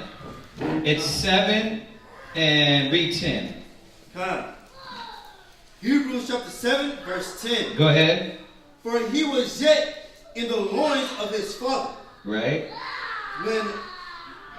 Melchizedek met him. Right. For therefore perfection were by the Levitical. What? If therefore perfection were by the Levitical priesthood, for under it the people would receive the law. What further need was there that another priest should rise after the order of Melchizedek, and not be called after the order of Aaron? See, so Yahushai was going to be called after this eternal priesthood, right? He was going to be called after something else besides what Moses. Because what Yahushai did was spiritual, right? It tells you, it goes into him building and ministering. When you read chapter 8, it goes into that spiritual tabernacle and him being the priest of this tabernacle. So Yahushai was, that prophecy in Genesis was so greater than we can understand. It was so deeper than we understood it. Y'all see that? Go ahead. For the priesthood being changed, right, there is made of necessity a change also of the law. Right, and we know what that's talking about. That's talking about the sacrificial, right? Go ahead. For he of whom these things are spoken pertaining to another tribe. Pertaining to another what? Another tribe. You see that? It pertains to another tribe. What tribe? The tribe of Judah, right? That's why it says. Go ahead. Of which no man gave attendance at the altar. For it is evident that our Lord sprang out of Judah. Right, so y'all see that? We just have to read up a little bit.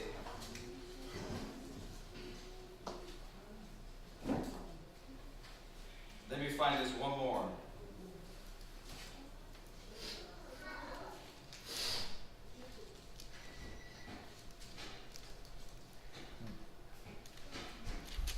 Yeah, let me. I gotta find this one for y'all. This is the killer.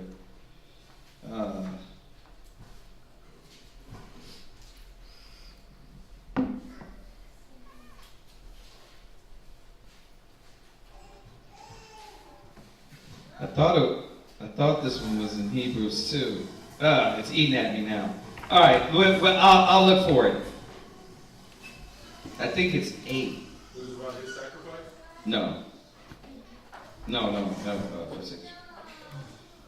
Yeah, it's in 8. But y'all get that, right? Y'all, do y'all? Con? Okay, all right. Yeah, so this is referring, Genesis 49 is referring to Yahushai. All right, jump back. See if I can find it. Yeah. 8 and 10? No, it says that he dealt with the eternal priesthood. Yeah. There you go. Eternal priesthood. You can find it, So we won't keep. But. All right, let's jump back. Go ahead. Genesis 49, verse 10, from the top. The scepter shall not depart from Judah. Right. Nor a lawgiver from between his feet. Right, so we get that now, right? Why it said that. Until what? Until Shiloh come. Until Shiloh come, because really, what is this all about? Yahushai, right? Right, where's it at? 7 and 17. 7 and 17. Look at that. Look, all we have to do is read down. So read down verse 15, 7 and 15.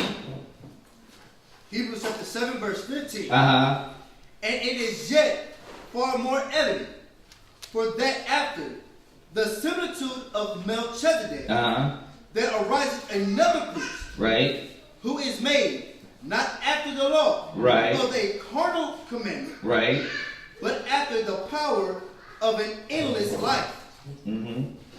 For he testified, thou art a priest forever after the order of Melchizedek. Right.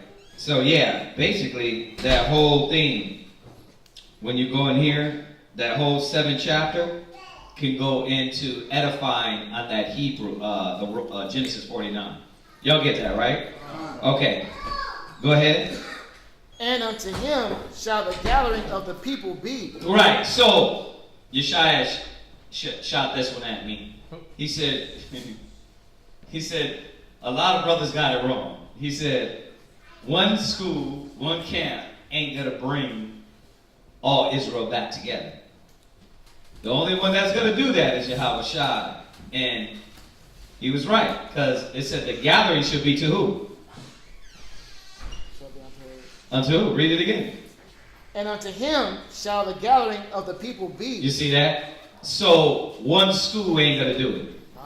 It's going to be Yahweh, right? We're only going to do, we're doing our part, getting the word out. But there ain't one brother, one school, one man. If that was the case, then you know how men are. They then take the glory, right? The Most High said that's not going to happen. It said the gathering shall be to Shiloh. Shiloh means peaceable one. It's talking about Yahweh. You go back to that Hebrews 7 chapter, it shows you that. All right? Go ahead. Verse 11.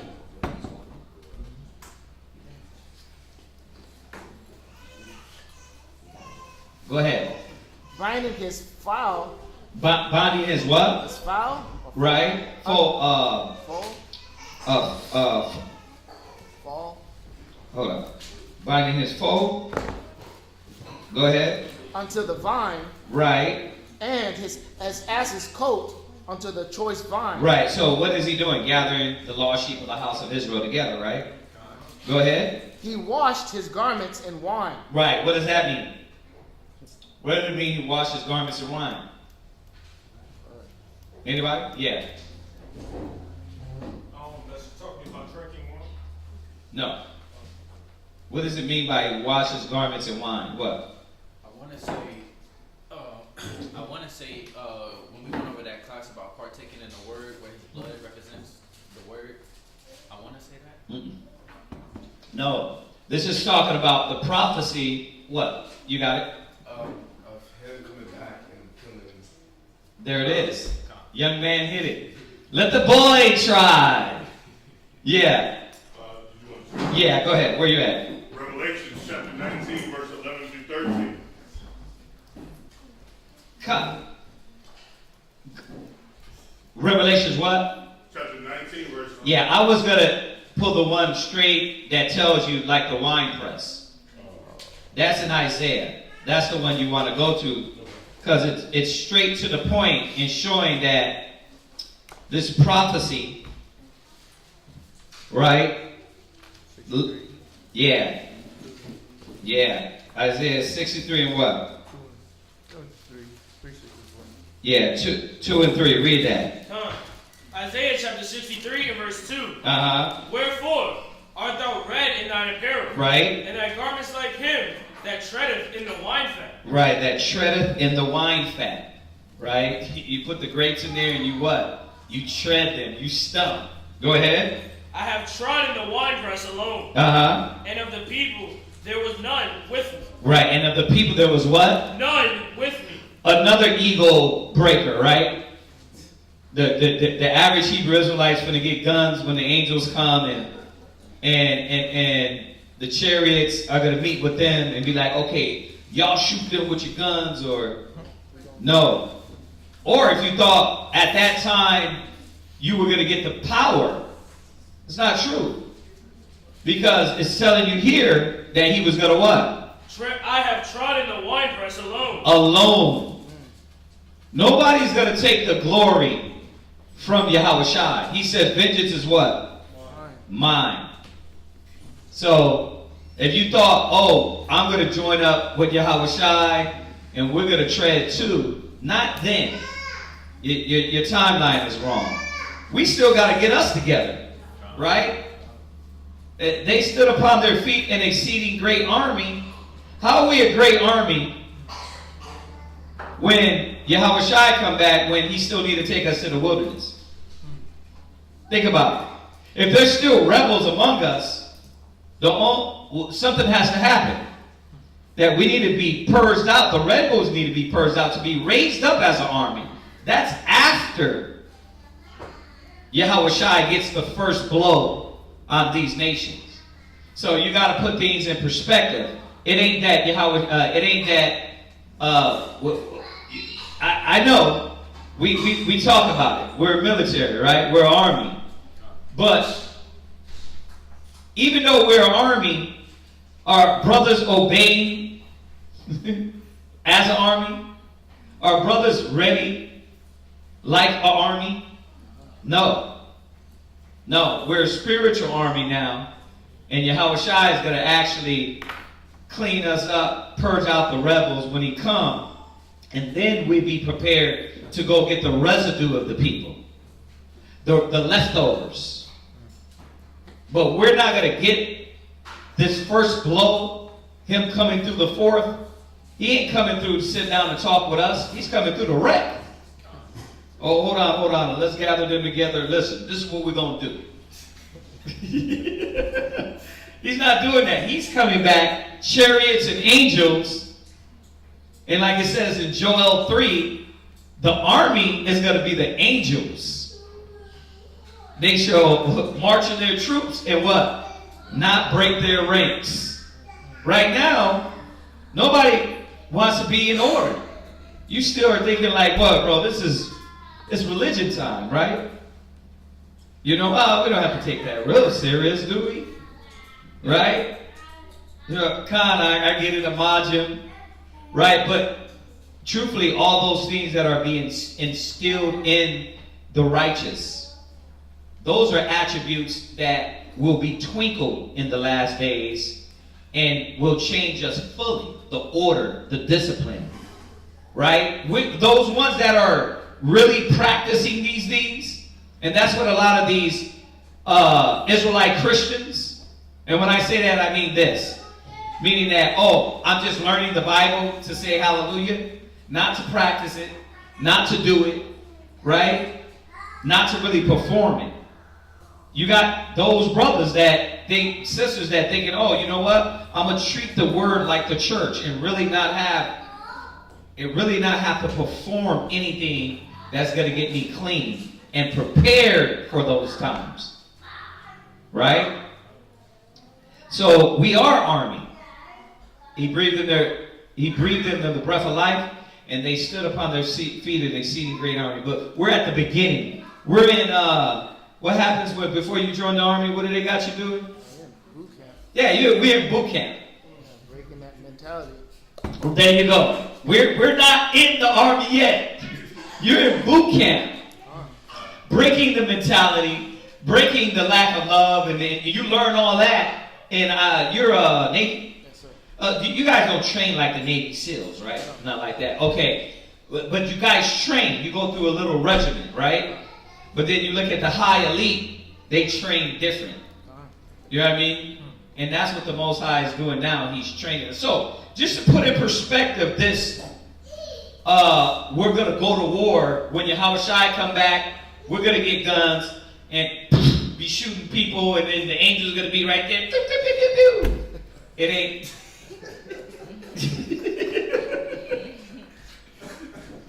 It ain't going to be that. Yahushua said alone.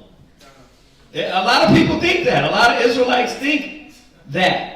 They're not putting it in perspective that something has to happen with us first before we pew, pew, pew, pew. We got to get together. Right? Go ahead, read on. And of the people, there was none with me. For I will tread them in And of the people, there was what? None with me. Bruh. Like, there's no interpretation, deep breakdown. He literally said it. The people, there was none with me. That first blow that Yahushua gives to the nations, nobody's going to do it but him and the angels. Right? He's ready for it. Go ahead. For I will tread them in mine anger, and trample them in my fury. And He said, now that's why I said, how tall is Yahushua going to be? Because he said he would trample them. Like, to trample somebody, bro, you got to be pretty tall to trample humans. So, Like I said, I'm not saying that's doctrine. I'm not saying it says in there that Yahweh Shai is going to be a giant, but it alludes to some things, man. Right? Go ahead. And their blood shall be sprinkled upon my garments. Right. So this is what it means. Where is it? Isaiah, Genesis 49:11. He washeth his garments in wine and his clothes in the blood of grapes. That's the symbolic. Go ahead, read on. And I will stain all my raiment. See, he's going to stain all his raiment with the blood of the nations. That is no joke, is it? It's not a game. Was that it on it? We got another one with that? I thought there was one in Isaiah 34 or something. There's one in Isaiah 34. Mom Wooler has my old Bible, so I have all. Read that. Isaiah chapter 34, verse 5. For my sword shall be bathed in heaven. There you go. Behold, it shall come down upon Idumea. Yeah, it shall come down upon who? Idumea. So his sword is going to be bathed in the blood of the wicked. Right? And it shall come down upon Idumea. Remember, Esau, Idumea, Edom is the head of the nations. Go ahead. And upon the people of my curse to judgment. Right. So y'all get that, right? The blood of grapes is not grape juice. It's not wine. Right? Now go to Revelations 19.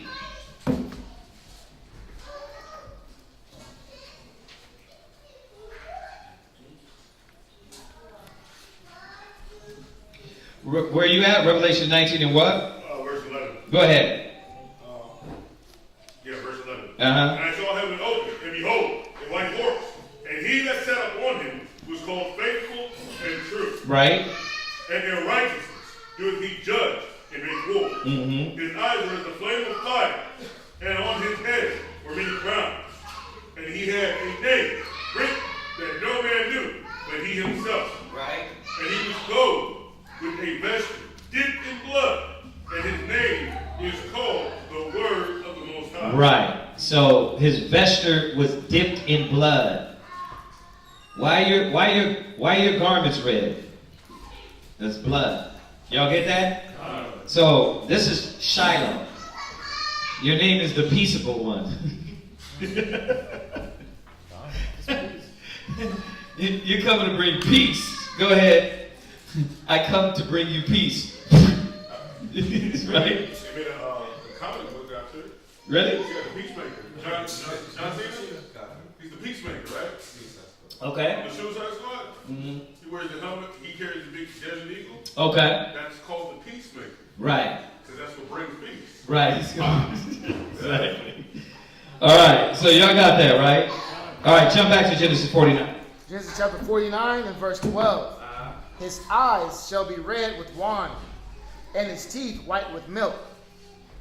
Zebulun shall dwell. Right. And we know that goes back to Matthew's, right? It goes back to the characteristics of Yahushua, the Jews, right? And the wine in this instance, we know wine, literally in the context of the vesture being dipped, right? You can tell that that is a symbolism. That symbolism is something different than how wine is used in other areas. Wine is used as influence. Right here, it's plain out letting you know. You see that? This is why it's important to understand how the Bible is written, because if not, you think, oh, that means influence. Well, not in this context. Y'all get that? So, right here, he's talking about how he's resembled, right? What these people characteristics are. The eyes red with wine. What's up with his eyes? Catching hell, affliction. And usually what? When you catch affliction, you what? You're sipping wine, right? Go ahead. And teeth white with milk. Go ahead. Verse 13. Zebulun shall dwell at the haven of the sea. Zebulun, the Panamanians, right? What are the Panamanians known for? The Panama Canal, right? So this is how these tribes link up with us today. Not only did they dwell at the haven in the ancient days, but this prophecy transcended. And that's what a lot of Israel has to understand. These prophecies of the tribes transcend to the last days, right? To identify. These were going to be the signs that will identify the tribes. The little footnotes, man, that you can say, well, how is that us? Right?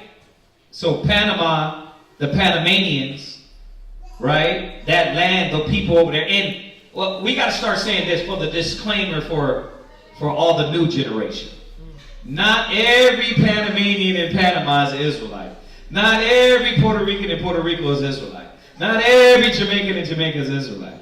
Not every black man in America is Israelite. Not every Mexican man in Mexico is Israelite. Not every, like, that. Me and Quatazat were talking about something like that. It's like, we got to, like, kind of reiterate that. Because what I knew back in the days is I understood that. It was kind of a no-brainer that everybody is not a Hebrew Israelite.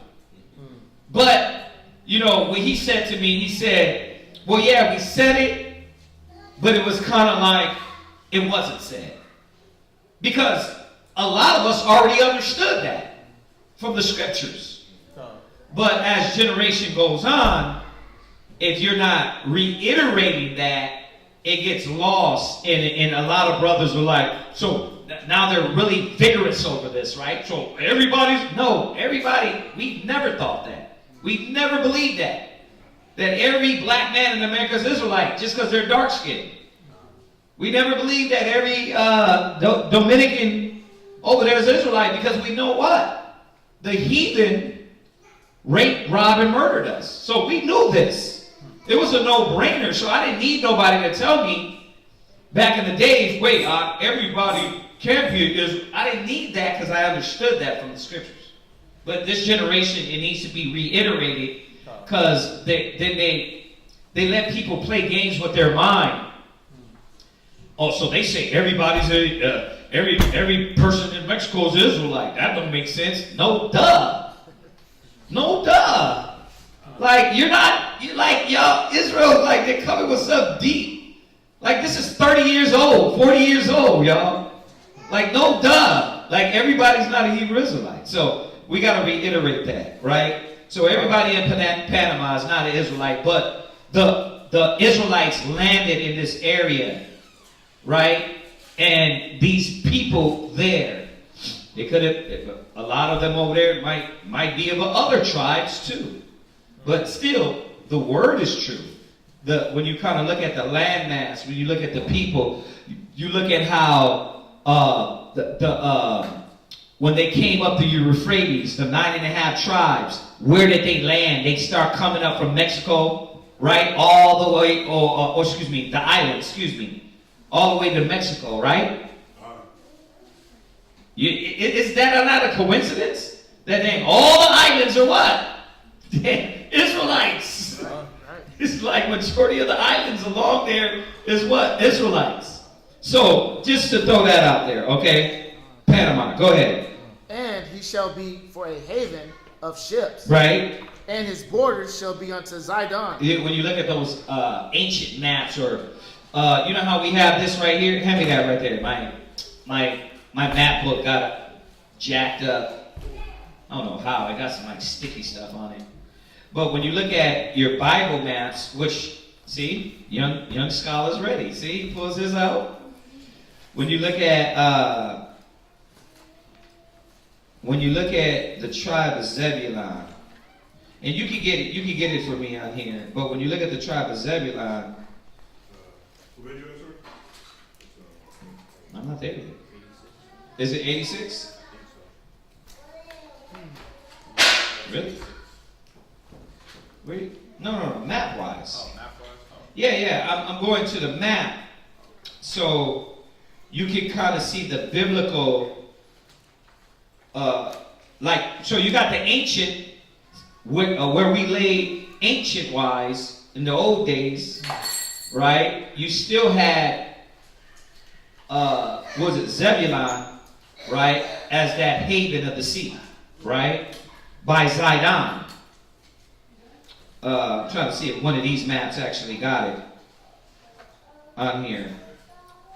But modern, look at where we ended up. You see how all these prophecies, transcend? Like from Judah, I didn't catch that part. When it says, you're in the neck of the enemies. Like, think about how the Jews in these captivities, the Most High lifted them up. Daniel, right? Mordecai, Esther, right? When you look at, you even look at Jeremiah, because I've been on that Jeremiah, right? What did he do to Jeremiah? The king, the Babylonian king was good with Jeremiah, because Jeremiah was like, but they're going to captivity. So Judah was in the neck of the enemies. Israel was in the neck of the enemies. And we're still in that time now. So everything transcends. This Bible constantly fulfills its prophecy through generations. That's what a lot of people don't understand. But I was looking for it on here. Are you going to the Holy Land then and now? The Holy Land then and now? Oh, there you go. The Holy Land then and now, and then does it got the tribes? Yeah, and the colors. Is it got Zebulon? Oh, there you go. Yep. Yeah, Zebulon in the purple. Right there by Con. Once again, it's by the sea, right? So, listen, the prophet, it don't get in detail in this one, but the prophecies still match. Y'all get that? All right, let's go back. Go ahead. Genesis chapter 49 and verse 14. Uh-huh. Issachar is a strong ass. Right, so Issachar, the so-called Mexicans, right? Once again, characteristics that identify the tribe, right? Issachar was known as a strong ass because they're an animal. No, that's symbolic. Symbolically, when you look at the people, you would know them to be hard workers. And y'all know if we go over all the books and all that stuff with this, because you know we got a grip of books about one thing we do got a lot on is the 9.5 tribes. So we'd be here all day with that. So y'all had those classes before. Those classes are online with books and edification, right? We've done that. But Issachar, the characteristics is a strong ass, meaning hard worker. That's what an ass is known for, right? You put that burden on them. And you look at the tribe, the so-called Mexicans, they're strong people, right? And listen, even the dignity with them, right? They're strong people, man, but they're hard-working people. And that doesn't take nothing away from the other tribes, right? Because, but the other tribes been whipped into subjection. Judah, Benjamin, like, it's almost like Issachar loves working. Like Judah, like the other tribes are like, yeah, I'll do it, but bruh, really? They do it all willy-nilly, right? They're like, bro, I don't really want to be here. You got why you think the scripture said, who shall rouse him up? Like you like an old lion, right? You lazy as hell. You want to sit back, right?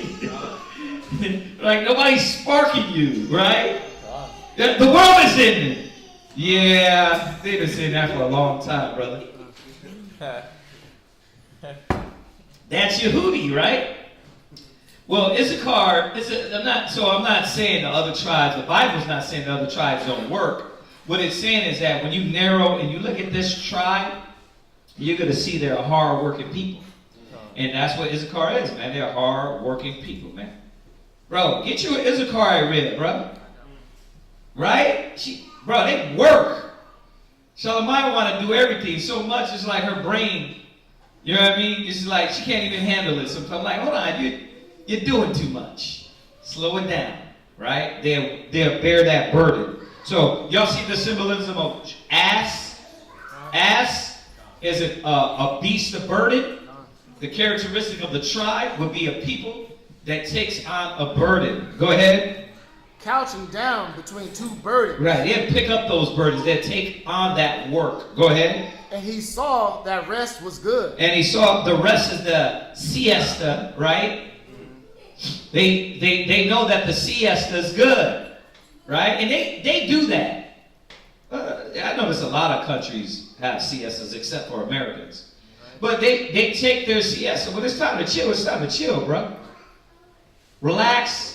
They have their little Sabbath from this time to this time. They have that.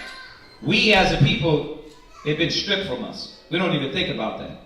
But this is what type of people, this is what type of spirit will be on this tribe, right? The rest was good. The Sabbath was good. Go ahead. And the land that it was pleasant. And the land that it was pleasant. Now, ancient wise, right? And Mexico, I know you're thinking, well, damn, Mexico's destroyed. But look at it before the white man got a hold of it. Huh? Bro, go back and do a little research on Aztlan, what they used to call Mexico, the ancient city, the pyramids, and how beautiful it was, how they created the architect, right?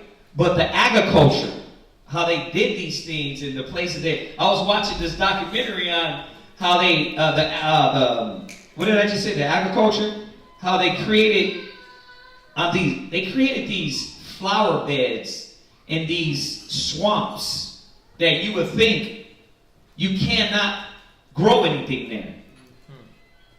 there. But Issachar's what? Industrious, right? They go make it work, right? And when you go back and look at before the Spanish conquered, bro, it would yield, the land was good. So we got to remember that before Esau came to touch anything, a lot of our lands and everything we had was productive, right? It worked for us. The land was pleasant. Read. And bowed his shoulder to bear. Read. And became a servant unto tribute. Right? And became, and I know you're thinking, well, we all became servants, but why is the Most High bringing it about Issachar? Right? What is it about the tribe of Issachar? Because you barely see a brother on the corner selling oranges. Right? You barely see that. Y'all got to go to Texas and really see how deep Issachar is. You got to go to all the Texas places. San Antonio, Amarillo, Houston, right? That's why you think Esau's so damn mad right now. They're damn taking over. Goddamn Mexicans taking over. Yeah, because you won't do the work. What are you talking about? We went to Carabas for one of the feast days and everything. And guess who's the chefs? Issachar. Like, they know how to cook American, Spanish, Italian, Jamaican. It's like, how the hell did you make this dish?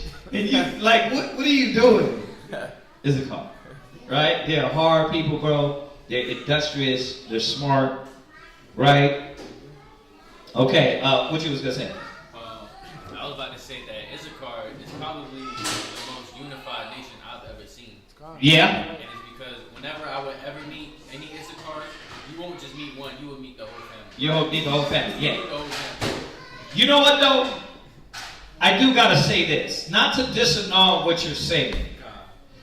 But a lot of the tribes outside of the tribe of Judah is unified. When I was living in New York, I met a West Indian sister, right, at the time. I was a young buck with a strong back. But I met this West Indian sister, and bro, they were the same way. See, and I get what you're saying about Issachar being a family oriented, but Benjamin's that way too. You know what I mean? All the tribes, Levi, yeah, they're that way, brother. The only tribe is God dang the Jews. Bro, the Most High hit Judah with the wabam. He hit him with the Shazam. Yeah, because when you look at it's not only Issachar, yeah, they're family oriented, they bring in, listen, Gad is the same way.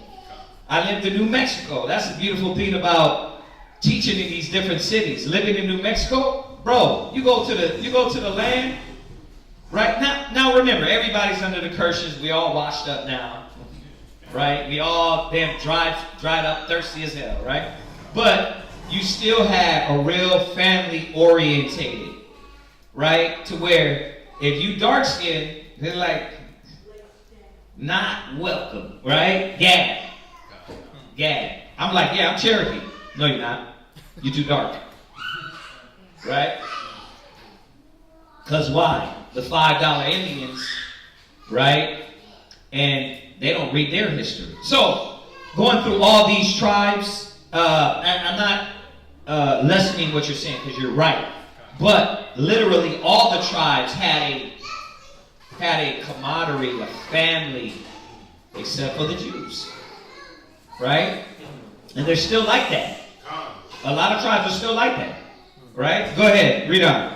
Verse 16. Go ahead. Dan shall judge his people, right, as one of the tribes of Israel. Right, and Dan did do that. Right? This is always a question.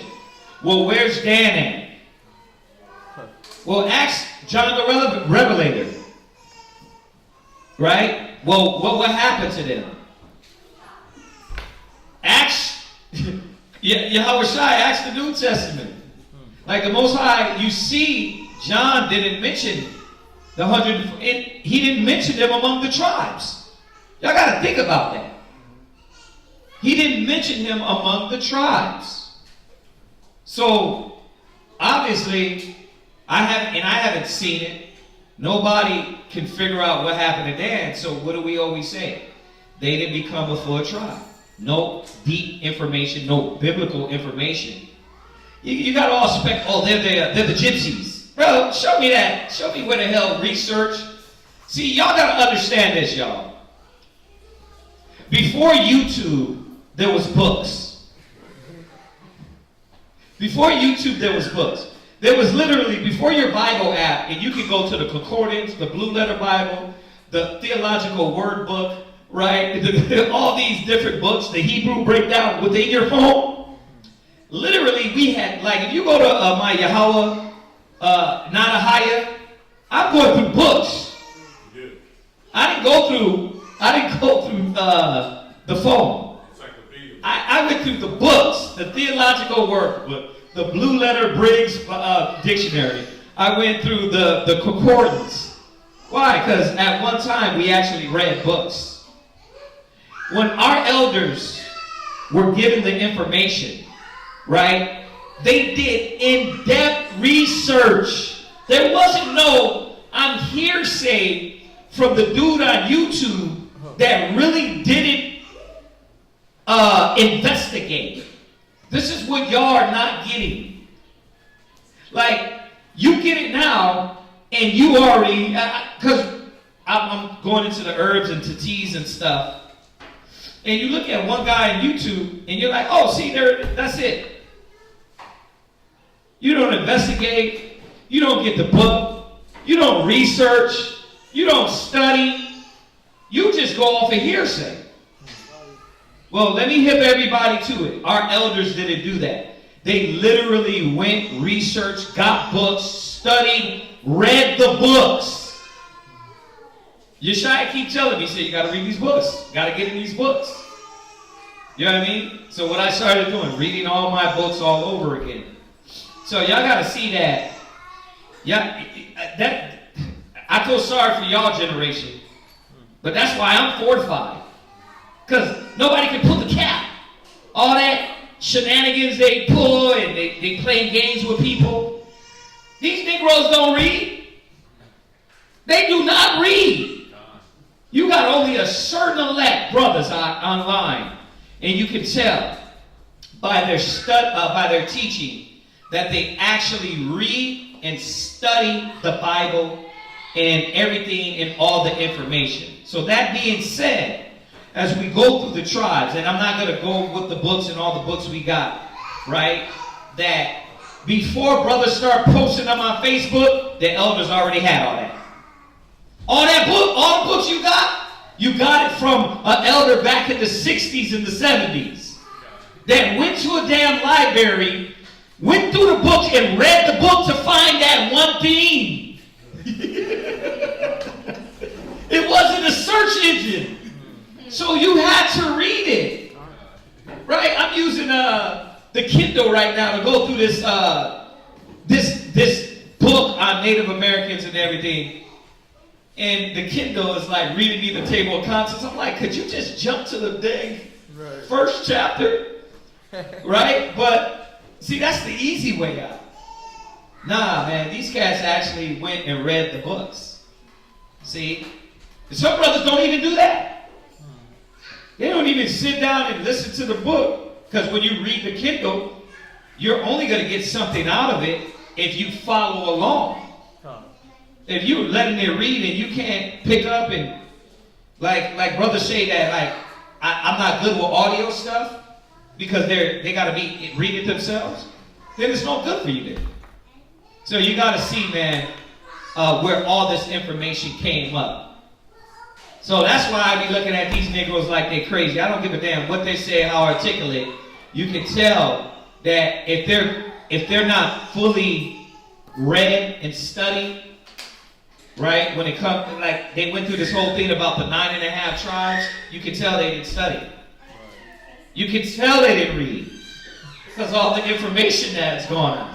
So just something to remind y'all. Go ahead, read. Verse 17. Go ahead. Dan shall be a serpent by the way. So once again, Dan, the scriptures say, prove all things. There is no proof. So no, don't speculate. Don't come up with your own idea. Where's the proof at?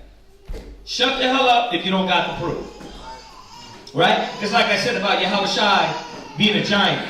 Like, it alluded to that, but the scriptures don't go into that. But see, I'm very careful as opposed to now you starting your own doctrine. You see that? Con? Okay, I want y'all to really, I have to double con you right there because I wanted to see if you really understood how to be safe and teach what you know, can prove, and that's it.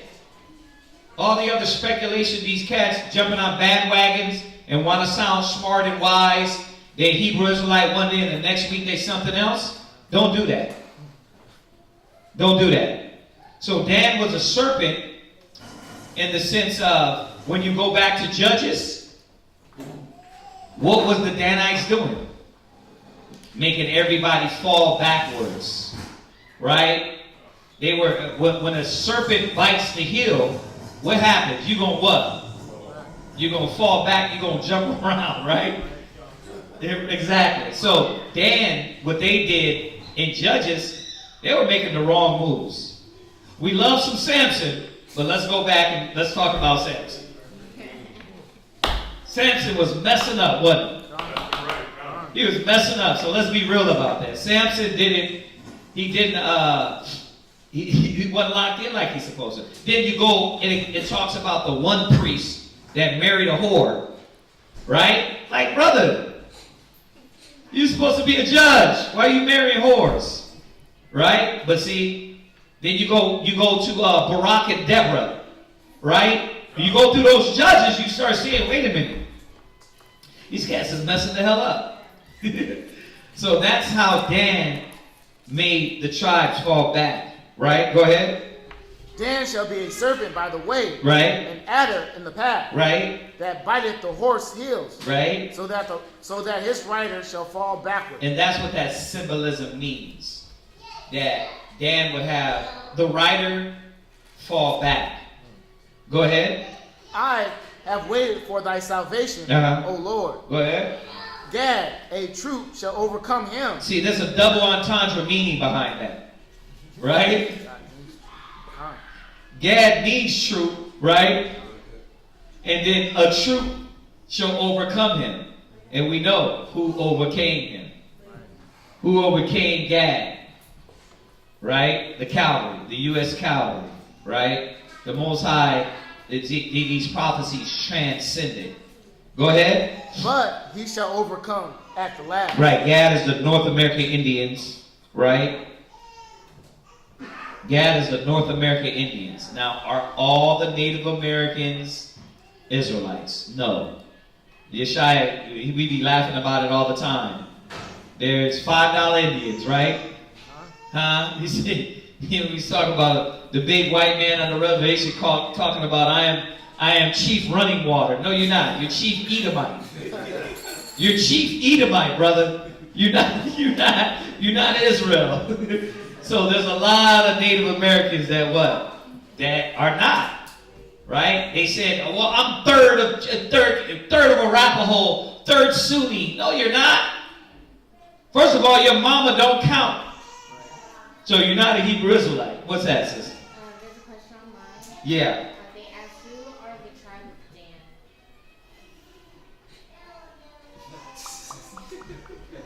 We just...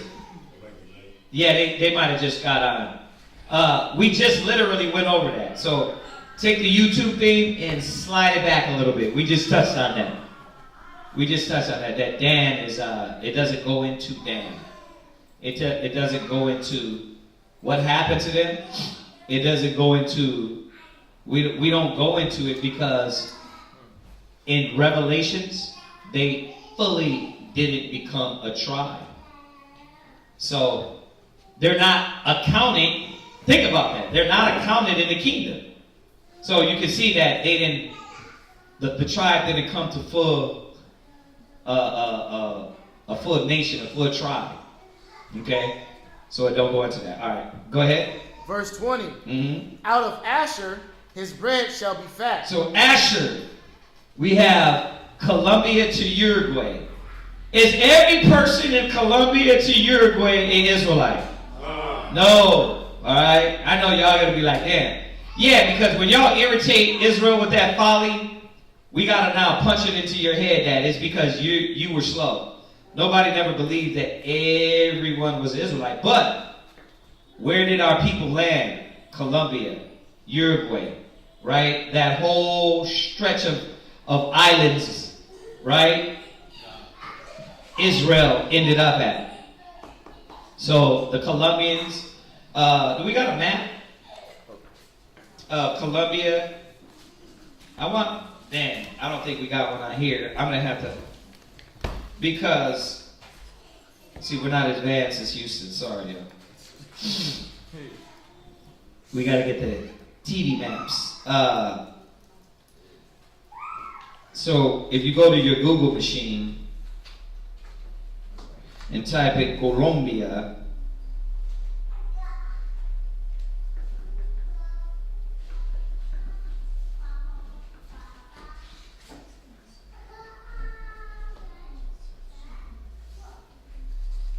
right? So Colombia,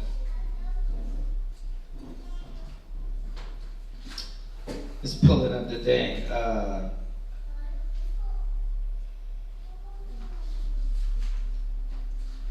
It's pulling up gas stations. But I want to get all those little areas. Colombia.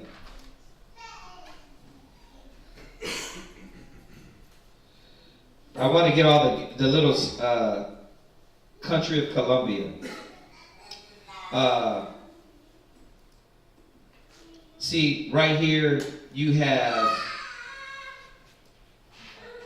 oh yeah.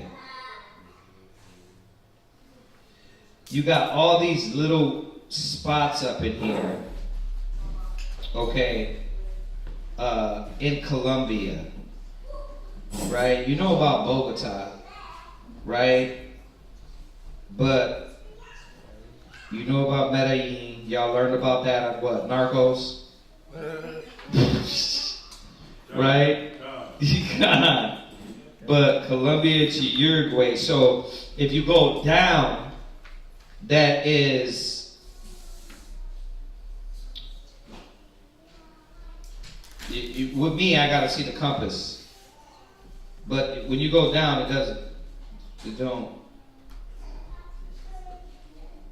What would down here be? Why? I don't know why this is. Oh, I gotta set it. Oh man, it switched.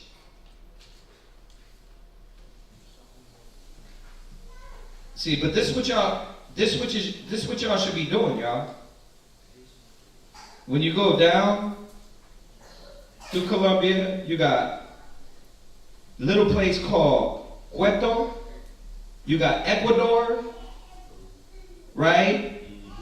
You got, see, those are Israelites too. But these Ecuadorians, bro, they don't look like Israel. See? Then you go down, you go all the way down to Peru.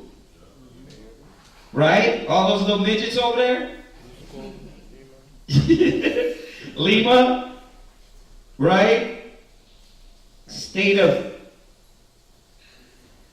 damn. Oh, the state of the Amazons.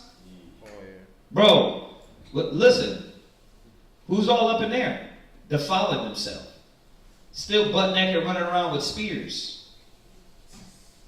Our people. That's why the Most High is going to have to go. Yahweh Shai, a lot of them, they're going to get taught and put in order by Yahweh Shai. Bolivia, right? Paraguay. And you go, of course, you go to Chile, you're getting into Naphtali. Right? So that's all Israel. That's all Israel, y'all. You can see how we, as Israel, man, from Argentina all the way up, back up through Chile, Peru, then Guatemala, Colombia, and all the way to Mexico, all the way to what? All the way, yeah, of course, Brazil. You got what? Israel lining up all the coasts. Right? So, just to remind y'all, these, where we at? Asher. These are Israelites. Alright? These are people that were conquered by who? The Spanish. Y'all get that? Go ahead. Out of Asher, his branch shall be fat. Right. And he shall yield royal dainties. Right. Now, ancient wise, right? You're talking about what the Most High blessed the tribe of Asher with. And now, during our time, the dainties, the little things that the Most High gave Asher, or rather, the Colombians to Uruguay, right? Their dainties, whether it be their feasts, whether it be their agriculture, or those things that the Most High gave them. The Most High said what? And he shall yield royal dainties. Go ahead. Naphtali is a hind let loose. Naphtali, which is Argentina to Chile. So you got Chile, right? Then you got Uruguay, Paraguay, right? You got all that up in there. I don't know. This is, I guess that's in Uruguay. Montevideo, right? I know my rib is like, bro, you saying all these all wrong.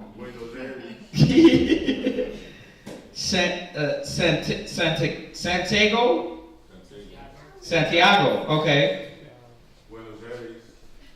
Right. All those places everybody want to be at, right? Man, I want to be there. Why? You can't speak no Spanish. So those are all Israelites. Listen, you look at the map, then you won't discriminate, right? There should be no discrimination anyway, right? But a lot of our people, what? You're like, oh, you're in Israel. Bro, That person might be from Argentina. And look at these Argentinians. Don't just look at the girls. Yeah, these Argentinians, like, bro, look at the men too. And see how they look, the features, the facial features. And we know whether all these so-called native tribes, go back to the original, Google them. They were dark-skinned, right? And we know during time what happened. You get a light-skinned woman, you sleep with a light-skinned woman, and what happened? You get light-skinned kids. It ain't always about rape. I know that because, I got light-skinned kids. One light-skinned, one dark-skinned from the same woman. You see that? Huh? Well, she's like a lighter shade than you. See, there's you to go. See, she's like a lighter shade than you, bruh.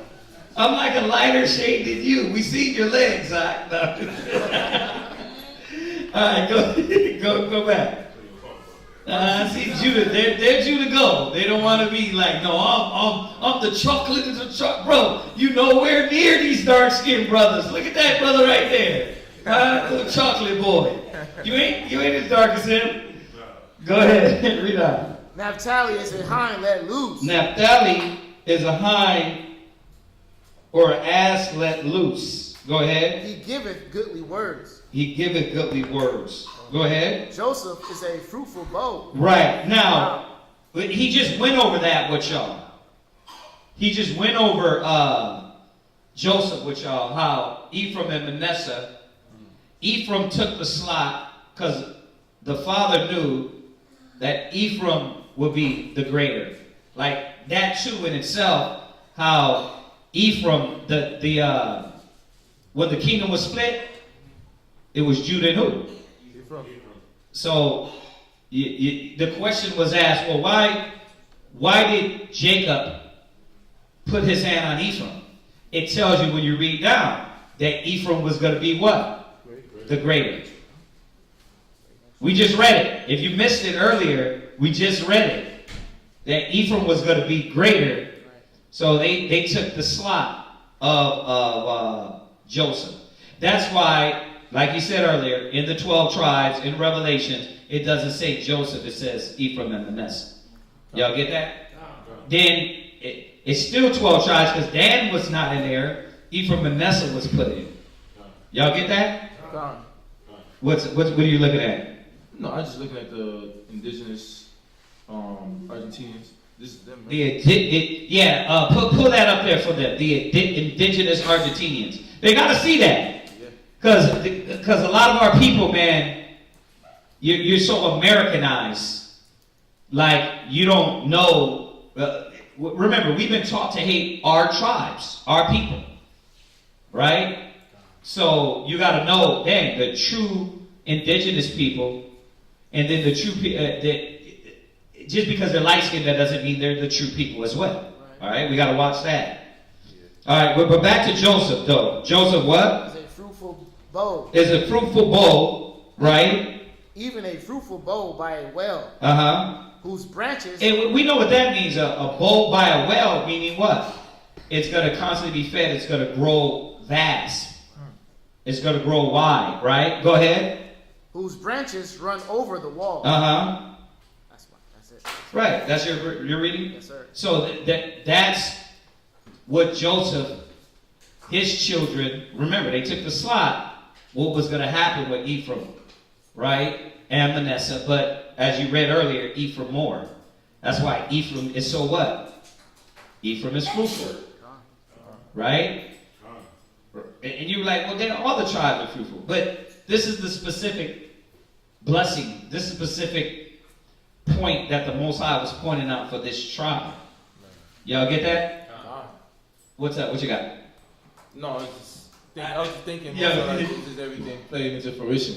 Yeah. Everything's falling to the piece. Every piece is falling into the play of how you want the kingdom, the order structure of everything to be set up. Right. So it's just playing itself out with Ephraim playing it out. It just he ended up being the younger brother, but the way the Most High wanted to set up, it was set up. it just played out. It just took its course, basically. Yeah. So. Yes, sir. Okay, next brother. I'll let you continue that. Yeah. Okay.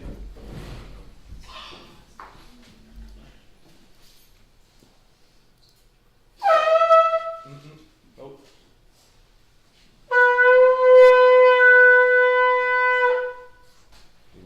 Alright. Ariel 1, Shabbat the Show, Yehoda Banya Shalom. I'm the one Shabbat Shah Yehovah Banya Shalom. Amaju. Right. Yahweh Shemel Shai Rakatham. Yahweh Shemel Shai Rakatham.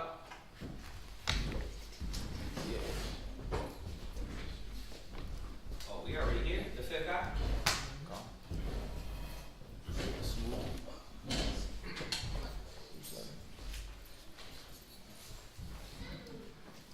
Right.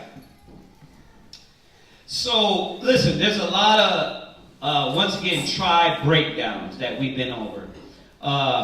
You can go online, sis, and go look at our channel and start putting them in there.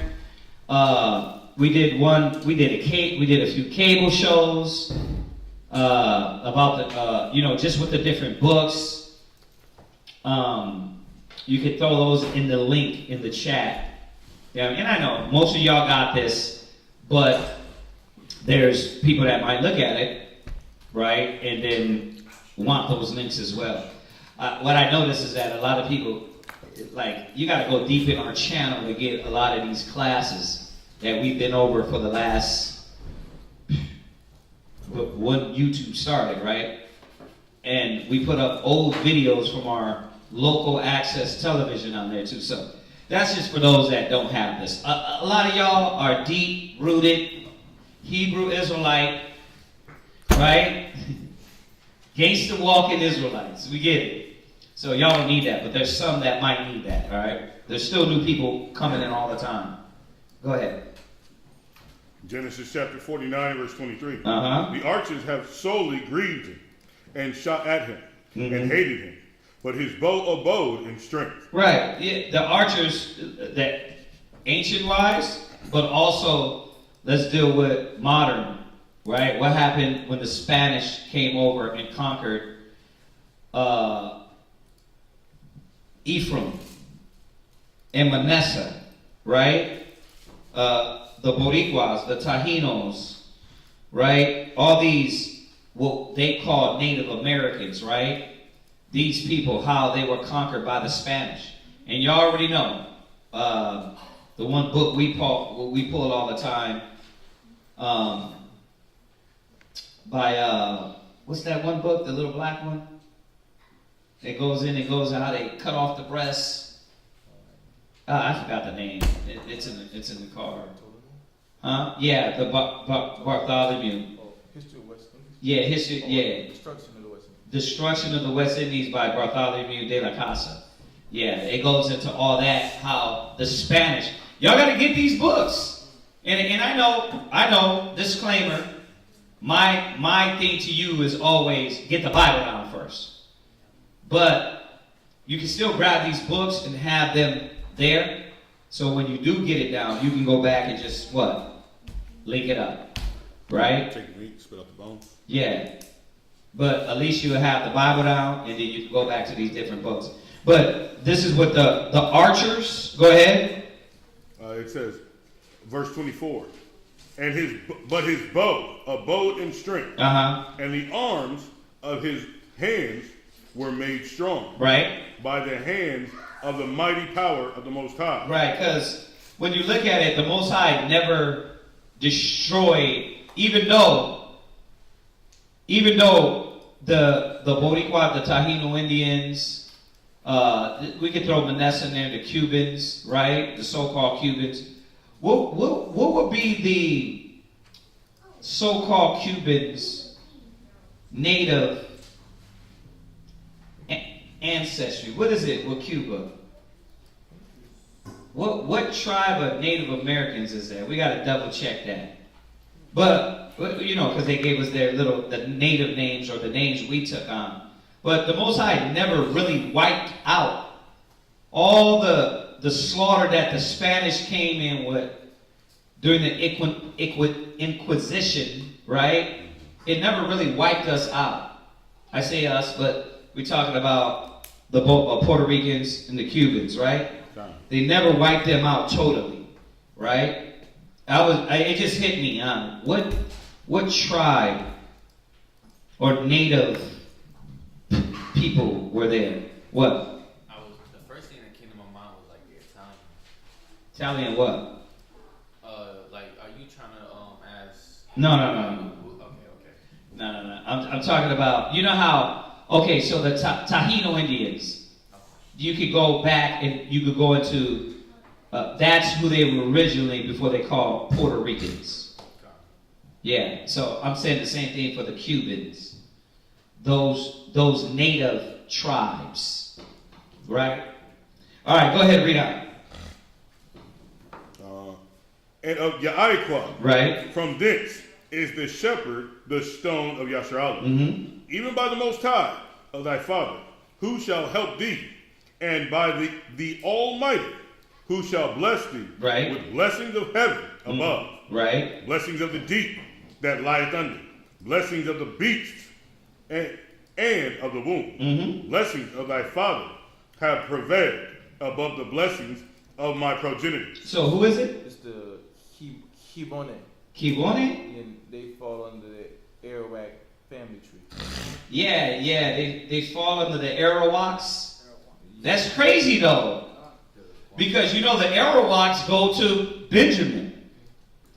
So you see how this a lot of the Israelites that landed. Remember, these Indian names we adopted through stupidity, right? And then also names were put on us, right?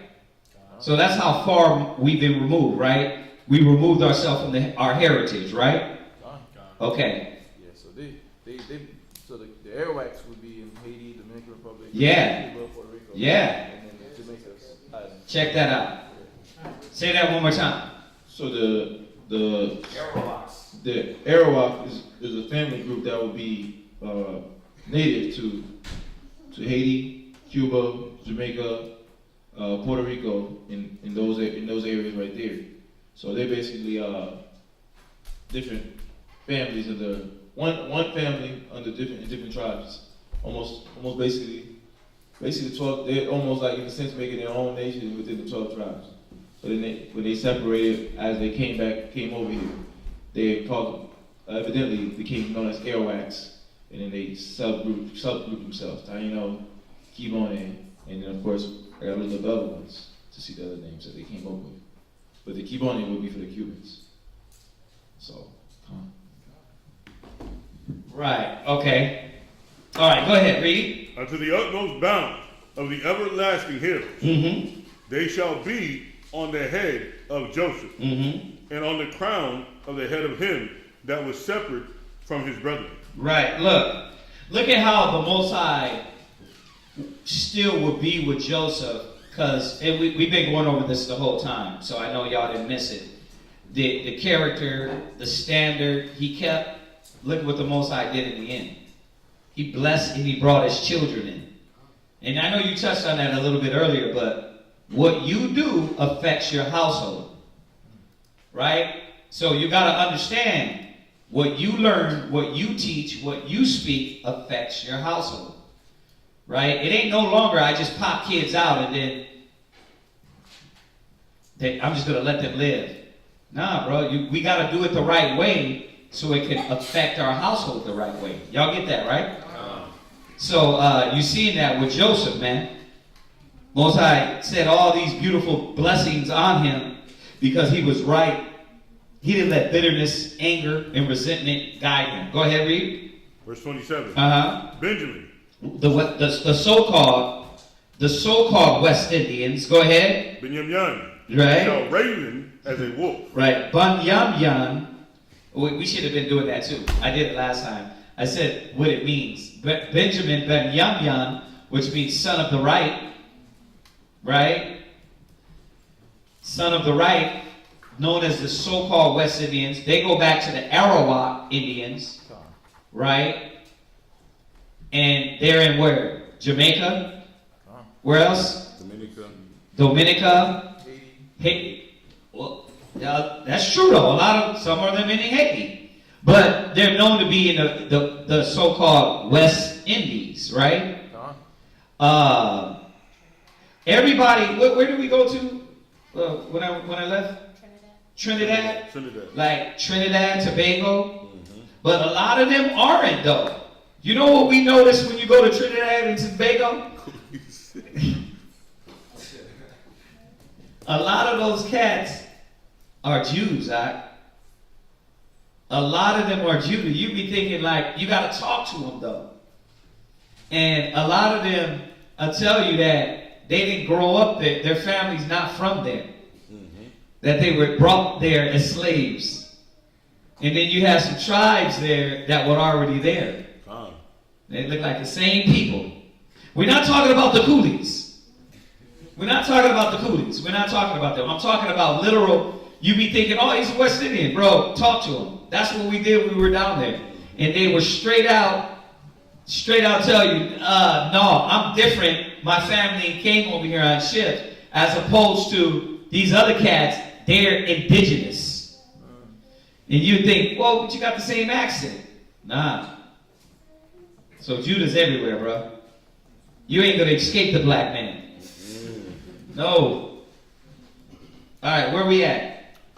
Genesis chapter 49, verse 22. Second precept. In the morning he shall devour the prey. Right. And at night he shall divide the spoils. Right. All these are the 12 tribes of Yasharallah. And this is that their fathers spoke unto them and blessed them.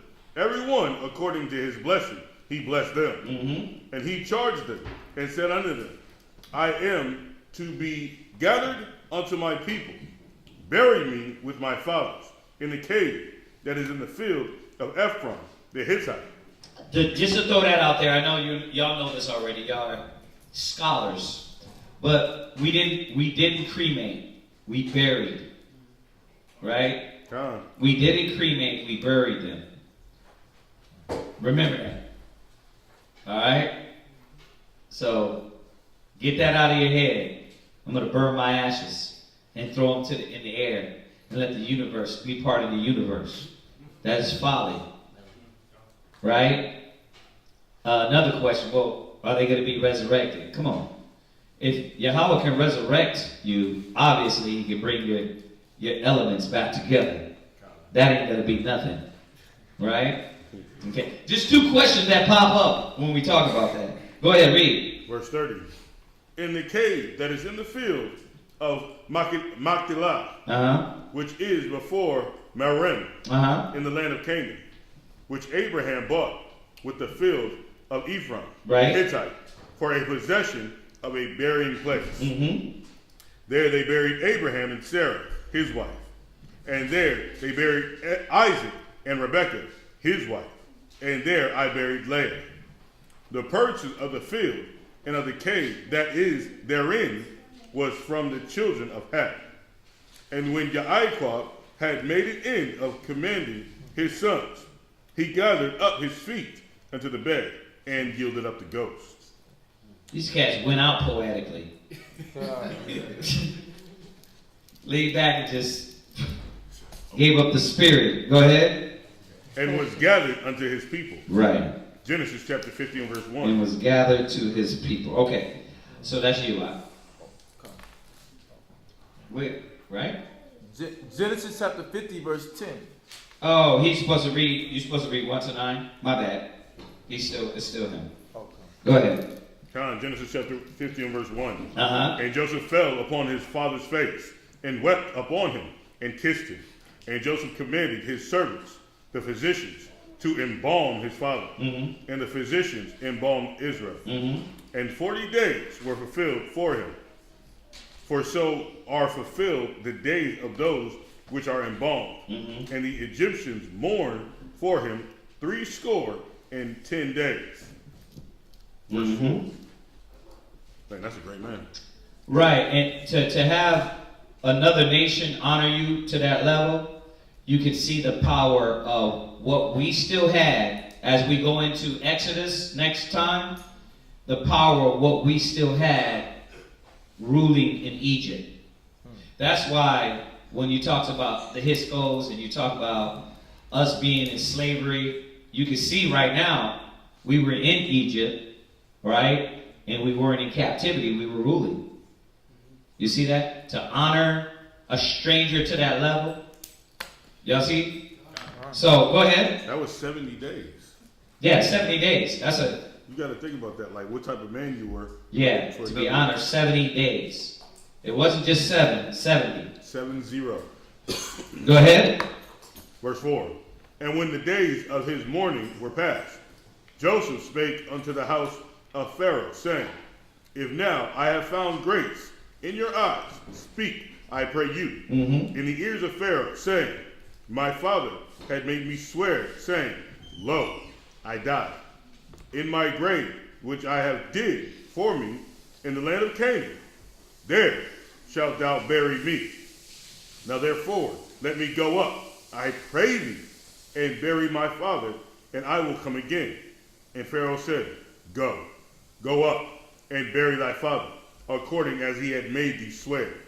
And Joseph went up to bury his father, and with him went up all the servants of Pharaoh, the elders of his house, and all the elders of the land of Egypt, and all the house of Joseph, and his brethren, and his father's house, only their little ones, and their flocks, and their herds, they left in the land of Goshen.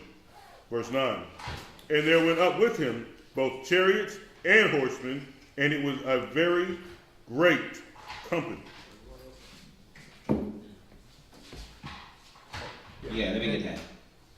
So that looked like a whole, I can imagine that looked like a whole army.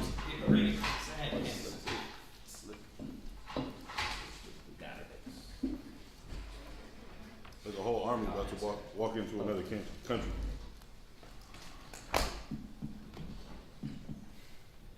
So, Genesis chapter 50 and verse 10. And they came to the threshing floor of Atad, which is beyond Jordan, and there they mourned with a great and very sore lamentation. And he made a mourning for his father 7 days. And when the inhabitants of the land, the Canaanites, saw the mourning in the floor of Atad, they said, This is a grievous mourning to the Egyptians. Wherefore the name of it was called Abel Mizraim, which is beyond Jordan. And his sons did unto him according as he commanded them. For his sons carried him into the land of Canaan, and buried him in the cave of the field of Machpelah, which Abraham bought with the field for a possession of a burying place of Ephron the Hittite, before Mamre. And Joseph returned into Egypt, he and his brethren, and all that went up with him to bury his father, after he had buried his father.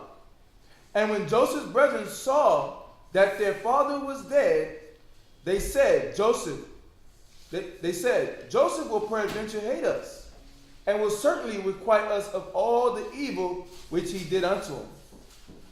And they sent a messenger unto Joseph, saying, Thy father did commanded before he died, saying, So shall ye say unto Joseph, Forgive, I pray thee now, the trespass of thy brethren, and their sin, for they did evil unto thee. And now, we pray thee, forgive the trespass of the servants of the Most High of thy father. Right. And Joseph wept when they spake unto him. And his brethren also went and fell down before his face. And they said, Behold, we be thy servants. And Joseph said unto them, Fear not, for I am in the place of the Most High. But as for you, ye thought evil against me. But the Most High made it unto good, to bring it to pass, as it is this day, to save much people alive. Right. So just a precept to go with that scripture, Romans chapter 12, verse 19. What verse? What verse? This is Genesis chapter 50, verse 19 and 20. Oh, right. Because his brothers they're scared. Like, okay, wait. So maybe he kept up this facade. Like, yeah, we're good, but now that Dad's dead, like he's gonna wreak havoc on us because I remember. You know, he remembers what we did to him. So he was like, he said, "Am I in the place of the Most High? Like, am I gonna seek vengeance upon you?" Here was Joseph's mind state, even in the state of mourning. Yeah. This is why we gotta love this is because it really shows you what type of man Joseph is in this moment, right? His character, his demeanor, and why like you start to look at these characters and you be like, man, dang, I'm so far back, you know, when it comes to integrity, when it comes to being just, my mind state, my thought. You got to look at this and be like, dang, would I think like that? Why a lot of times our people hold grudges? See, they don't got the Most High in them, right? And you see how he's communicating it though to them? He's not letting them think anything. He's like, no, look, don't worry about that. You see that? A lot of times, you might be thinking the wrong way, and your action could be misinterpreted. So you got to communicate it. Like, look, I'm not on that. This is what I'm on. And relay it. Then people will kind of understand you a lot more. Right? Because sometimes you move, and it'd be like, that's weird. Why would you do that? Right? So if we get better at communicating like he did to show them his heart. Right? We don't do that in relationships with people around us. Right? And what happens is they misinterpret you. They misunderstand you. Y'all get that? Right. Y'all know that, right? That's one of our biggest themes in Israel. We don't communicate like, man, I'm not even coming off in that mode. That you got this whole person misinterpreting how you roll in or misinterpreting a mistake. Right? You gotta talk. Hey, baby, listen, let me let you know my mind. So you won't misinterpret or assume how I'm feeling about whatever it is. This is how I feel. And come from that biblical standpoint. Most High said this is how I'm going to be. This is what I'm striving for. Well, a person hear that, they'll fall back and realize, wait a minute, damn, I totally misinterpreted. I got you wrong. Y'all see that? Go ahead. Yes, sir. Romans chapter 12 and verse 19. Dearly beloved, avenge not yourselves. Right. So this is the integrity. Remember that word integrity meaning he's going to keep and hold the standard in the absence of the people who taught him. In this case, his father. He maintained his integrity the whole time he's been in Egypt. So he's showing his brother, I have no grudge against you. Yeah. This is genuine love. And the sad thing is, because sometimes it's scary, because you got to understand who their uncle is. Does anybody know who Judah, Benjamin, Levi, Simeon? You know who their uncle is? Who? Esau, right? And what was Esau's words and actions? He said, "Lo, the days of the mourning for my father come, but after his death, I must slay my brother." Why? Because they understood they did a wicked act, and he's like, "Whoa, wait a minute, he might try to slay us." Wait, I remember there's a story. I remember my uncle. He said the same thing. That same spirit might be on my brother, but it wasn't. You see that? So he said, "My dearly beloved," go ahead. Avenge not yourselves. He's not going to stand up. The Most High already checked his brothers. I don't have to do anything. The Most High checked you. I'm pretty sure they had a thorough conversation throughout their 17 years while their father was alive, and all that darkness came to light. Hey, what happened to your two sons? Oh, and Onan? Yeah, they gave up the ghost. No, they didn't give up the ghost. Most High snatched the ghost out of them. Right, yeah. Right? So Joseph's like reminded them, listen, I don't need to avenge what you guys did. Most High already touched you guys. Go ahead. But rather give place unto wrath. Read. For it is written, vengeance is mine. He understood vengeance is the Most High's. I don't need to get you back. I came here, we're still in this time of famine. I'm still going to be here for you. The Most High, he checked you the way he needed to check you. Go ahead. I will repay, saith the Lord. Yeah, so that's why he said, I'm not in the place of the Most High. Vengeance isn't mine, that's the Most High's. Ecclesiasticus 28:1. Go ahead. Ecclesiasticus 28 verse 1. Again, because he understands maintaining this mind state of the integrity that he's in. Right? He understands that vengeance is the Most High's. But how thorough do you think he understood that? Go ahead. He that revengeth shall find vengeance. Because from the who? From the Lord. So he already understood. Listen, if I tried to even think like that, the Most High is going to check me. I wasn't doing nothing wrong, and he'd already checked me to make sure to see where my mind is at. How much more if I had an off thought? He's going to get me. Go ahead. And he will surely keep his sins in remembrance. So the Most High put me in this position of authority, and you really think I'm going to play around with that? I'm going to have a greater condemnation than you. I'm going to have a greater butt whooping. So this is the mind state and the purity that he was coming to his brothers. That was it. Yeah. Okay, read on. Genesis chapter 50, verse 21. Now therefore fear ye not, I will nourish you and your little ones. And he comforted them and spake kindly unto them. And Joseph dwelt in Egypt. So he was proving to them he was a brother still. A lot of us fall back and say what? Oh, I don't have to prove nothing to him. Like, you know your actions got you looking a certain way. You messed up. Right? But instead of you showing that person your pure heart, you won't go out the way to do that. And a lot of times, man, this act right here will reveal to the individual that might have thought some way about you something different. It'll show something different. You see that? Like, we don't do this. A lot of times, I ain't got nothing to prove to them. Well, you do. You're known for this thing, right? You made yourself look this way. Now, we know that ain't the instance with Joseph. But I'm relaying this instance to Israel. You did something wrong. And instead of you coming back like this man and being, say, hey, look, I know you think I was that guy. Or I did this and I did this. I did do that. I'm off in that. But I'm not trying to do that. What do I have to do to show you? Right? And obviously, this is a reasonable person. Got to be reasonable. Because reasonable people, a brother or a sister is going to be able to say, you know what? Well, show me this. A person not in the spirit, oh, you know what? Never mind. You don't got to show me nothing. I already know. Oh, you're not trying to be reasonable. You got to let a person repent. Right?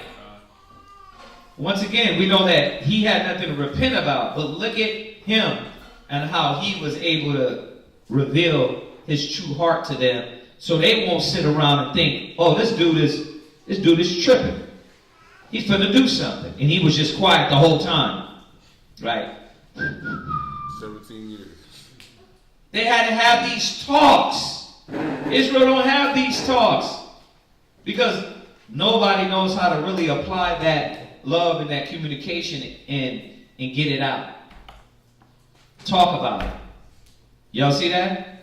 And this right here would save a lot of Hebrew Israelites drama, hatred, bitterness, confusion, and then ultimately what? Discord. Ultimately. Just talk. You know what I mean? Well, we got to be reasonable, right? Hey, you were offended? Okay, well, why? You know what I mean? Well, I'm going to be quiet. Okay, well, this is why. Well, wait, remember, I let you talk, you got to let me talk. See, it got to be some civilized. And then you can get through these different battles and issues that you have in your mind. So I just pointed that out because I really like what Joseph did here. It's something that Israelites don't practice, right? Go ahead. Verse 22. Uh-huh. And Joseph dwelt in Egypt, he and his father's house, and Joseph, and lived 110 years.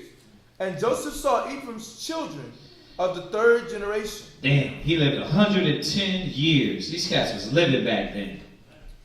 110 years. Go ahead. Seen his great grandkids. Seen his great grandkids. Yeah. Go ahead. And Joseph saw Ephraim's children of the third generation.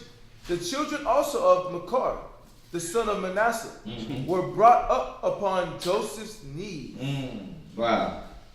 And Joseph said unto his brethren, I died, and Yahweh will surely visit you, and bring you out of this land unto the land which he sware to Abraham, to Isaac, and to Jacob. See, they knew that. Joseph knew that. Because this was shared from father to father to father to father. Right? Look, this is going to happen. Right?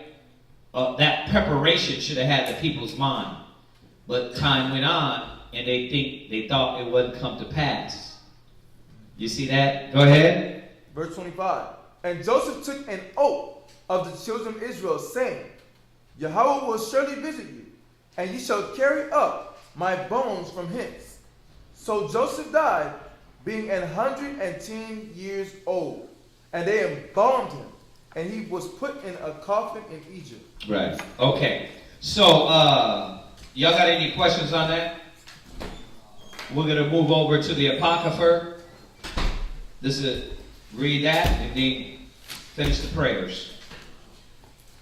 Where are we at in the Apocrypha? Ecclesiasticus chapter 15. Right. Ecclesiasticus 15 and what?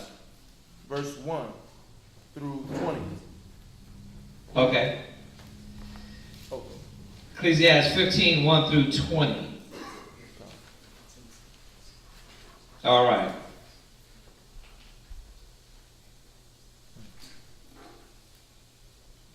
Oh, you're supposed to be 1 through what? Ecclesiastes 15, so I can do my 15. Oh, it's only 20 verses. Okay. This should be quick, right?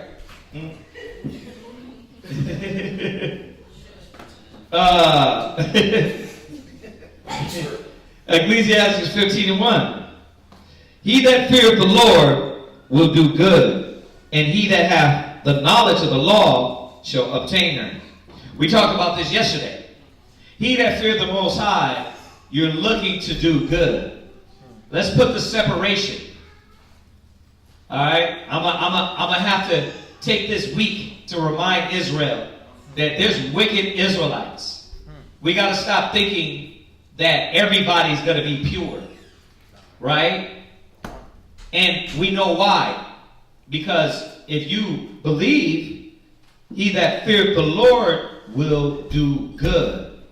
You're going to do the will of the Most High. Right? Now, I quoted something yesterday, but I want to touch on it today. Go to 1 John. Just to show you about they professing, you urging, but then your works are not there. Go to 1 John.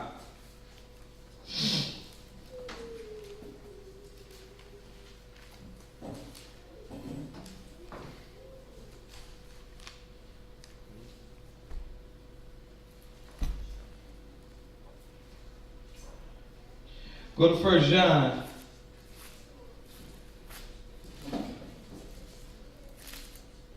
One.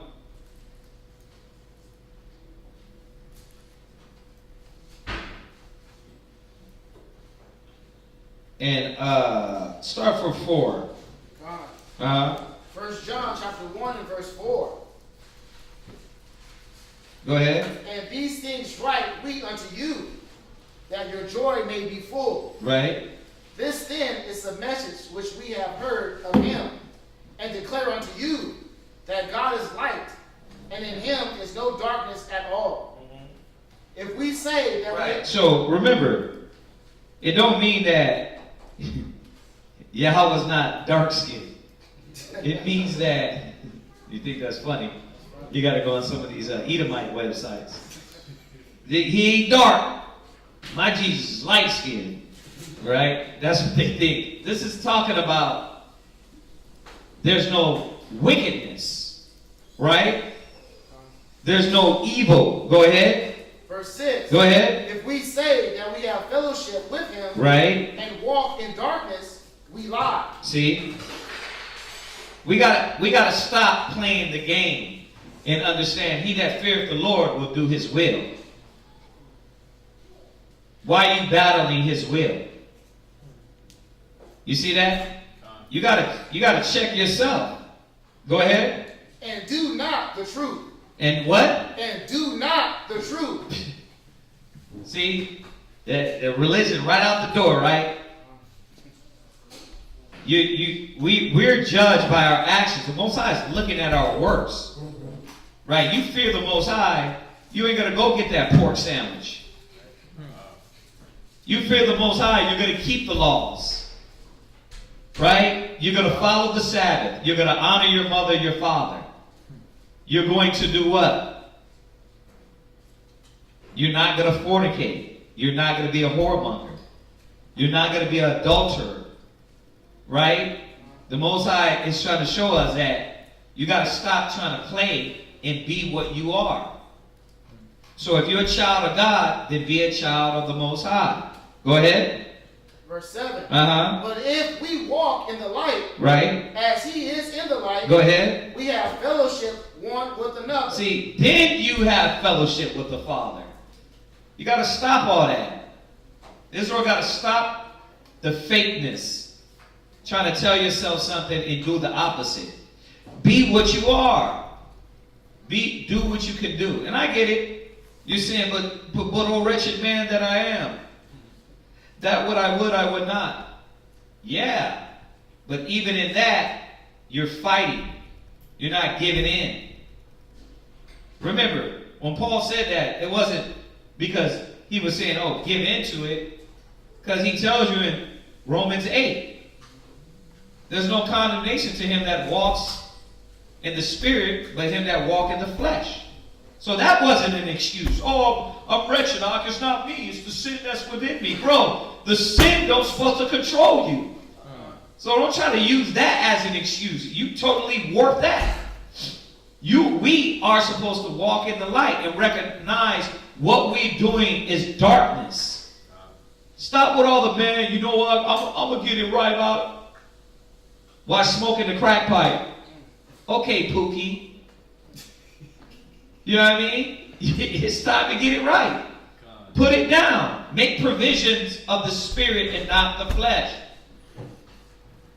Take the advice. Don't contend. Right? That's what it means in Ecclesiasticus 15. He that feareth the Lord will do good. That's what it means. Go, jump over to 1 John 3 and 8. Go ahead. 1 John chapter 3 and verse 8. Go ahead. He that committeth sin is of the devil. What?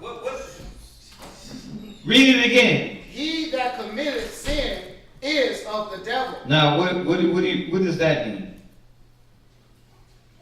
Because it says all have sinned. So what does this mean? The scripture says all have sinned and fallen short.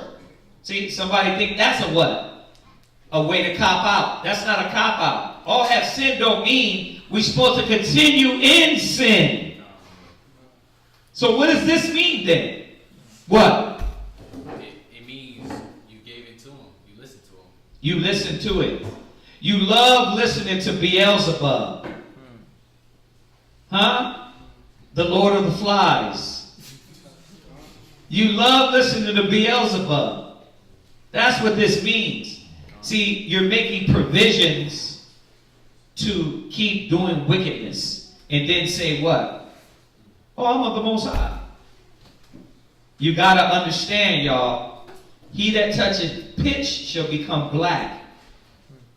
You touching the dark side, you're going to be dark. Darkness, not light. Go ahead. For the devil sinned from the beginning. See, The devil sinned it from the beginning. Why? Why did the devil sin? Because he went about to go establish his own righteousness. Do his own thing. Right? Go ahead. For this purpose, the Son of God was manifested, that he might destroy the works of the devil. See, it's clear. What are the works of the devil and what are the works of the Most High? Y'all get this?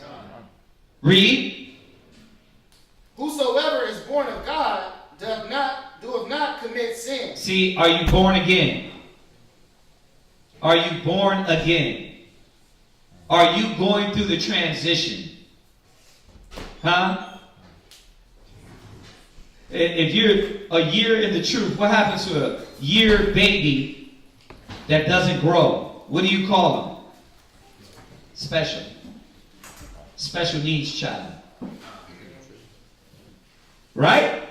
Con? Don't get low on me now. Don't get low on me now. I'm going to give y'all the REI con, but I'm going to mean it. Y'all got to understand that. Read. For his seed remaineth in him. See, what seed do you have in you? The seed of the devil or the seed of the Most High? We got to stop making provisions of the flesh. That's why I went over that class yesterday. Because a lot of wicked Israelites, they love wickedness. And what? They don't want to make provisions for the spirit, but many excuses to keep doing wickedness. Take the check. Take the check. It's okay. Be corrected. Move on. Change your way. Repent. Stop making provisions. For godly sorrow worketh repentance to salvation. Not to continually be repented of. You got it. If you're of the Most High, if you're of and born of Yahushua Spirit, what happens? You're more than a conqueror. But if you are the devil, you what? You're going to keep doing it. You're going to keep playing. You're going to run your mouth, but you're going to keep doing the wrong thing. That's for sure. We just read that yesterday. They come to me with their mouth, but their heart is far from me. Right? Well, maybe I was just predestined. Bruh, you got a choice. He said, choose ye this day life. Don't try to cop out. Israel always want to cop out. Always, you want to either blame it on the white man, you want to blame it on your woman, or you want to blame it on the devil. Ain't no damn cop out. Right? God. You got masturbation problems because you're looking at porn. That's it. That's it. Stop with that. There ain't no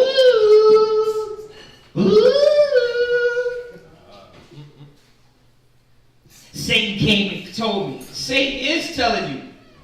It's the damn pornography. But you got a choice to be of that seed or of the devil. You got a choice to smoke those cigarettes, smoke that weed, smoke that crack, snort that coke, or not. There's a choice. So stop with all this. Satan made me do it. Satan doesn't make you do anything. You choose. That's why he's telling us here. Because if he predestined you to be the devil, then what's the point of all this? Why are we talking about this? Why is he making it sound like, man, I had a choice? Because you do got a choice. You're not going to cop out and make excuses. Read. And he cannot sin. And he cannot what? Cannot sin. Wait a minute. Are y'all listening to this? Well, read that part again, all right? And no, from the top. Whosoever is born of God, right, will not commit sin. Read. For his seed remaineth in him. Go ahead. And he cannot sin. Bro, that is powerful. So what the hell are you doing? It's like I tell my kids, you got to study for the word to come out of you as rivers of living water. If you don't get in the Spirit, apply the Spirit, read the Spirit, then the word cannot pour out of you like rivers of living water. You understand that? Y'all got to see that. Why are you of the devil? Why are we of the devil if we continue in sin? Because you're choosing to be of the devil. Simple as that. That means that your will to please the devil is more powerful than to please the Most High. That's what it is. Why do you think judgment is coming on us? Right? Go ahead, read. Because he is born of God. Mm-hmm. In this, the children of God are manifest, Uh-huh. and the children of the devil. Go ahead. Whosoever doeth not righteousness is not of God, neither he that loveth not his brother. Come on. It is not a game. So when I went over those scriptures yesterday about wicked Israelites, y'all got to understand, a lot of people love wickedness. And the only way we're different is if we fight, resist the devil. That's the only way. Otherwise, we're going to be just like them. Y'all get that? We're going to come, we're going to hallelujah, praise the Lord, and we're going to have Satan in our heart, Satan in our actions, and Satan in our mind. There's got to be continual change. So that's what this means here. He that feareth the Lord will do good, and he that hath the knowledge of the law shall obtain her. Verse 2, as a mother shall, as a mother, she will meet him and receive him as a wife married of a virgin. This is the scripture to show you why Solomon used wisdom as a woman. Because it is like, it is not a woman. Remember, the Holy Spirit, it says he shall comfort you, right? It's not a female. That's just allegory, parable form, because this is how you're supposed to treat wisdom. As she's a woman, a young virgin. Men can understand that. You can understand that. Like, well, how would you entreat a virgin, a young woman, with all your desire, your sweat, your tears, all that? That's how you got to chase wisdom, right? Verse 3, with the bread of understanding, she shall feed him and give him the water. Another scripture showing you wisdom is water, of wisdom to drink. It shows you the wisdom is water, right? So when it tells you in Isaiah about them being dried up and that Israel's thirsty, right? They're thirsty because they don't have the fountain of living water, which is the wisdom, which is the word. Y'all got that? Verse 4, he shall be stayed upon her and shall not be moved. How many times we got to tell you? Wisdom buildeth her house. Wisdom builds your house. Right? Wisdom is going to fortify you. Your mind, your thoughts, your emotions, your feelings, your anger. It's going to put all that in check. It's the wisdom of the Most High. But you got to get in the book. Then you got to shut down your Kmart logic. Your Kmart logic got to be shut down. The same logic that got you in situation after situation after situation got to shut down. And we got to trust in the Father, in the wisdom of the Most High. His method works. May God be true and every man a lie. Right? Because his ways are higher than your ways. So, damn, if my ways are lower and his ways are higher, let me look to the Father, his ways. I got to get in the book. Y'all get this? Go ahead. Read. Read it one more time. No, I got you. She shall exalt him above. Oh, I'm sorry. He shall be stayed upon her and shall not be moved, and shall rely upon her, and shall not be confounded.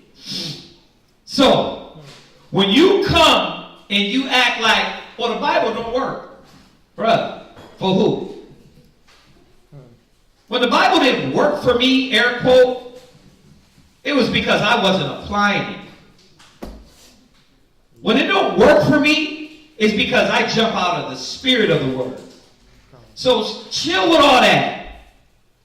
It don't work. Practice makes perfect. It will work for you. It will fortify you, your house, your mind, your spirit, your children, your kids. It will. The scripture said, look at the generations of old.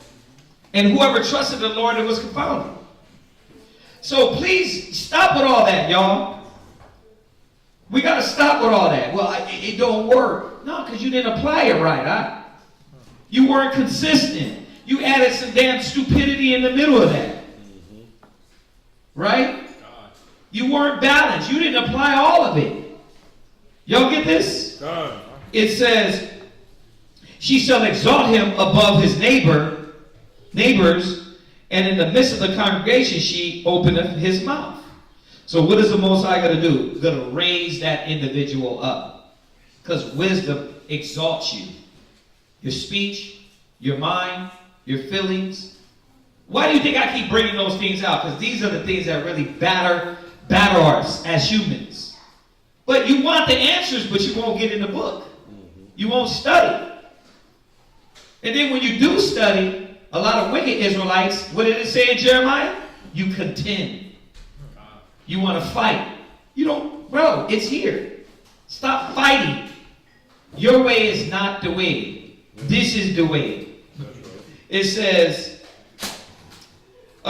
he shall find joy and a crown of gladness, and she shall cause him to inherit an everlasting name. What's your name now? Don't answer that. What's your name now? What name do you want to have? You can have a name, Akim. Right? You can have a name. You build your own name. It was like 2000, maybe 1999. Actually it was 98. It was 98. I was on the road with my dad, Zion Allah, Kawakab. No, it wasn't Zion. It was Kawakab, Mashaba, and Ariala. I was about 18, 19. And back then, I was just known as Ariala's son. They didn't even know my name. That's Ariala's son. That's Ariala's son. I told them at 19, you know what? They was like, where you want to be at? I was like, I want you to leave me in California. They was like, why? I said, because I want my own name. In the truth. I wanted to do great things for my name in the spirit of the Most High. God. And there was a girl back there. I was capping a little bit. They were like, nah, you coming with us. Come. God, but it was I was always known by Ariala's son. But 35 years later or whatever, I have my name. Your name is your name. And you got to build your name. But what was my name at 19? Ariala's son and the jokester. I was 19. Right? I smile now. Back then, I smiled a lot more. Right? The jokester. Bro, why are you always smiling? You're always playing around. Right? I was 19. You see? But you got to see that you make your own name. Is your name diligent? Is your name committed? Is your name, man, that man does the work? Or is your name what? The procrastinator, the excusinator. How many times you gonna hit us up, man? I know what I need to do. Really? But like, don't y'all know what I be doing? I be like, come on. And then I do that, and then I say, let me say positive. You can do it. The most I say you can, and that's when you get the scriptures. Yeah, you can do it. You just got to do it. See, you can be what the Most High called you to be. Make your name in the truth. No man can hold that back. You can fly. Quatazah, he left the truth for 10 years, came back. Look at this guy. He made his own name. Right? The prodigal son returns and what? Dedicates, gives, lost. He knew when I come back, I'd have got to come 10 times more. I can't come back like when I was 19 and 20, because he came in at a young age too. So he had to come back and do what? I'm going to come back and really, life brought him through a lot of things. He learned a lot of lessons. He got whooped a lot and was like, that is not the way. And he what? Now, I'm not saying you have to go through that. What I'm trying to show y'all is that you make your name. No matter what age you are, like you were talking about earlier. Like y'all were talking about earlier. It's y'all make y'all name now. You could be great or you could be the lazy ass, the son of. The lazy ass son of. The slothful son of. The guy that don't read son of. Right? So what name do you got now? You don't have to act, you don't have to say it, but you better ask yourself. You better ask yourself, well, what name do I got? Go, if you got some damn cojones, go ask a brother. Go ask your elder. Hey, what name do I have? And then the elder, the officer is going to say, we don't want to offend you. Do you want me to be truthful? Then you would have to come back and say, yeah, be truthful. Then we would tell you. Because if you really want to know, we would tell you. Your name is the procrastinator. Your name is that every time we contact you, deal with you, you got 50,000 excuses. Every time we need something done, you're not there. Right? There's more important things in your life than the work of the Father. So if you really want a name in the Most High, dedicate yourself to the Most High. I didn't dedicate myself to men. I was around men, I served men. But my mind was like, men are imperfect. I'm here to serve the Father and not get caught up on men. And I'm just trying to show you all the secrets. How I lasted 30-something years. How many brothers made mistakes, left, came, elders left, came, and I kept going. Because I didn't care about man. Man was an excuse. Oh, this brother's wicked. I'm not. Nah. Oh, he's wicked. Let me keep going. I kept doing what I'm doing. Maybe one day we'll sit down offline and I'll tell you the story of the LA camps and all that. And how the hell did I get through that? You'll be like, how'd you get through that? I didn't get involved. I said, bro, we here doing the work. I'm not involved in that drama. That's what kept me going. And keep serving the Most High. This is what y'all got to see. Get your name, right? What verse? 6. He shall find joy and a crowd of gladness, and she shall cause him to inherit an everlasting name. And of course, there's a lot of scriptures on name, right? Mm-hmm. But foolish men shall not attain. Listen, I want y'all to listen. I know y'all thought this was going to be quick, but it's not. Psych. Foolish men, right? There's one that studied if so much far behind. 11:11. We went over it yesterday, right? Read that again. Read 11:11. Okay. Read. Ecclesiasticus chapter 11, verse 11. Uh-huh. There is one that laboreth. There's one that what? Laboreth. You doing all this hard work? Read. Laboreth and taketh pain. Yeah, you're all dealing with all these pains. Read. And make it haste. Read. And you're trying to run the race. Right? Read. And it's so much the more behind. Why? Why are you so far behind? Verse 7. But foolish men shall not attain unto her. It's like, why you ain't getting it? Why you ain't getting it? Why it ain't snapping? Foolish men. What folly is in your brain that you can't comprehend the will of the Father? And sinners shall not see her. We just went over 1 John. right? The dagger, right? We went over the dagger in 1 John. Sinners cannot obtain her. If you see why your spirit ain't comprehending, why, like you're not getting cleaner and doing like the scriptures say, becoming more wiser, folly, and that folly keeps leading you to sin. Man, the word is so like dictionary. The word is so like dictionary. Like if you wanted to define an issue or problem, you're like, well, why isn't this brother growing? Why isn't this sister growing? Folly, and they keep feeding into the negative. Excuses all the time. Where you at? Wisdom of Solomon, chapter 1, 3, verse 4 and go ahead, read it. 5. It says, "For into a malicious soul wisdom shall not enter, nor dwell in the body that is subject unto sin. For the Holy Spirit of discipline will flee deceit and remove from the thoughts that are without understanding, and will not abide when unrighteousness cometh in." That's why wisdom flees from you. Now, let's put it together, make it lamer terms. You know why you make all the wrong decisions? Because wisdom, intellect, the knowledge leads you.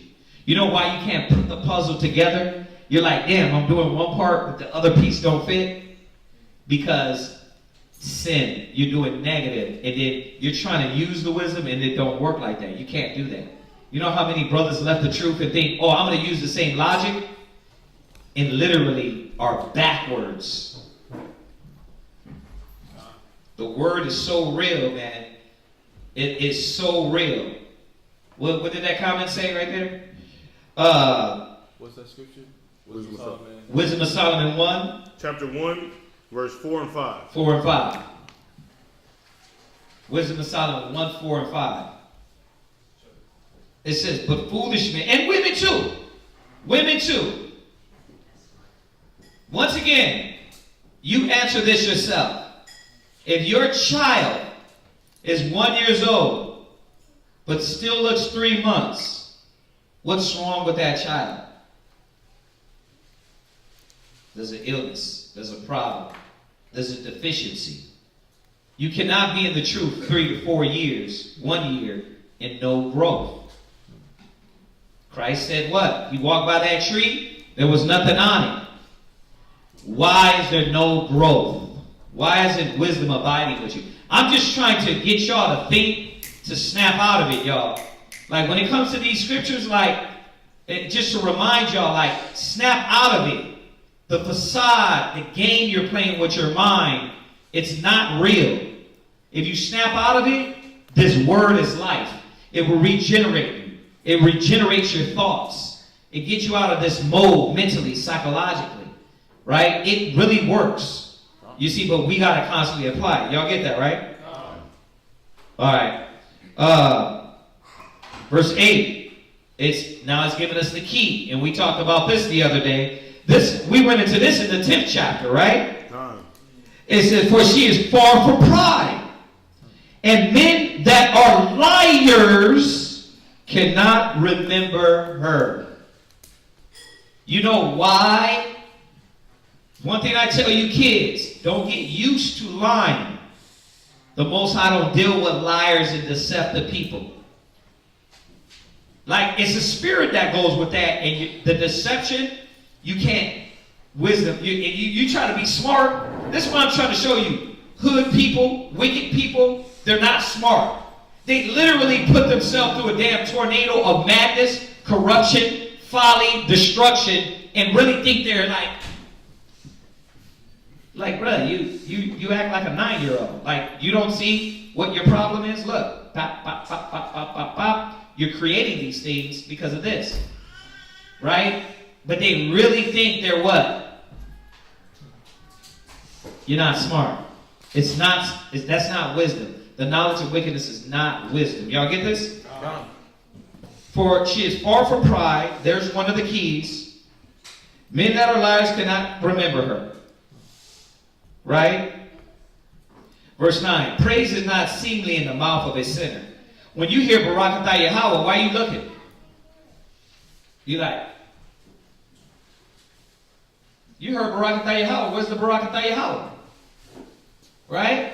Why you ain't praising when we are praising? When there's a Baruch Atah Yahweh, I look at people weird because of that scripture. I'm like, yeah, Baruch Atah Yahweh. Like, what's wrong with you? It ain't Baruch Atah Yahweh. What the hell's wrong with your mouth? Praise is not seemly in the mouth of a sinner. Because they really are not about praising the Father, thanking the Most High. For it was not sent him of the Lord. Ooh. 10. For praise shall be uttered in wisdom. When we do praise the Most High, right? Yahweh Shai said that it be not vain repetition, right? When we deal with the babbling, the all that stuff that the Christian church acts out, the scriptures say praise shall be uttered in wisdom. What the hell are you saying? Right? So we praise the Most High, but with wisdom. You read any song, it ain't some frivolous R&B song, right? It's praising the Father. Y'all get that? And the Lord will prosper it. When you do pray and utter with wisdom, the Most High will bless what you're praying for, right? That's why when we pray, we got to ask. We can't ask amiss. That's what it teaches us, right? In James, it says, you pray, you seek, but just to consume it on your own lusts. It got to be with wisdom. You're like, well, why my prayers ain't being answered? Because you ain't really praying to the Father with wisdom and sincerity. There's keys. There's answers to really everything. And while you were thinking like the Father ain't with you, see, I guess he's just not with me. No, it's because, first of all, it's that mouth. That comment right there, you idiot, that's the problem. 1. 2, is because you're not understanding how to praise and please the Lord. So you're not getting what you want. A lot of times you ask for things that you don't need or you don't deserve. Remember, what happens when your child asks for you something and they don't deserve it? When my kids ask me for something, I'm like, well, do they deserve it? When you take out the trash, when you do the kitchen, do I get huffs and puffs or do I get calm, Dad? Gotcha.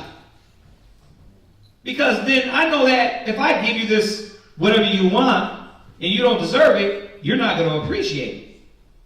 Same thing with us. Right? You praising the Most High. Yeah, Yahweh, please give me this, give me this. Why you ain't getting it? Because you really don't deserve it. You ain't pleasing the Father. Hope you're getting your answers. Say, not thou, it is through the Lord that I fell away. There you go. What happened? Well, the Most High, right? He, Satan and how it works is... Now, how does it work, brother? Because you don't sound like how it works.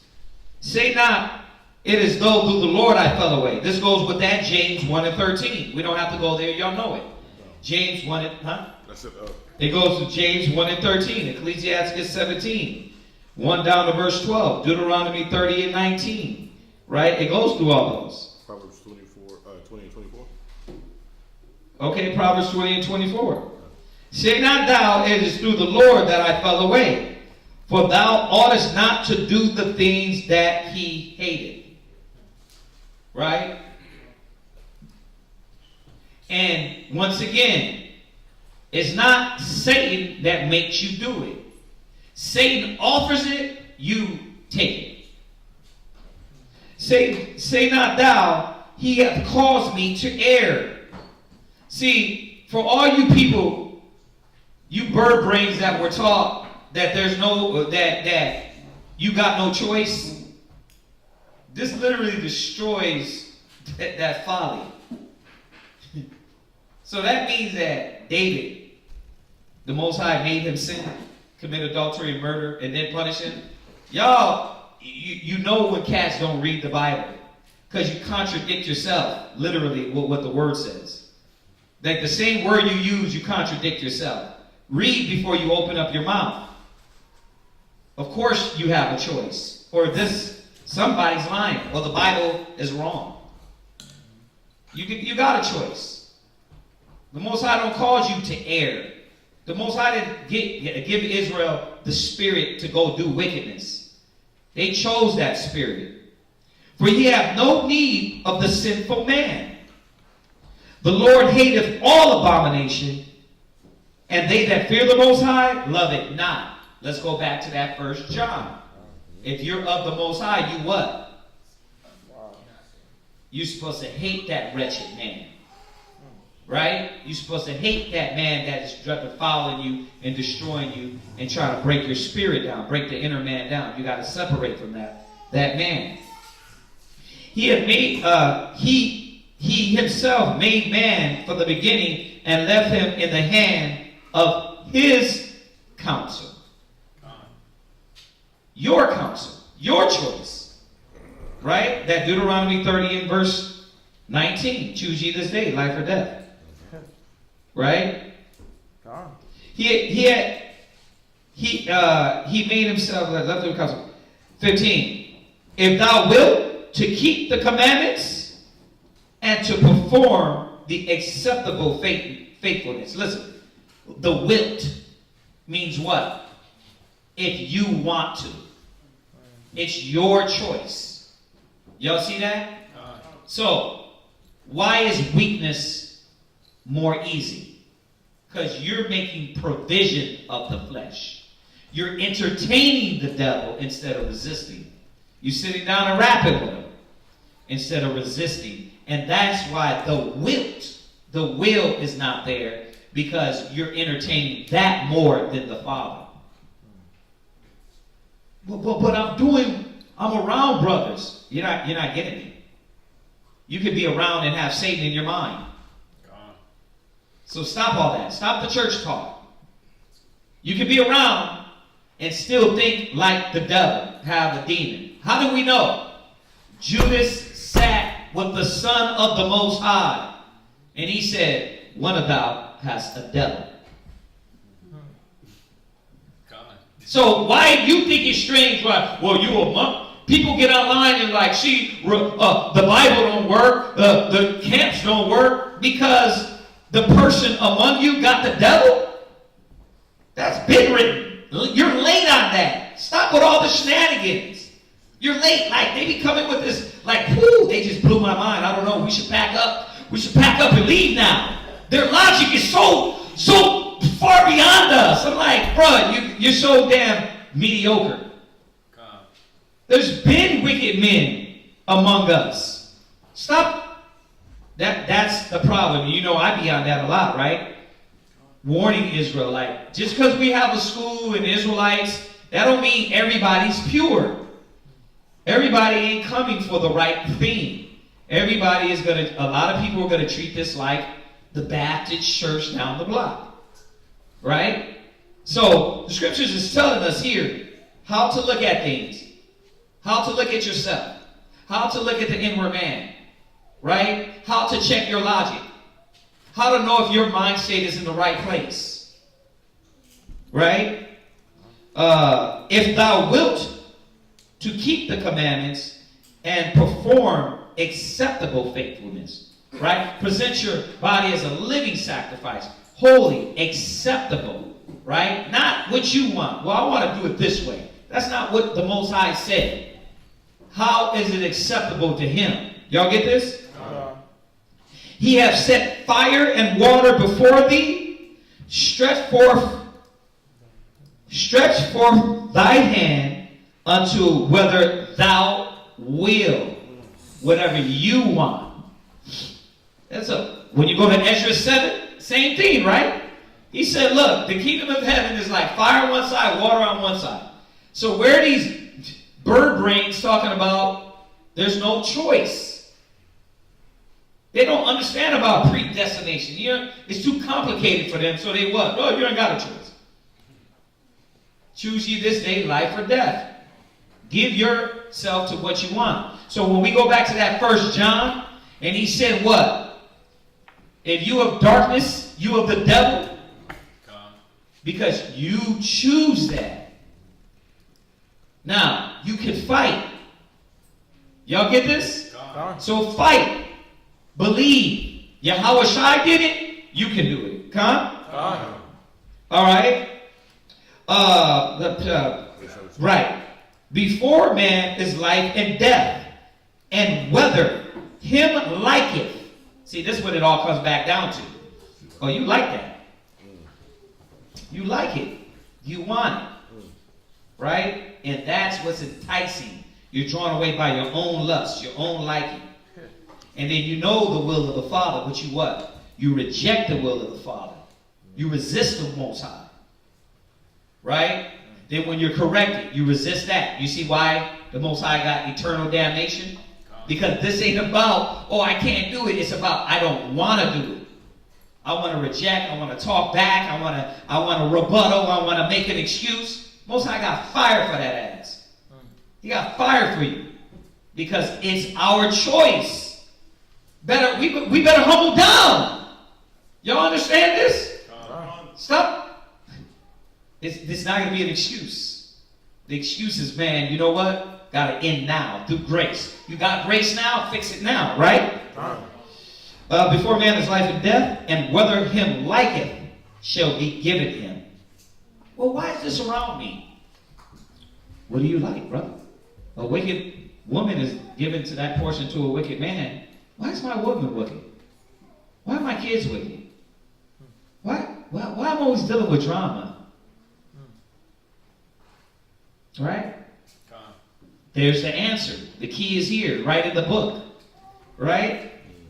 For the wisdom of the Lord is great, and is mighty in power, and beholdeth all things. Look what he's saying. You got a choice. What's your power? What's your powers? It can work for you. Right?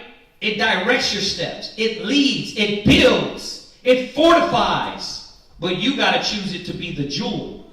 Right? Why do I go through the technicalities? Because if we just read it, wisdom is for you. You know what? You read it and you're like, yeah, wisdom. But you don't understand what that means. Your logic, your thinking, your emotions, your feelings, your actions can be guided through the book if you choose the intellect of the Bible. Simple as that. So don't try to mystify it. Don't try to mystify it. I don't know what that means. It's like, some cats think wisdom is only yelling at the white man. The white man's the devil. America's going to be destroyed. That's part of the wisdom. There's so much more. Y'all get that? And his eyes are upon them that fear him. And he knoweth every work of man. Why is he reiterating that? Because what he's saying, you can smile in your face. Smile in our face. And then go right back behind and be a backstabber. Not to us, but to the Father. The Most High knows. So you hear me say it a lot? You got to look in the mirror and look and be able to stomach yourself. Right? When you look in that mirror and say, damn, I'm phony as hell. I'm a fed. You got to look in the mirror and recognize that. Damn, I'm being a fed. I'm resisting. I'm contending. I'm rejecting. I'm making excuses all the time. I'm making provisions of the flesh. Am I a fed? Damn. Don't come with that. Yahweh made me a fed. I don't want to hear that. You made yourself the fed. You understand that? It says, he hath commanded no man to do wickedly, neither have he given any man license to sin. That's right. It's on us. We, through Yahweh, are the masters of what we do. Right? Not the flesh, but through the Most High. Y'all get that?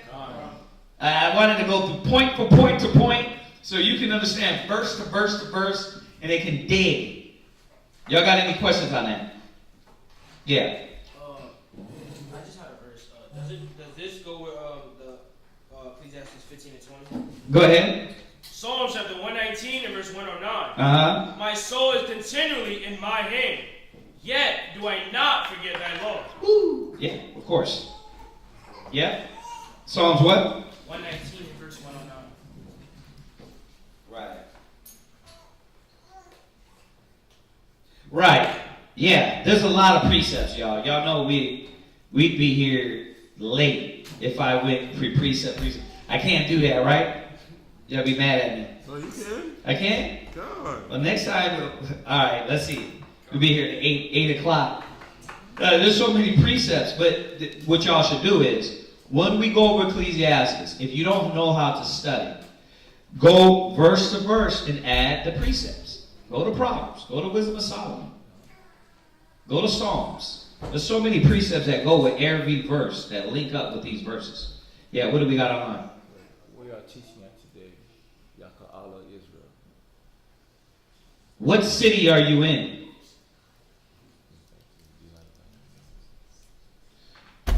I'm not sure. Ask him what city. Oh, what city are you in? All right. What else? That's it. Yeah. Yes, ma'am.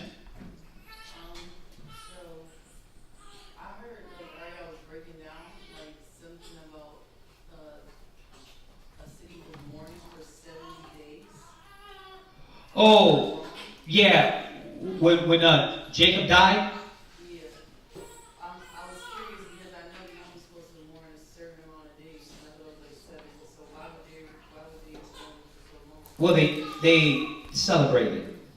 And remember, these are the Egyptians. Okay. Yeah. Yeah, so obviously the mourning part would be the 7 days with us, but you celebrating the other times.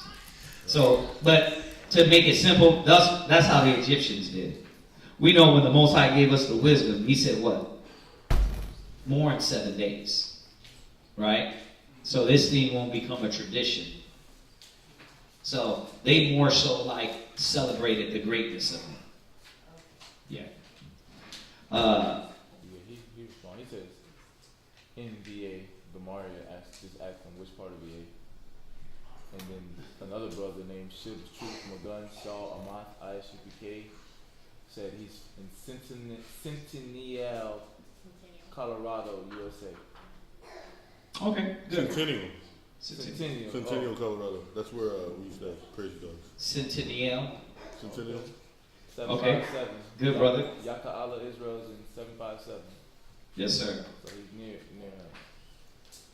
757, but that'd be like Newport News. Right. Yeah, 30 minutes. Yeah, well, hit him up. If you want to send your number, then we can hit you up, brother. All right. All right. Any other questions on there? I had a question. What's your question? My question, could you explain Galatians 6 through 9? Galatians 6 through 9. Question in class. Galatians 6 through 9.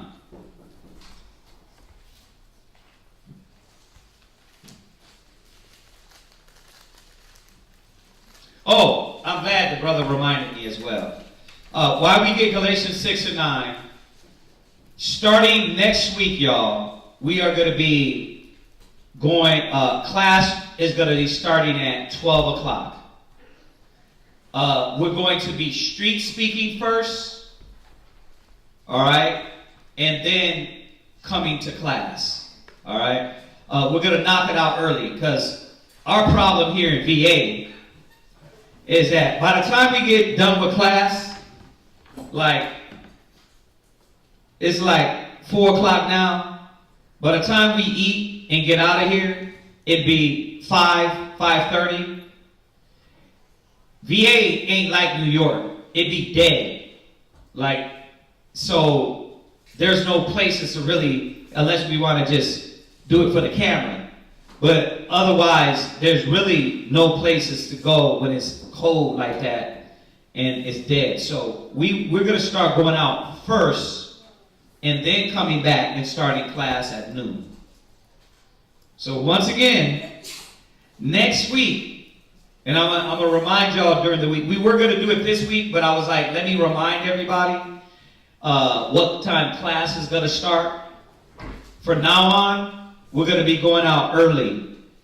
That way, we don't have to put off street speaking no more, because class might go over late. And then we don't have to necessarily, I'm not saying we're going to take class now 9 hours.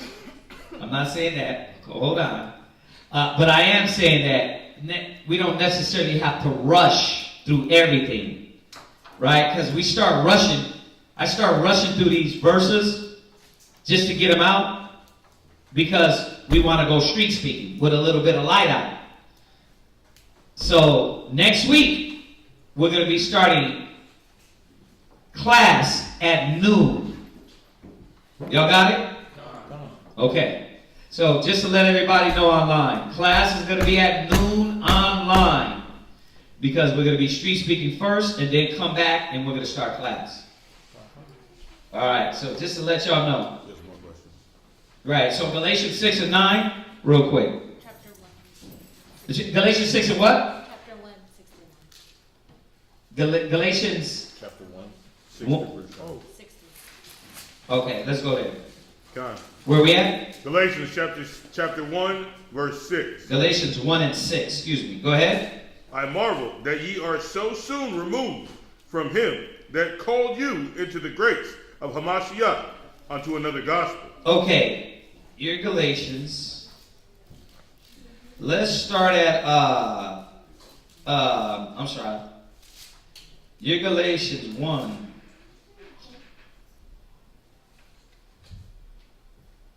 Right, and you're at 6, right? Time. Okay, go ahead. Start it again. I marvel that ye are so soon removed from him that called you into the grace of Hamashiach unto another gospel. Right.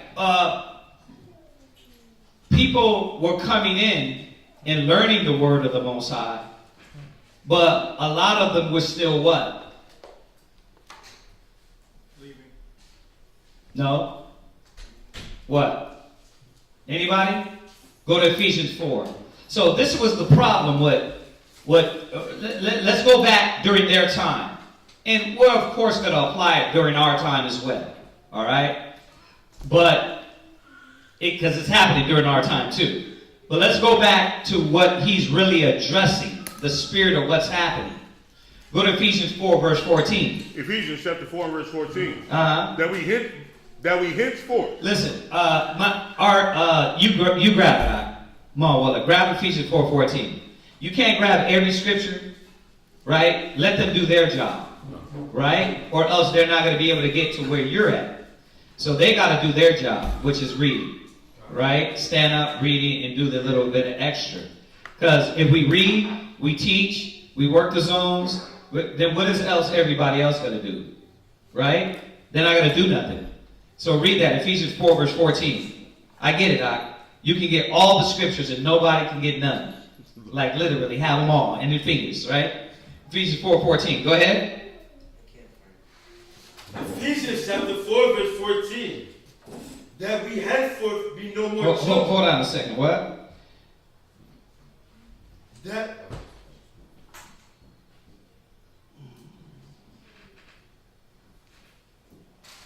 Well, how do you know he is? Where's the... Okay. Well, he asked a question. Why would you think that? Can you give me more understanding on Psalms 133? I don't understand.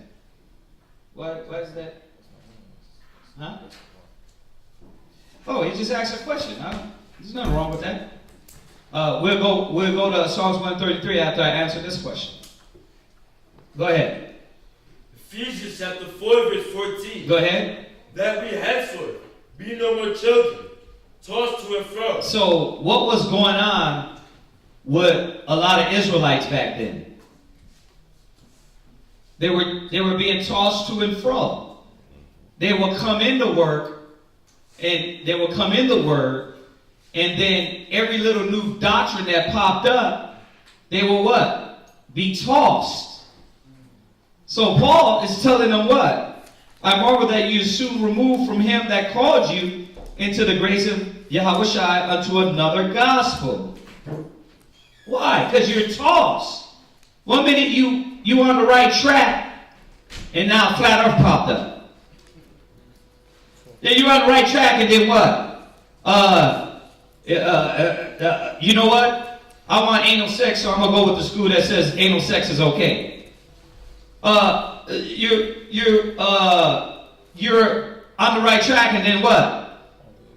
You know what? I want to go with jump around with this or that.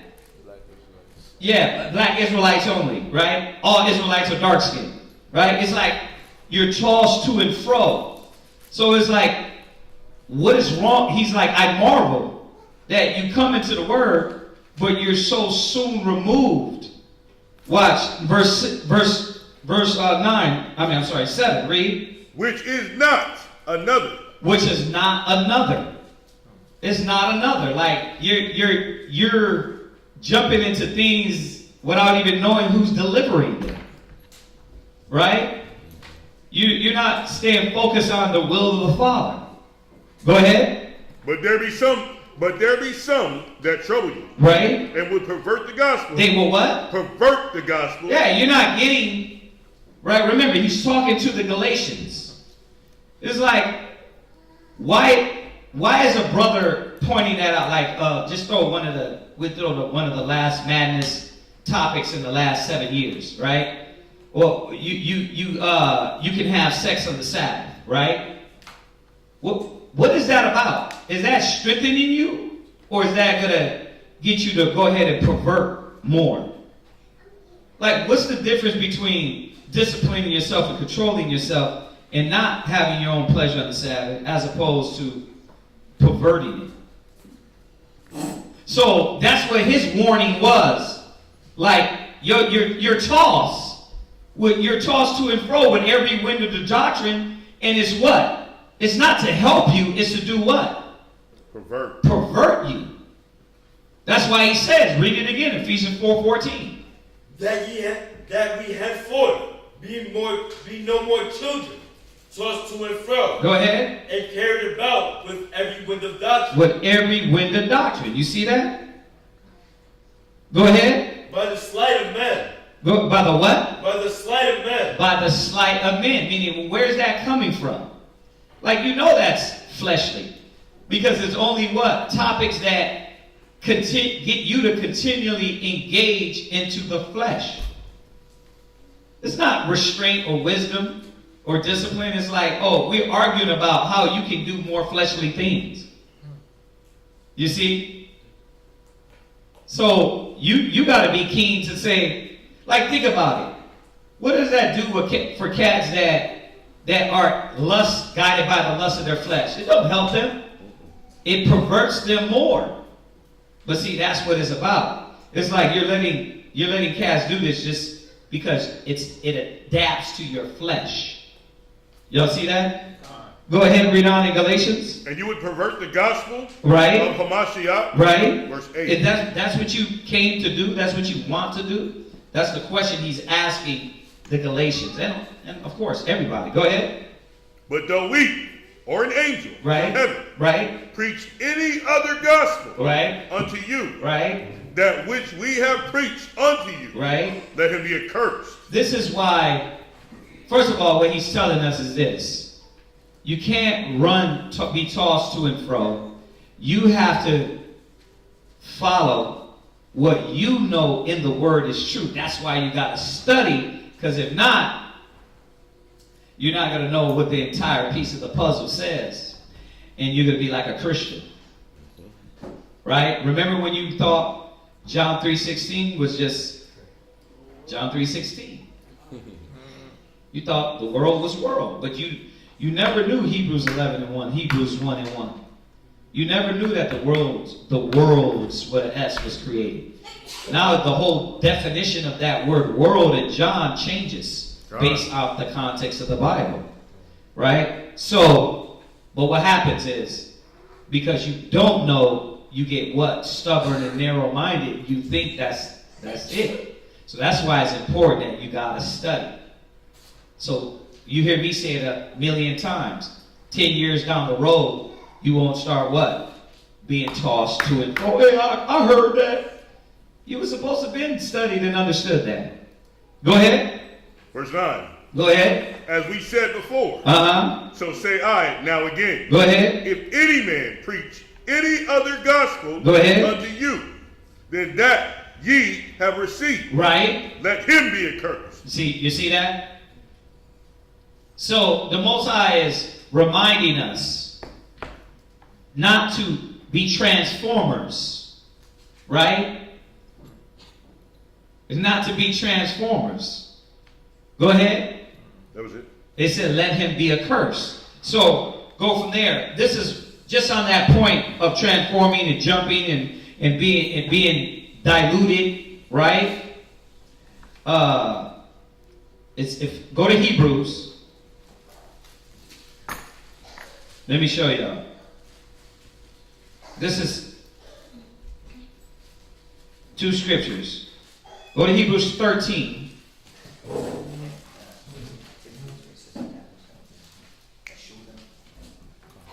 Go to Hebrews 13. But before we're going to go there, we're going to go to Timothy's. I want to show you 2 scriptures. Just on our question. 2 Timothy's what? 3 and 14. Just remember, this is the sister's question. But we got to understand what he's talking about here. Okay? We understand that he's talking about this individual, these people that are what? So easily removed. They're tossed to and fro, right? Okay. So read where you're at. 2 Timothy chapter 3, verse 14. Go ahead. But continue thou. But what? But continue thou. Go ahead. And the things which thou hast learned. Now, some people ask me, well, Kazakh, you've been in the truth over 30-something years. Well, I'm continuing what I learned. All that, we had sex on the Sabbath, I never believed that, never taught that, never was shown that. That's something new that came up in the last 8 years. I'm not subscribing to that.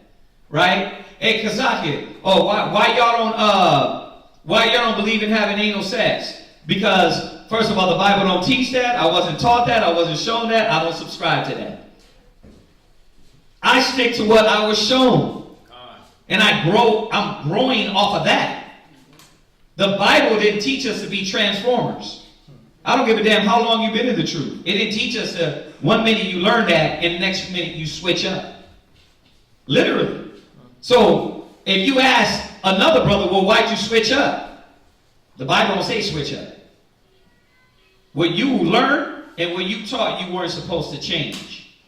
Read it again. Let's see if it says change it. Read. But continue thou. But what? But continue thou. Change it up. Continue thou. Oh, you know what? Nah, I wanted to switch that up because I found out this information. Bruh, it says what? Continue thou. Read. In the things which thou hast learned. Read. And has been assured of. And has been what? Assured of. Okay. And if your argument is, well, I wasn't assured of that, then you need to re-scrap everything you learned then. You can't take what you want to hear and use that to benefit your agenda.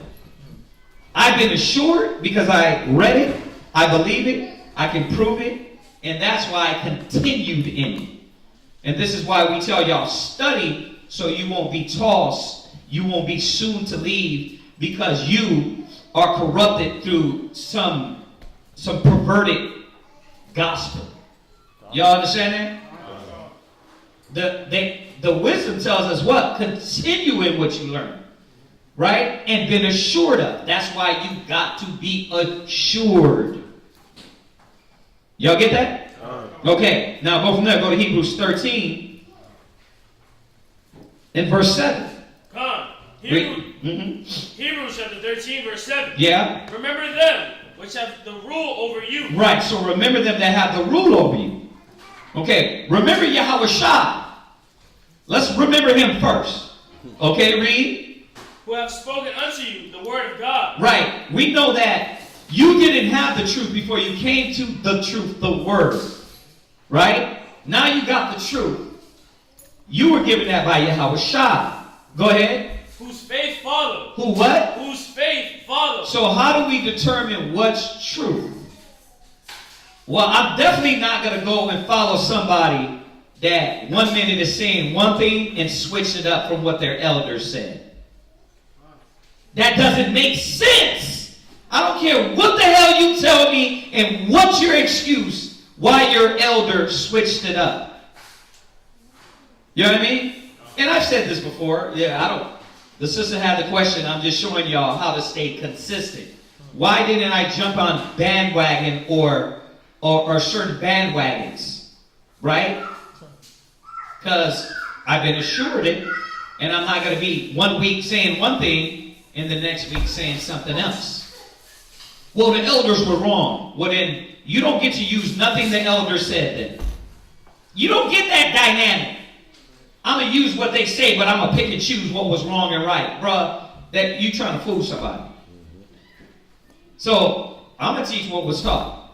But I'm going to build on that. Get better at it. Right? You see that? There it is. Read on. Considering the end of their conversation. So, when you watch your elders, the brothers around you, we just talked about this, accountability. What are they doing? They're saying one thing, but you watch their actions. We watch Yahweh Shai, his actions. He walked the walk and he talked the talk. That's what makes us elders, right? That's what makes us examples as Israelites, right? Or it's just what? Talk. Right? Read on. Yahweh Shai the same yesterday. And this is the point I wanted to get to. He's what? The same yesterday.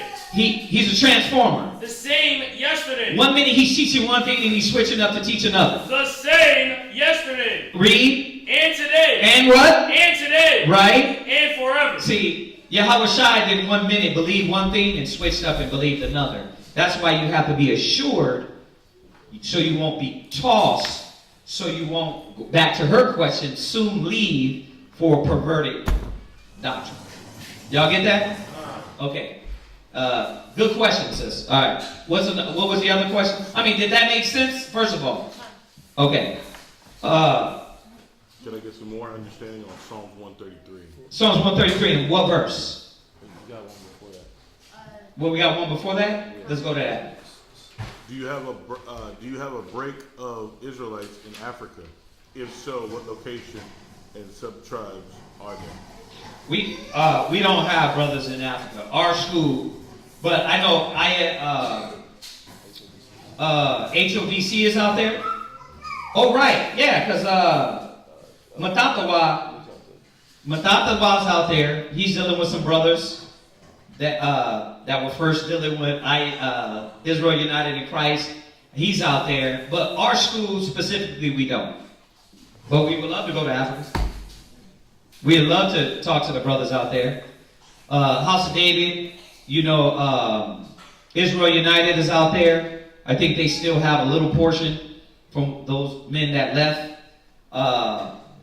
Who else?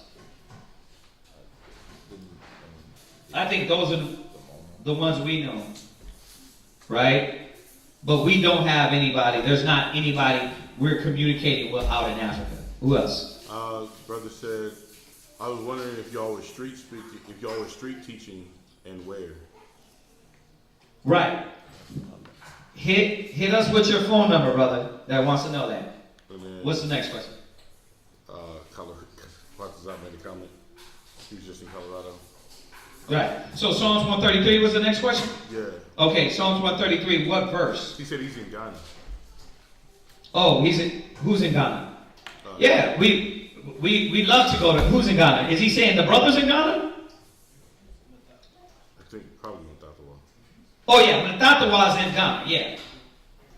Yeah. He made a comment, Shield of Truth. He said, didn't the Most High, didn't God destroy Egypt, which is in Africa? Not entirely though. Yeah, go back to the history of what happened during the time of, let's go, Isaiah, right? you'll see that the Most High didn't fully destroy Egypt. Go back to Moses. He didn't fully destroy Egypt. Right? And I'm just jumping through the timeline. He didn't fully destroy them in whole, as in annihilate them to nothing. Yeah, there's still the people up there. Obviously, we see them. We know a lot of them that are over there, those are Edomites. But he didn't fully destroy the land to where they're no more. They're still there. What else? He said, what happened to the children of Israel for making legions or agreements with the Canaanites, the Africans? Most High punished us. We know what happened. Most High definitely punished us for making that agreement with them. All right. Next one is is prophecy true? Deuteronomy chapter 28, verse 68. Was that speaking of all Israel at that time? Deuteronomy 28, verse 68. Yes, it was speaking of all Israel. Remember, something basic, and I'm not being funny about this. Go to Deuteronomy 1:1. Remember that, because people will say, well, that was only Judah, Benjamin, and Levi. First of all, how did the 9.5 get to America? On ships. If you know your Bible, 2nd Ezra 13, they took the narrow path, right? They came on ships trying to run, and what did the Most High do? He sent Esau from across the world as swift as the eagle flieth and conquered Israel trying to escape. So Deuteronomy 1:1 says what? Deuteronomy chapter 1 verse 1. These be the words which Moses spake unto all Israel on this side Jordan. So Moses was talking to Israel and the whole tribes. So that's a good question, because a lot of people think Deuteronomy 28:68 only meant Judah, Benjamin, Levi. The curses on Deuteronomy went through all the nations. Now, the specifics of you're on cargo slave ships, of course that hit Judah. It got more specific when it went to the tribe of Judah, Benjamin, and Levi, some of Levi. But even the other tribes came on ships to America and then still was put in captivity or slavery. They just tried to run from it. But there was no running. Right? So yeah, this is talking about all Israel. Next one from Adrian. Can you show respect to an elder man and call him an elder, even if he's new in the truth? But because of him being a humble man, an elder, does he still deserve respect and be addressed as an elder? Okay, so y'all put it earlier. The elder, right here? Yeah, it's not known. Yeah, you put it earlier. Put that one more time. But first of all, let me say this. The scriptures say honor what? Thy mother and father. No. It does say that. It does say honor your mother and father, but we're talking about his question. Y'all got to use the scriptures with his question. It says what? Oh, I thought you were going to say it. I thought it was coming out of your mouth. Yeah. No. It says honor all men. So when an old man comes in, right, we show respect to that man. But in context, right? Meaning we don't just be like, watch, read where you at. Wisdom of Solomon, chapter 4 and verse 8. Go ahead. For honorable age is not that which standeth in length of time. So honorable age is not that which stands in length of time. So it's telling us that the age got to be matched. It's going to tell us what's something. It's not just the length of time. Go ahead. Nor that is measured by number of years. Right. But wisdom is the gray hair unto men. So it's not gray hair. It's gray hair with wisdom. Gray hair with actions. Right? So if an old man comes in, we're going to do the entirety of the scriptures. We're not going to pick or choose the scripture. It says honor all men. So we respect. I don't care if you're old or young. You're going to get that respect. You know what I mean? You're going to get the word, but you're going to still get respect. Right? When they come in, it's what? All love. Shalom. I'm glad to have you. Boom, boom, boom. It doesn't matter old man or a young man. Right? So we respect him. Even as an older man. You know what I mean? You're not going to be like, you know what, I'm talking over you. But would you do that to a young man? No. If you got a new brother, just going off of the question that was asked, if you got this new brother that come in, old or young, you ain't be like, hold on, brother, hold on, I know. You know what I mean? Let me talk over you. You're going to be like, what? Speak. Right? That's what we do with everybody. We have respect with everybody. You know what I mean? They come in with respect, we deal with respect. Right? And we what? Let them talk. Sometimes they can be winded. Okay, I get what you're saying, right? He got to learn about class and everything, right? Old or young. So it doesn't matter age, right? But the scriptures is showing us that elder is known by gray hair and by wisdom, not just gray hair. Go ahead. Or length of time, right? Go ahead. And an unspotted life is old age. I'm 40 years old. But think about how many 40 years old, me and Quadazat were just talking about this. You got 40-year-old men still running around like they're 23 trying to chase women in the mall. Right? So age, they still drinking and sipping and going to clubs.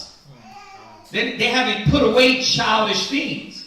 So you got to see, it just can't be with length of time or gray hair, right? Y'all see those cats online? They're older men, but they're worked out, right? They got this whole like new thing going on, and it's all old cats. Yeah, but they're not showing the wisdom of the Most High. You see that? So that doesn't necessarily mean that they're an elder, especially in spirit. I'm gonna listen to you. I'm gonna hear you out. But I know that if it's not wisdom, it's definitely got to be questioned, and eventually got to be like, hey, that's not the way, right? And that's how we dealt with every old or young brother that comes in. Go ahead.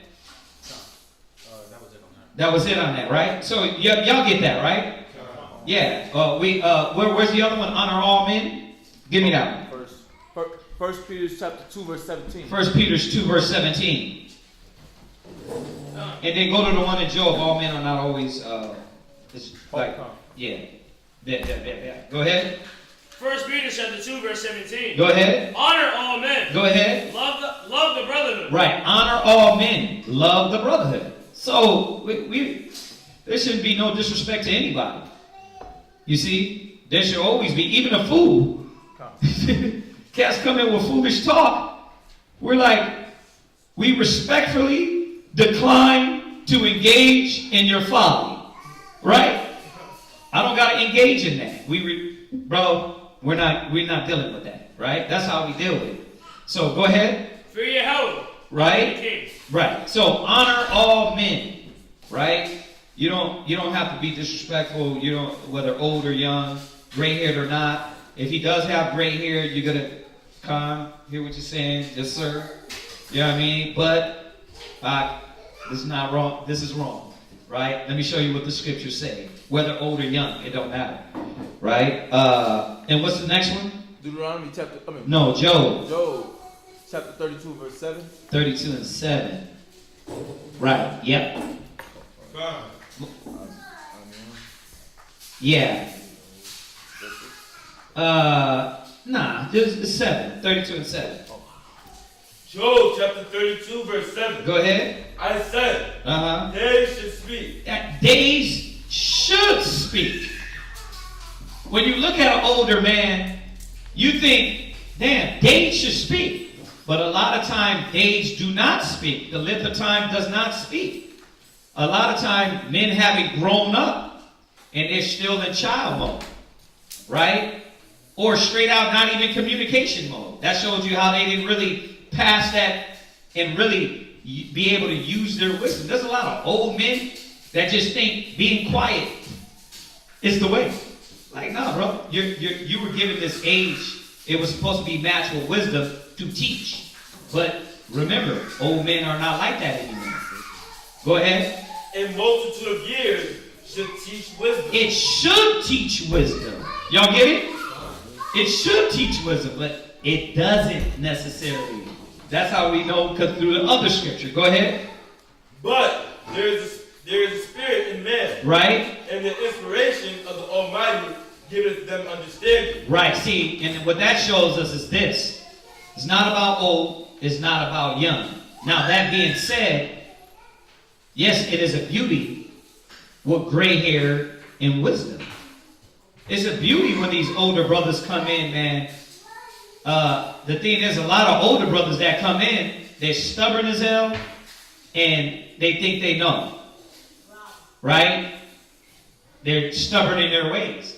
So it's about these older men coming in and saying, you know what, I don't know. Right? And if I do, let me show forth what my age is there for. Right? So y'all get that, right? Hopefully that makes sense to the brother that asked. What else? It says, Adrian, is there an Israelite in the other parts of the world, such as in Asia, and other parts of the world, that some camps call them confusion of faces, or speckled birds? Salakia, I'm not sure if I'm wondering it right. Yeah, of course there is. Remember, we got to remember Isaiah 11:11. Let's go there. This is going to answer the question for you. Remember the curse and remember the precepts, right? And I'm just going to go to the two main ones, right? Because we got a lot of people that, they act like this ain't here in the book. Like this ain't here. This here. You can't avoid it. The scriptures tell you what? Read that 10.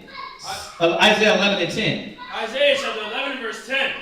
And in that day there shall be a root of Jesse. Okay, so the beautiful thing about this verse is that it's speaking of future tense.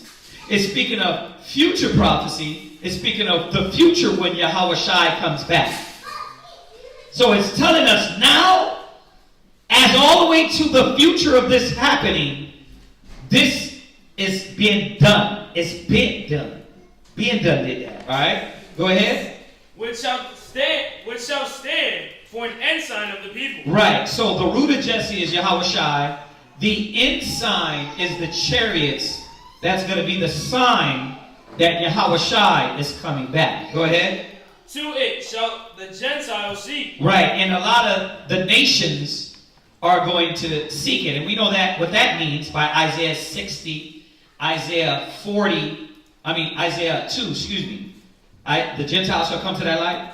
And then Isaiah 2 says what? The law shall go forth from the Zion, and the Gentiles are going to bow to the law. Go ahead. And his rest shall be glorious. Right. And it shall come to pass in that day. Go ahead. That the Most High shall set his hand again the second time. So this is not talking about the first time when we came out of Egypt. It's talking about the true deliverance. Don't let the so-called Jews tell you that it's happened. Because the son of Jesse hasn't returned. You see how you squash that ideology? This is talking about the future when Christ comes back, right? The second time, go ahead. To recover the remnant. To what? To recover the remnant. So it's going to be recovering the remnant, read. Of his people. Of what? Of his people. Oh, really? Where are his people at? Read. Which shall be left from Assyria. Wait a minute. So our people are where? From Assyria. So a lot of Israelites are still in Assyria, whether you like it or not. Because the verse in Deuteronomy, what you got? 28. Just read it real quick. Say it out loud and read it. Deuteronomy chapter 28, verse 64. Go ahead. The Lord shall scatter thee among all people. Some people. All people. Only to one nation? Among all people. That was the curse. Right? So what do we talk about all the time? The curses, the blessings, they transcended over the timeline. Right? And it's happened over and over again. We constantly been scattered. Go back to every kingdom and empire from the Assyrians, Babylonians, Persians, Medes, Greeks, the Romans, and all the other little ones in between. We constantly been scattered. Right? And constantly happen to us because the curses said it would happen, right? Now, in returning, Yahweh Shai is going to come back, and where does he have to get us from? From Assyria. From where? From Assyria. Read. And from Egypt. Right. So the Bible is telling us we are in Assyria. So there is Assyrians over there, probably looking like Assyrians, speaking the Assyrian tongue, but they're Israelites. This is what John the Revelator said, and behold, I seen another multitude that no man can number of all nations, kindreds, and tongues. Because you're going to be like, bruh, that's not an Israelite. Bro, Most High said we in Assyria. What are you talking about? Shut it down. Read. And from Egypt. And wait a minute. There's Israelites still in Africa? And from Egypt. Yes, there are Israelites still in Africa. We know that just from the Igbo tribes and the brothers over there in Ghana, right? The what? The Limba. The Limba? Limba? Okay. Yoruba, right? They're Israelites in Egypt. And they're Egyptians. So right, you thinking like, man, that's not an Israelite. His mama might have been a heathen, but that daddy was a black man, or, excuse me, an Israelite. Right? Forget the word black man, because you're thinking like, well, Israelite was over there sometime. Think about it. Israel's still in Dimona after all this time. Y'all see that? Go ahead. And from Pathros. And from Pathros is, I wrote these down too. Pathros was in Egypt. Pathros was in Egypt. Go ahead. And from Cush. We know Cush are Ethiopians. Remember, a lot of those so-called Philistia Jews, right? Well, some of them are Israelites. Majority of them might not be Israelites. See? So, the Cushites. Read. And from Elam. And from Elam. The Elam, remember? You got brothers, you got Israelites, schools that are dealing with so-called Hindu cats, or the, what are they? Punjabis?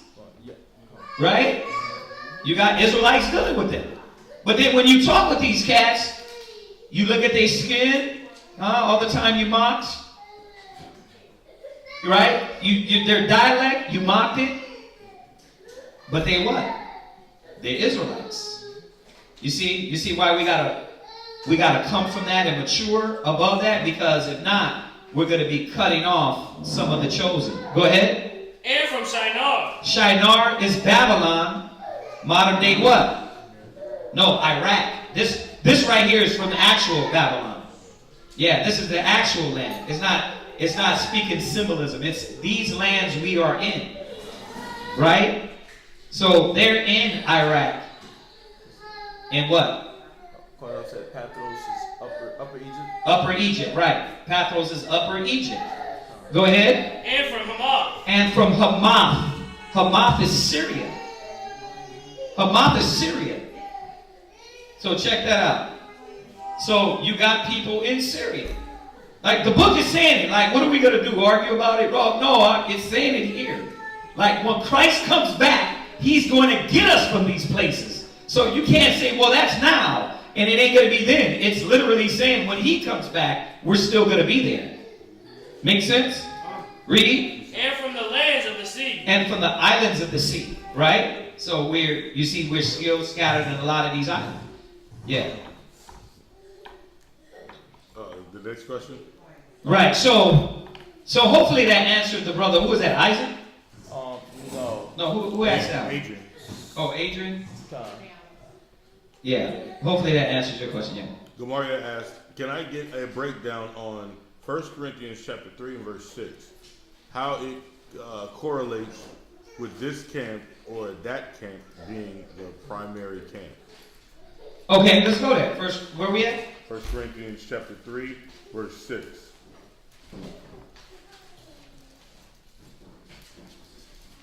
Why? Why you say it's that? Why? Martin? No.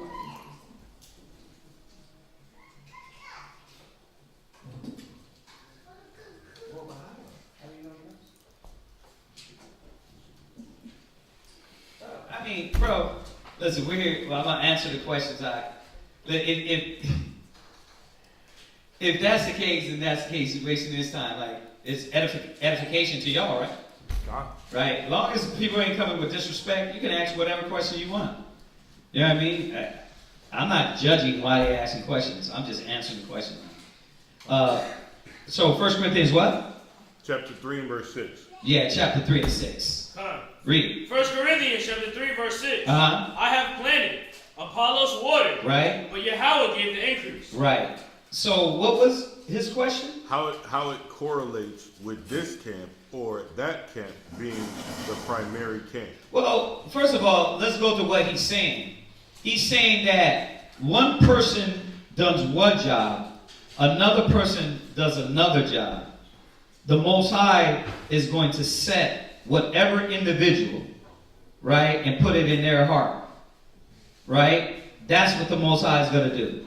So, for instance, there be brothers that watch us, be like, man, if I would have knew y'all were in the city, I would have just went to y'all. But they went with another school.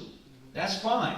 You know what I mean? Well, what do we always do? Tell them, listen, as long as you make sure they're doing what the scripture said, they're holding to what they're saying, and they're not going against the scriptures, right? So one brother we pass out a flyer, one brother watered, one brother planted, right? This school, it happens to us, right? Oh yeah, I was watching Israel United or this school, and they're far. Bro, y'all in the city. Oh, come to class, huh? Right? If they're not damn brainwashed to where they acting weird, we're like, well, bro, come to class. And a lot of them do, right? Because you learn online from one planting and one watering. But then you find out in your city, a school's there to actually facilitate the work of the Most High, right? So the scriptures is showing us. Like, if you read that verse and you go into what Paul was saying, he was saying, like, it ain't about Apollos. It ain't about Paul. It ain't about none of that. Like, that's, whoever's dealing with that ego, like, I'm going to say like Yeshaya says, they are totalitarian, dictator, like whoever does that where like the truth is owned by us, it's not owned by us. It's not owned, I don't own the truth. The word is the truth. So we're going to have that. We taught brothers and they went to the house of David, right? We taught brothers and it's like, damn, I went with these brothers over here. That's fine. We're doing our job, which is to preach the word. And that's what Paul is getting into, this bickering and emotions of that folly. Go ahead. So then, neither is he that planteth anything. Right. See, it's not about us. See, so whoever got that ego trip, Yahweh Shai is going to make their ass fall all the way back. Go ahead. Neither he that watereth. Go ahead. But Yahweh that giveth the increase. Yeah, it's about the Most High giving the increase, right? We can't control that path, right? So hopefully that answers your question. What else? Show the truth. Does prophecy say gather yourselves together or gather dispersed together first? No, it's supposed to gather yourselves together. We're supposed to gather ourselves together. But, you know, just on this camp thing situation, right? You got to see that it would be nice. Y'all know my thoughts behind it. I always say it. I'm the optimistic, right? Let's gather together. Let's get all the schools together. But some brothers' agenda is not based on gathering together. It's based on, if you're not rolling with me, you're not in the truth. So we can't be in that mind state, right? Now, it is going to gather ourselves together, but two things we got to understand here, right? Two things. Go to Isaiah. Go to Isaiah, two things. And then we're going to touch over what we just went over earlier. We're going to go back to Genesis 49. We're supposed to definitely gather ourselves together. We're supposed to be unified. But some men's is not about gathering. It's about power. You know what I mean? Now, I hope y'all don't feel like that about us, because that's why we go to the summit every 4 months if we can. We try to support. Like I said, we might not agree with certain things that House of David changed, or we might not agree with how certain of the little camps that show up, how they move. But we go support, don't we? We go up there, man. We like, look, bro, you're Israel, we're Israel, shalom. We can sit down, and then hopefully that dialogue can start. But that's what we do. We can't speak for everybody. You know what I mean? We deal with unity. We deal with, when we're in the mall, in a certain camp, a brother walk through, what do? We salute. Shalom, hey, how you doing? When they look at us like, who the hell are you? We ignore that. Right? Because we get it from certain camps. Right? They act like they better. They haven't been taught the right decor, how to carry themselves, how to be brotherly. Like the brothers that's asking the question. Right? He's probably like, damn, unity. But certain men ain't about unity. We could be all happy-go-lucky, shalom, and they look at you like, brother, who are you? Israelite? Other than that, shalom, brother, be on your way. Why? Because with that mind state, apparently your elder didn't teach you how to be a brother to unite. They didn't teach you how to be and facilitate brotherhood and be welcoming to that Israelite. Right? Go ahead. Where are you at? Hold on, I'll find it right here. It's Isaiah 52 and 8. Yeah, 52 and 8. Yeah, go to Isaiah 52 and 8, and then we're going to go back. Come on. Go ahead. Isaiah chapter 52, verse 8. Go ahead. Thy watchman shall lift up the voice. Thy what? Thy watchmen shall lift up the voice. Right. With the voice together they shall sing. Right. See, you see that? The watchmen are going to lift up the voice. We're going to teach. We're going to preach, right? We're going to tell the people. Go ahead. For they shall see eye to eye. When? When the Lord shall bring again Zion. See? So the watchmen are going to preach, but right now, everything doesn't see eye to eye, right? A lot of things that certain cats change up and switch up, so you don't see eye to eye on certain things. That will happen when what? Go back to Genesis 49. We just read this. So, this is what the Most High shows us. Go back to Genesis 49. Because we definitely should gather ourselves together. But, as we're seeing, everybody ain't going to be on that. Right? Everybody ain't going to be on that. Sometimes as cats are on, if you ain't rolling with us, you ain't in the truth. Well, that ain't unity. Because what I did is just separate other men, other people with that mind state, right? Read that Genesis 49 and read verse 10. Genesis chapter 49 and verse 10. The scepter shall not depart from Judah. Go ahead. Nor a lawgiver from between his feet. Right. Until Shiloh come. Until Shiloh come. Go ahead. And unto him shall the gathering of the people be. So, we're not going to necessarily see eye to eye. And the gathering shall be when Shiloh comes. We're not going to see eye to eye until what? Shiloh comes. We're not going to gather everybody together like we want to, like the word says, till Shiloh come. So I feel you on that. I'm one of the most optimistic brothers. I talk about it all the time. When the school was one school, when it was glorious for you to walk down from the C train all the way up to 125th and salute and say shalom, it'd be love. Brooklyn Camp, Flatbush, Boston will come out, all these camps, and it'd be shalom. Now it's like you say shalom and you don't know if you're going to be treated with rudeness and bestiality. You know what I mean? No, I'm not saying for us to be beasts, but I'm just saying that's just the way it is. Right? We can't change that. The sister said, yeah. She said, I really don't understand how one could know that they are Israelites and not have love for one another, who knows as well. Right. Well, once again, It's the other sister's question that was earlier. It says some are drawn away after perversion. Right? The problem is that some cats are perverted by power. Like when you deal with the Comforter, he was perverted by why we stopped dealing with him. Right? And all the schools kind of separated from that because he started perverting the gospel. So listen, here, I'm going to give y'all the secret. All right? Because maybe this is actually bothering you. Go to 1 Corinthians. And I always, the people that actually watch class with us, they know this answer. The scriptures tell you the answer. And for you, Dinah, I know you're like, damn, we're all Israel. What's up with that, right? Because she said it. That goes for the sisters as well. I've experienced the standoffishness. Yeah, well, here's the only thing you can do, sis.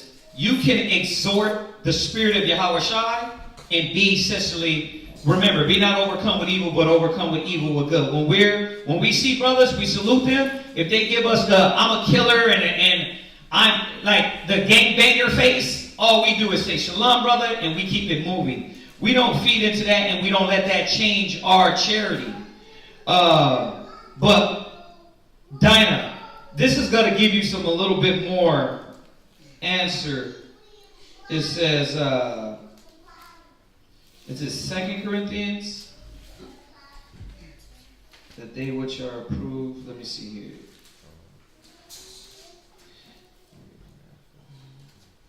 Let me find this. It says,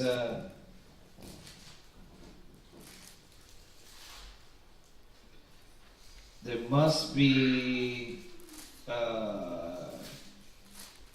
because I know this throws off a lot of people. You're like, well, why is it like that? Oh my gosh. I gave my old Bible away and had all my heresies. It's 2 Corinthians 11. And you're going to start at 18. Now, I'm sorry, 1 Corinthians, 11 and 18. Look, this is the answer to you. This gotta show you that this has to happen. All right? Read that. 1 Corinthians chapter 11, verse 18. Go ahead. First of all, right, when ye come together in the church, right, I hear that there be divisions among you. But wait a minute. You just said in 1 Corinthians 1 and 10 that ye be perfectly joined together and that there be no divisions among you. So what are you understanding here? You're understanding that there's nothing new under heaven. That these cats were dealing with the same thing we are dealing with. Right? That there were divisions, even though, right, it was preached, don't have divisions. Well, people do things off of their own lust and their own power and not worry about the body. They don't worry about, like, when you look at certain things that went on, and I don't want to go into all the specifics, but when you look at all the elders that left the original ISUPK, right? We all left because this dude up there, nobody was on that. But when they left, certain of us started going off into their own mind and changing things. You see that?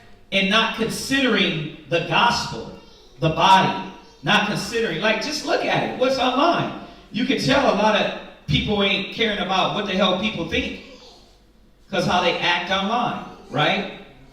And I'm not talking about the correction.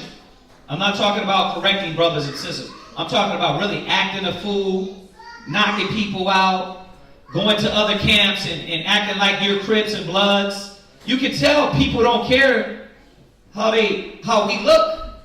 But this is the answer. Watch, read that. And I partly believe it. And we partly know it and believe it because we see it. Read. For there must be also heresies among you. Stop. There's the answer, Dinah. To understand and kind of be able to just, we still got to walk our path. You walk your path. You do what you have to do for Christ. You gather who's you in the same mind, the same judgment in. And then the ones that are what? Dealing with heresies, You can't do nothing about that. Right? You can't do nothing about that. You go up to the Baptist church and say, niggas, I'm gonna knock you out. You're just my block. Do you do that? No, you don't. So why would you do that to Hebrew Israelites? We don't do that. Right? So what you see is bad examples. But the answer is there must be heresies among you. There got to be these damn crazy cats. And that's what I look at them as. I'm like, bro, we didn't do that back in the days. We didn't move like that. We didn't move around like that. Read. That they which are approved. That they which what? Are approved. See, this is what you have to see. If you salute a brother out there and they don't know how to carry themselves in charity and love and brotherhood, and they can't say shalom, you keep it moving. Because it's going to show that you're approved. And they what? Whoever the hell is teaching them ain't teaching them the right way. That's all you can do is you be the light. Read. May be made manifest among you. See, in your example, our example is going to put a difference between the clean and the unclean. Let your example talk. So you don't got to go on bad mouth. And hopefully y'all know I'm not bad mouthing none of them. I'm like, bro, you do you. We're going to do what we do, but we are going to try to make a difference. Go ahead. When ye come together, right? Therefore into one place, right? This is not to eat the Lord's Supper. Right. So y'all get that, right? There must be heresies amongst you. That way you can see those that are approved and what way not to act. So hopefully that brings some comfort to know that there's niggas in Israel. LaShawn said that happened to her at her job. She saluted. She seen some fringes. She gave them a greeting. Right. And they looked at her like she was dirt. Yeah, because that means that they're not being taught what you were taught. They're not being taught respect your brother. They're not being taught love your brother as yourself. They're being taught, oh, those are your enemies. But you go and you respect the white man at your job. Right? You don't deal with that. You say hi to Bob. Right? Your manager, your boss tells you to do something, you be like, man, don't talk to me. Right? You don't do that. So why would we do that to our own people? See, there's some brutes. There's brutish men that got a hold of the word. And now that they got a little power, you see the niggerism that they engrafted within the word. And that's all I see. I see that if you go back to our elders and look at how they taught in those streets, it was different. When they dealt with Esau, it was different. Did they cut them? Yes. It was different though. You know what I mean? When they dealt with the people, it was different. So that means that whoever's teaching those young men that, they're not taking what they learned and they didn't teach others correctly. They engrafted their own belief into that. And that's why you got, now Israelites are like jerks and assholes. Because that's what we get. We get a lot of jerks and assholes looking at us like that. Instead of saying, hey brother, you're an Israelite. Once again, you can't do nothing. You can't engage in argument and fight with them. You got to just say shalom and keep it moving. And in that day when Yahweh Shai come back, we're going to see eye to eye. It'll get right. Because he's going to cast out all the niggas in Israel. Period. He's going to cast them all out. Yeah. I was going to say that, like, because even when you look at Yahweh Shai, and he came into the temple and he turned up tables and he pulled out the scourges and started whipping. Like it didn't say that he continued in that fashion. Right. Yeah, of course. Like Yahweh Shai, you never see him always throwing over tables every time. He was still cordial and brotherly even when they came to him with right. Right, exactly. And he still gave that because why? Because those are his people. Right. Yeah, you see the dynamics of Yahweh Shai. Well, first of all, the Pharisees and the Sadducees, they were hostile towards him. That's why he came back in Matthew 23 and said, you serpents, you vipers. But think about how many Pharisees and Sadducees Yahweh Shai sat with. He sat with them. So, once again, somebody is not teaching these brothers the dynamic of all the Bible. They're picking picking parts like the Christians and saying only be one way, when we got to learn the whole dynamic of what Yahweh Shai was.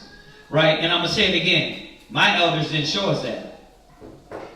I've been around since Masha, Ariah, Yeshaya, Shar, Kazak, Lahab. They didn't show us that. They had courtesy. They were brotherly. They were hard men.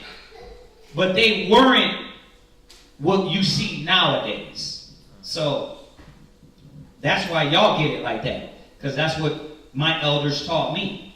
So anything else? Shield of Truth, he asked, what biblical scripture says, my sheep hear my voice? The clock is not giving the answer. Okay. All right. What else? What else? Anything else? Isaac. Oh, what Isaac?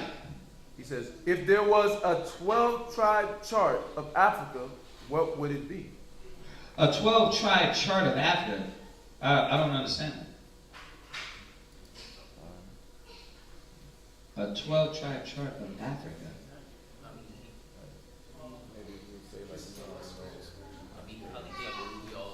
Oh, that was spread through those regions? Well, that's like saying, you're kind of asking a question, brother, that is like a conundrum. That's like saying, if you were to tell me how many Israelites are here in America, like how many dark-skinned people that are Israelites here in America, well, not every dark-skinned person is an Israelite. You can't answer that. Right? Israel scattered? That's what the scriptures say. Israel is scattered. So, who are they? Who are they? Like, do we know every Israelite in Mexico? Which one's Israelite? Do we know every Israelite in Puerto Rico that's an Israelite? No, we don't know. We know that Israelites are among them. And that's the point of scattered from one end of the earth to the other. That's the point of scattered through these lands. All right. What else? That's it? Whew. Yeah. I've been holding the bathroom for a second, so if that's it, what Gamar say? Is it kind of reminiscent of how the fake Jews say you gotta listen to Rishi's teaching of Torah to be in the Jewish faith? Yeah.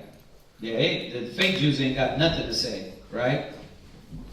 Right. So if that's it, we're going to salute them online. Let's say shalom. Shalom. And we're going to set up these prayers real quick. We're going to still be online, I guess, for the prayers, right?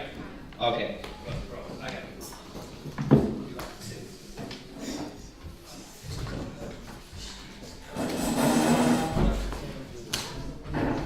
Oh, yeah.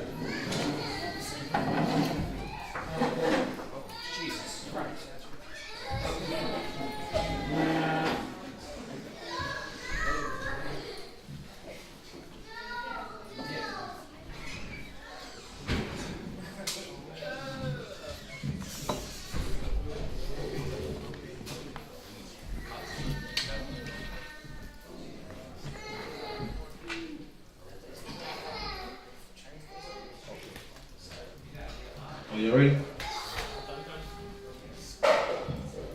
Yahweh, in the name of Yahweh, please listen to us now, right now.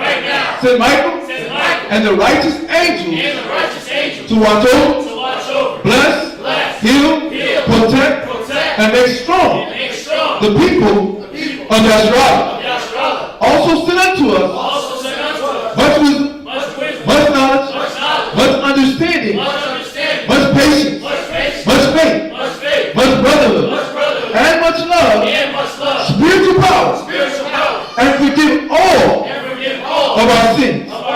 Yahweh, come quickly, for indeed is our hope, always and forever. Amen.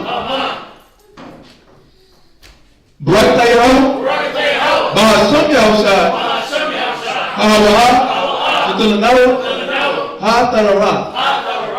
Bless you, Yahweh, in the name of Yahweh Shai that gives us the law. Baruch Yahweh, Ba'asam Yahushua,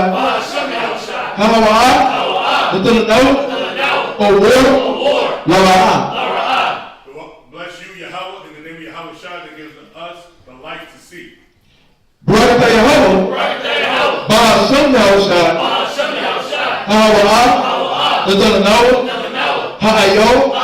Korah, La Korah, Ha'ain. Bless you, Yahweh, in the name of Yahweh Shai that gives to us the ram's horn to call the people.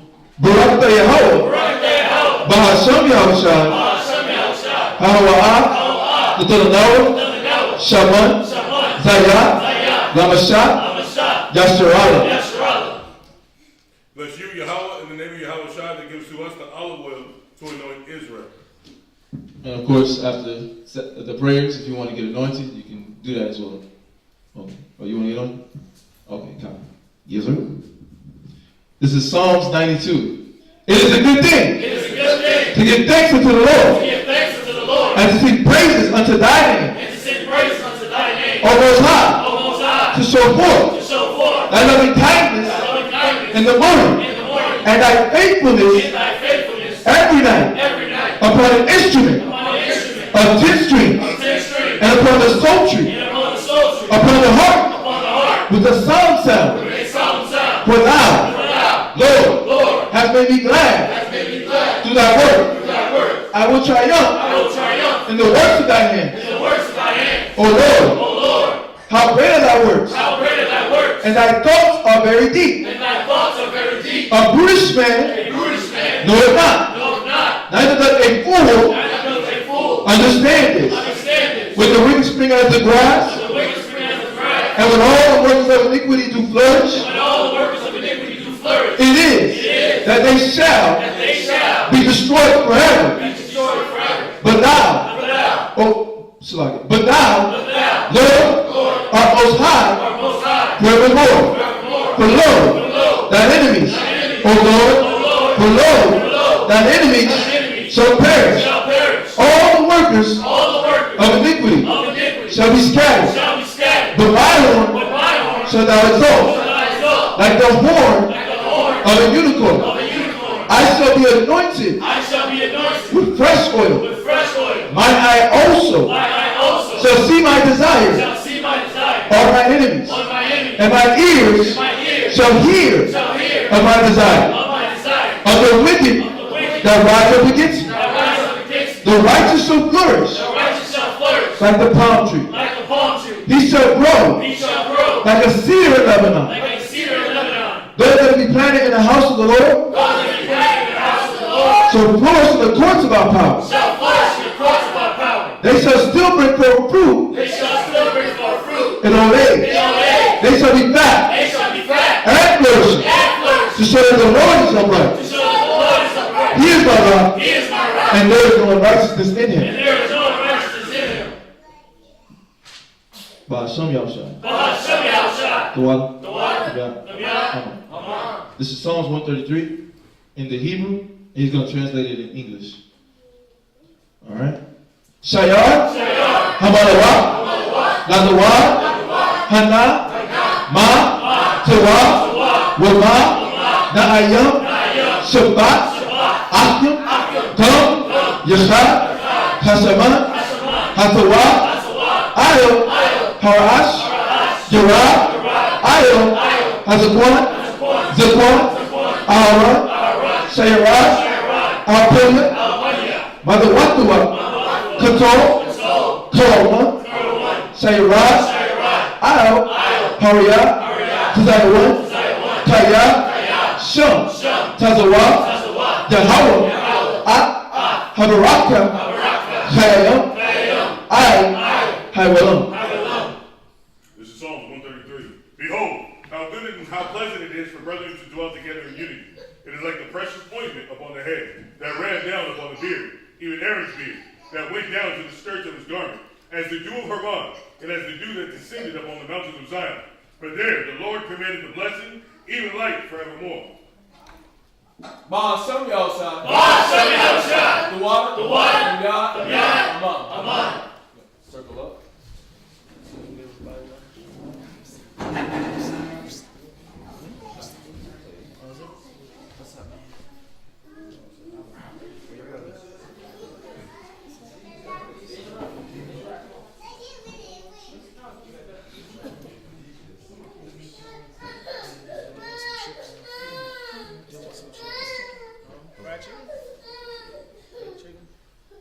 Good.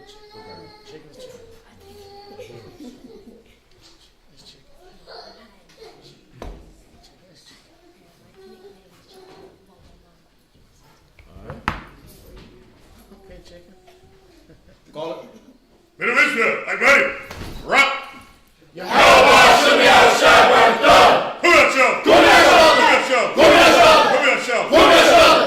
Daddy Mattel, turn and face the sisters. Call it. Saluting now the daughters of Zion. Aki, and Muddy. Rock.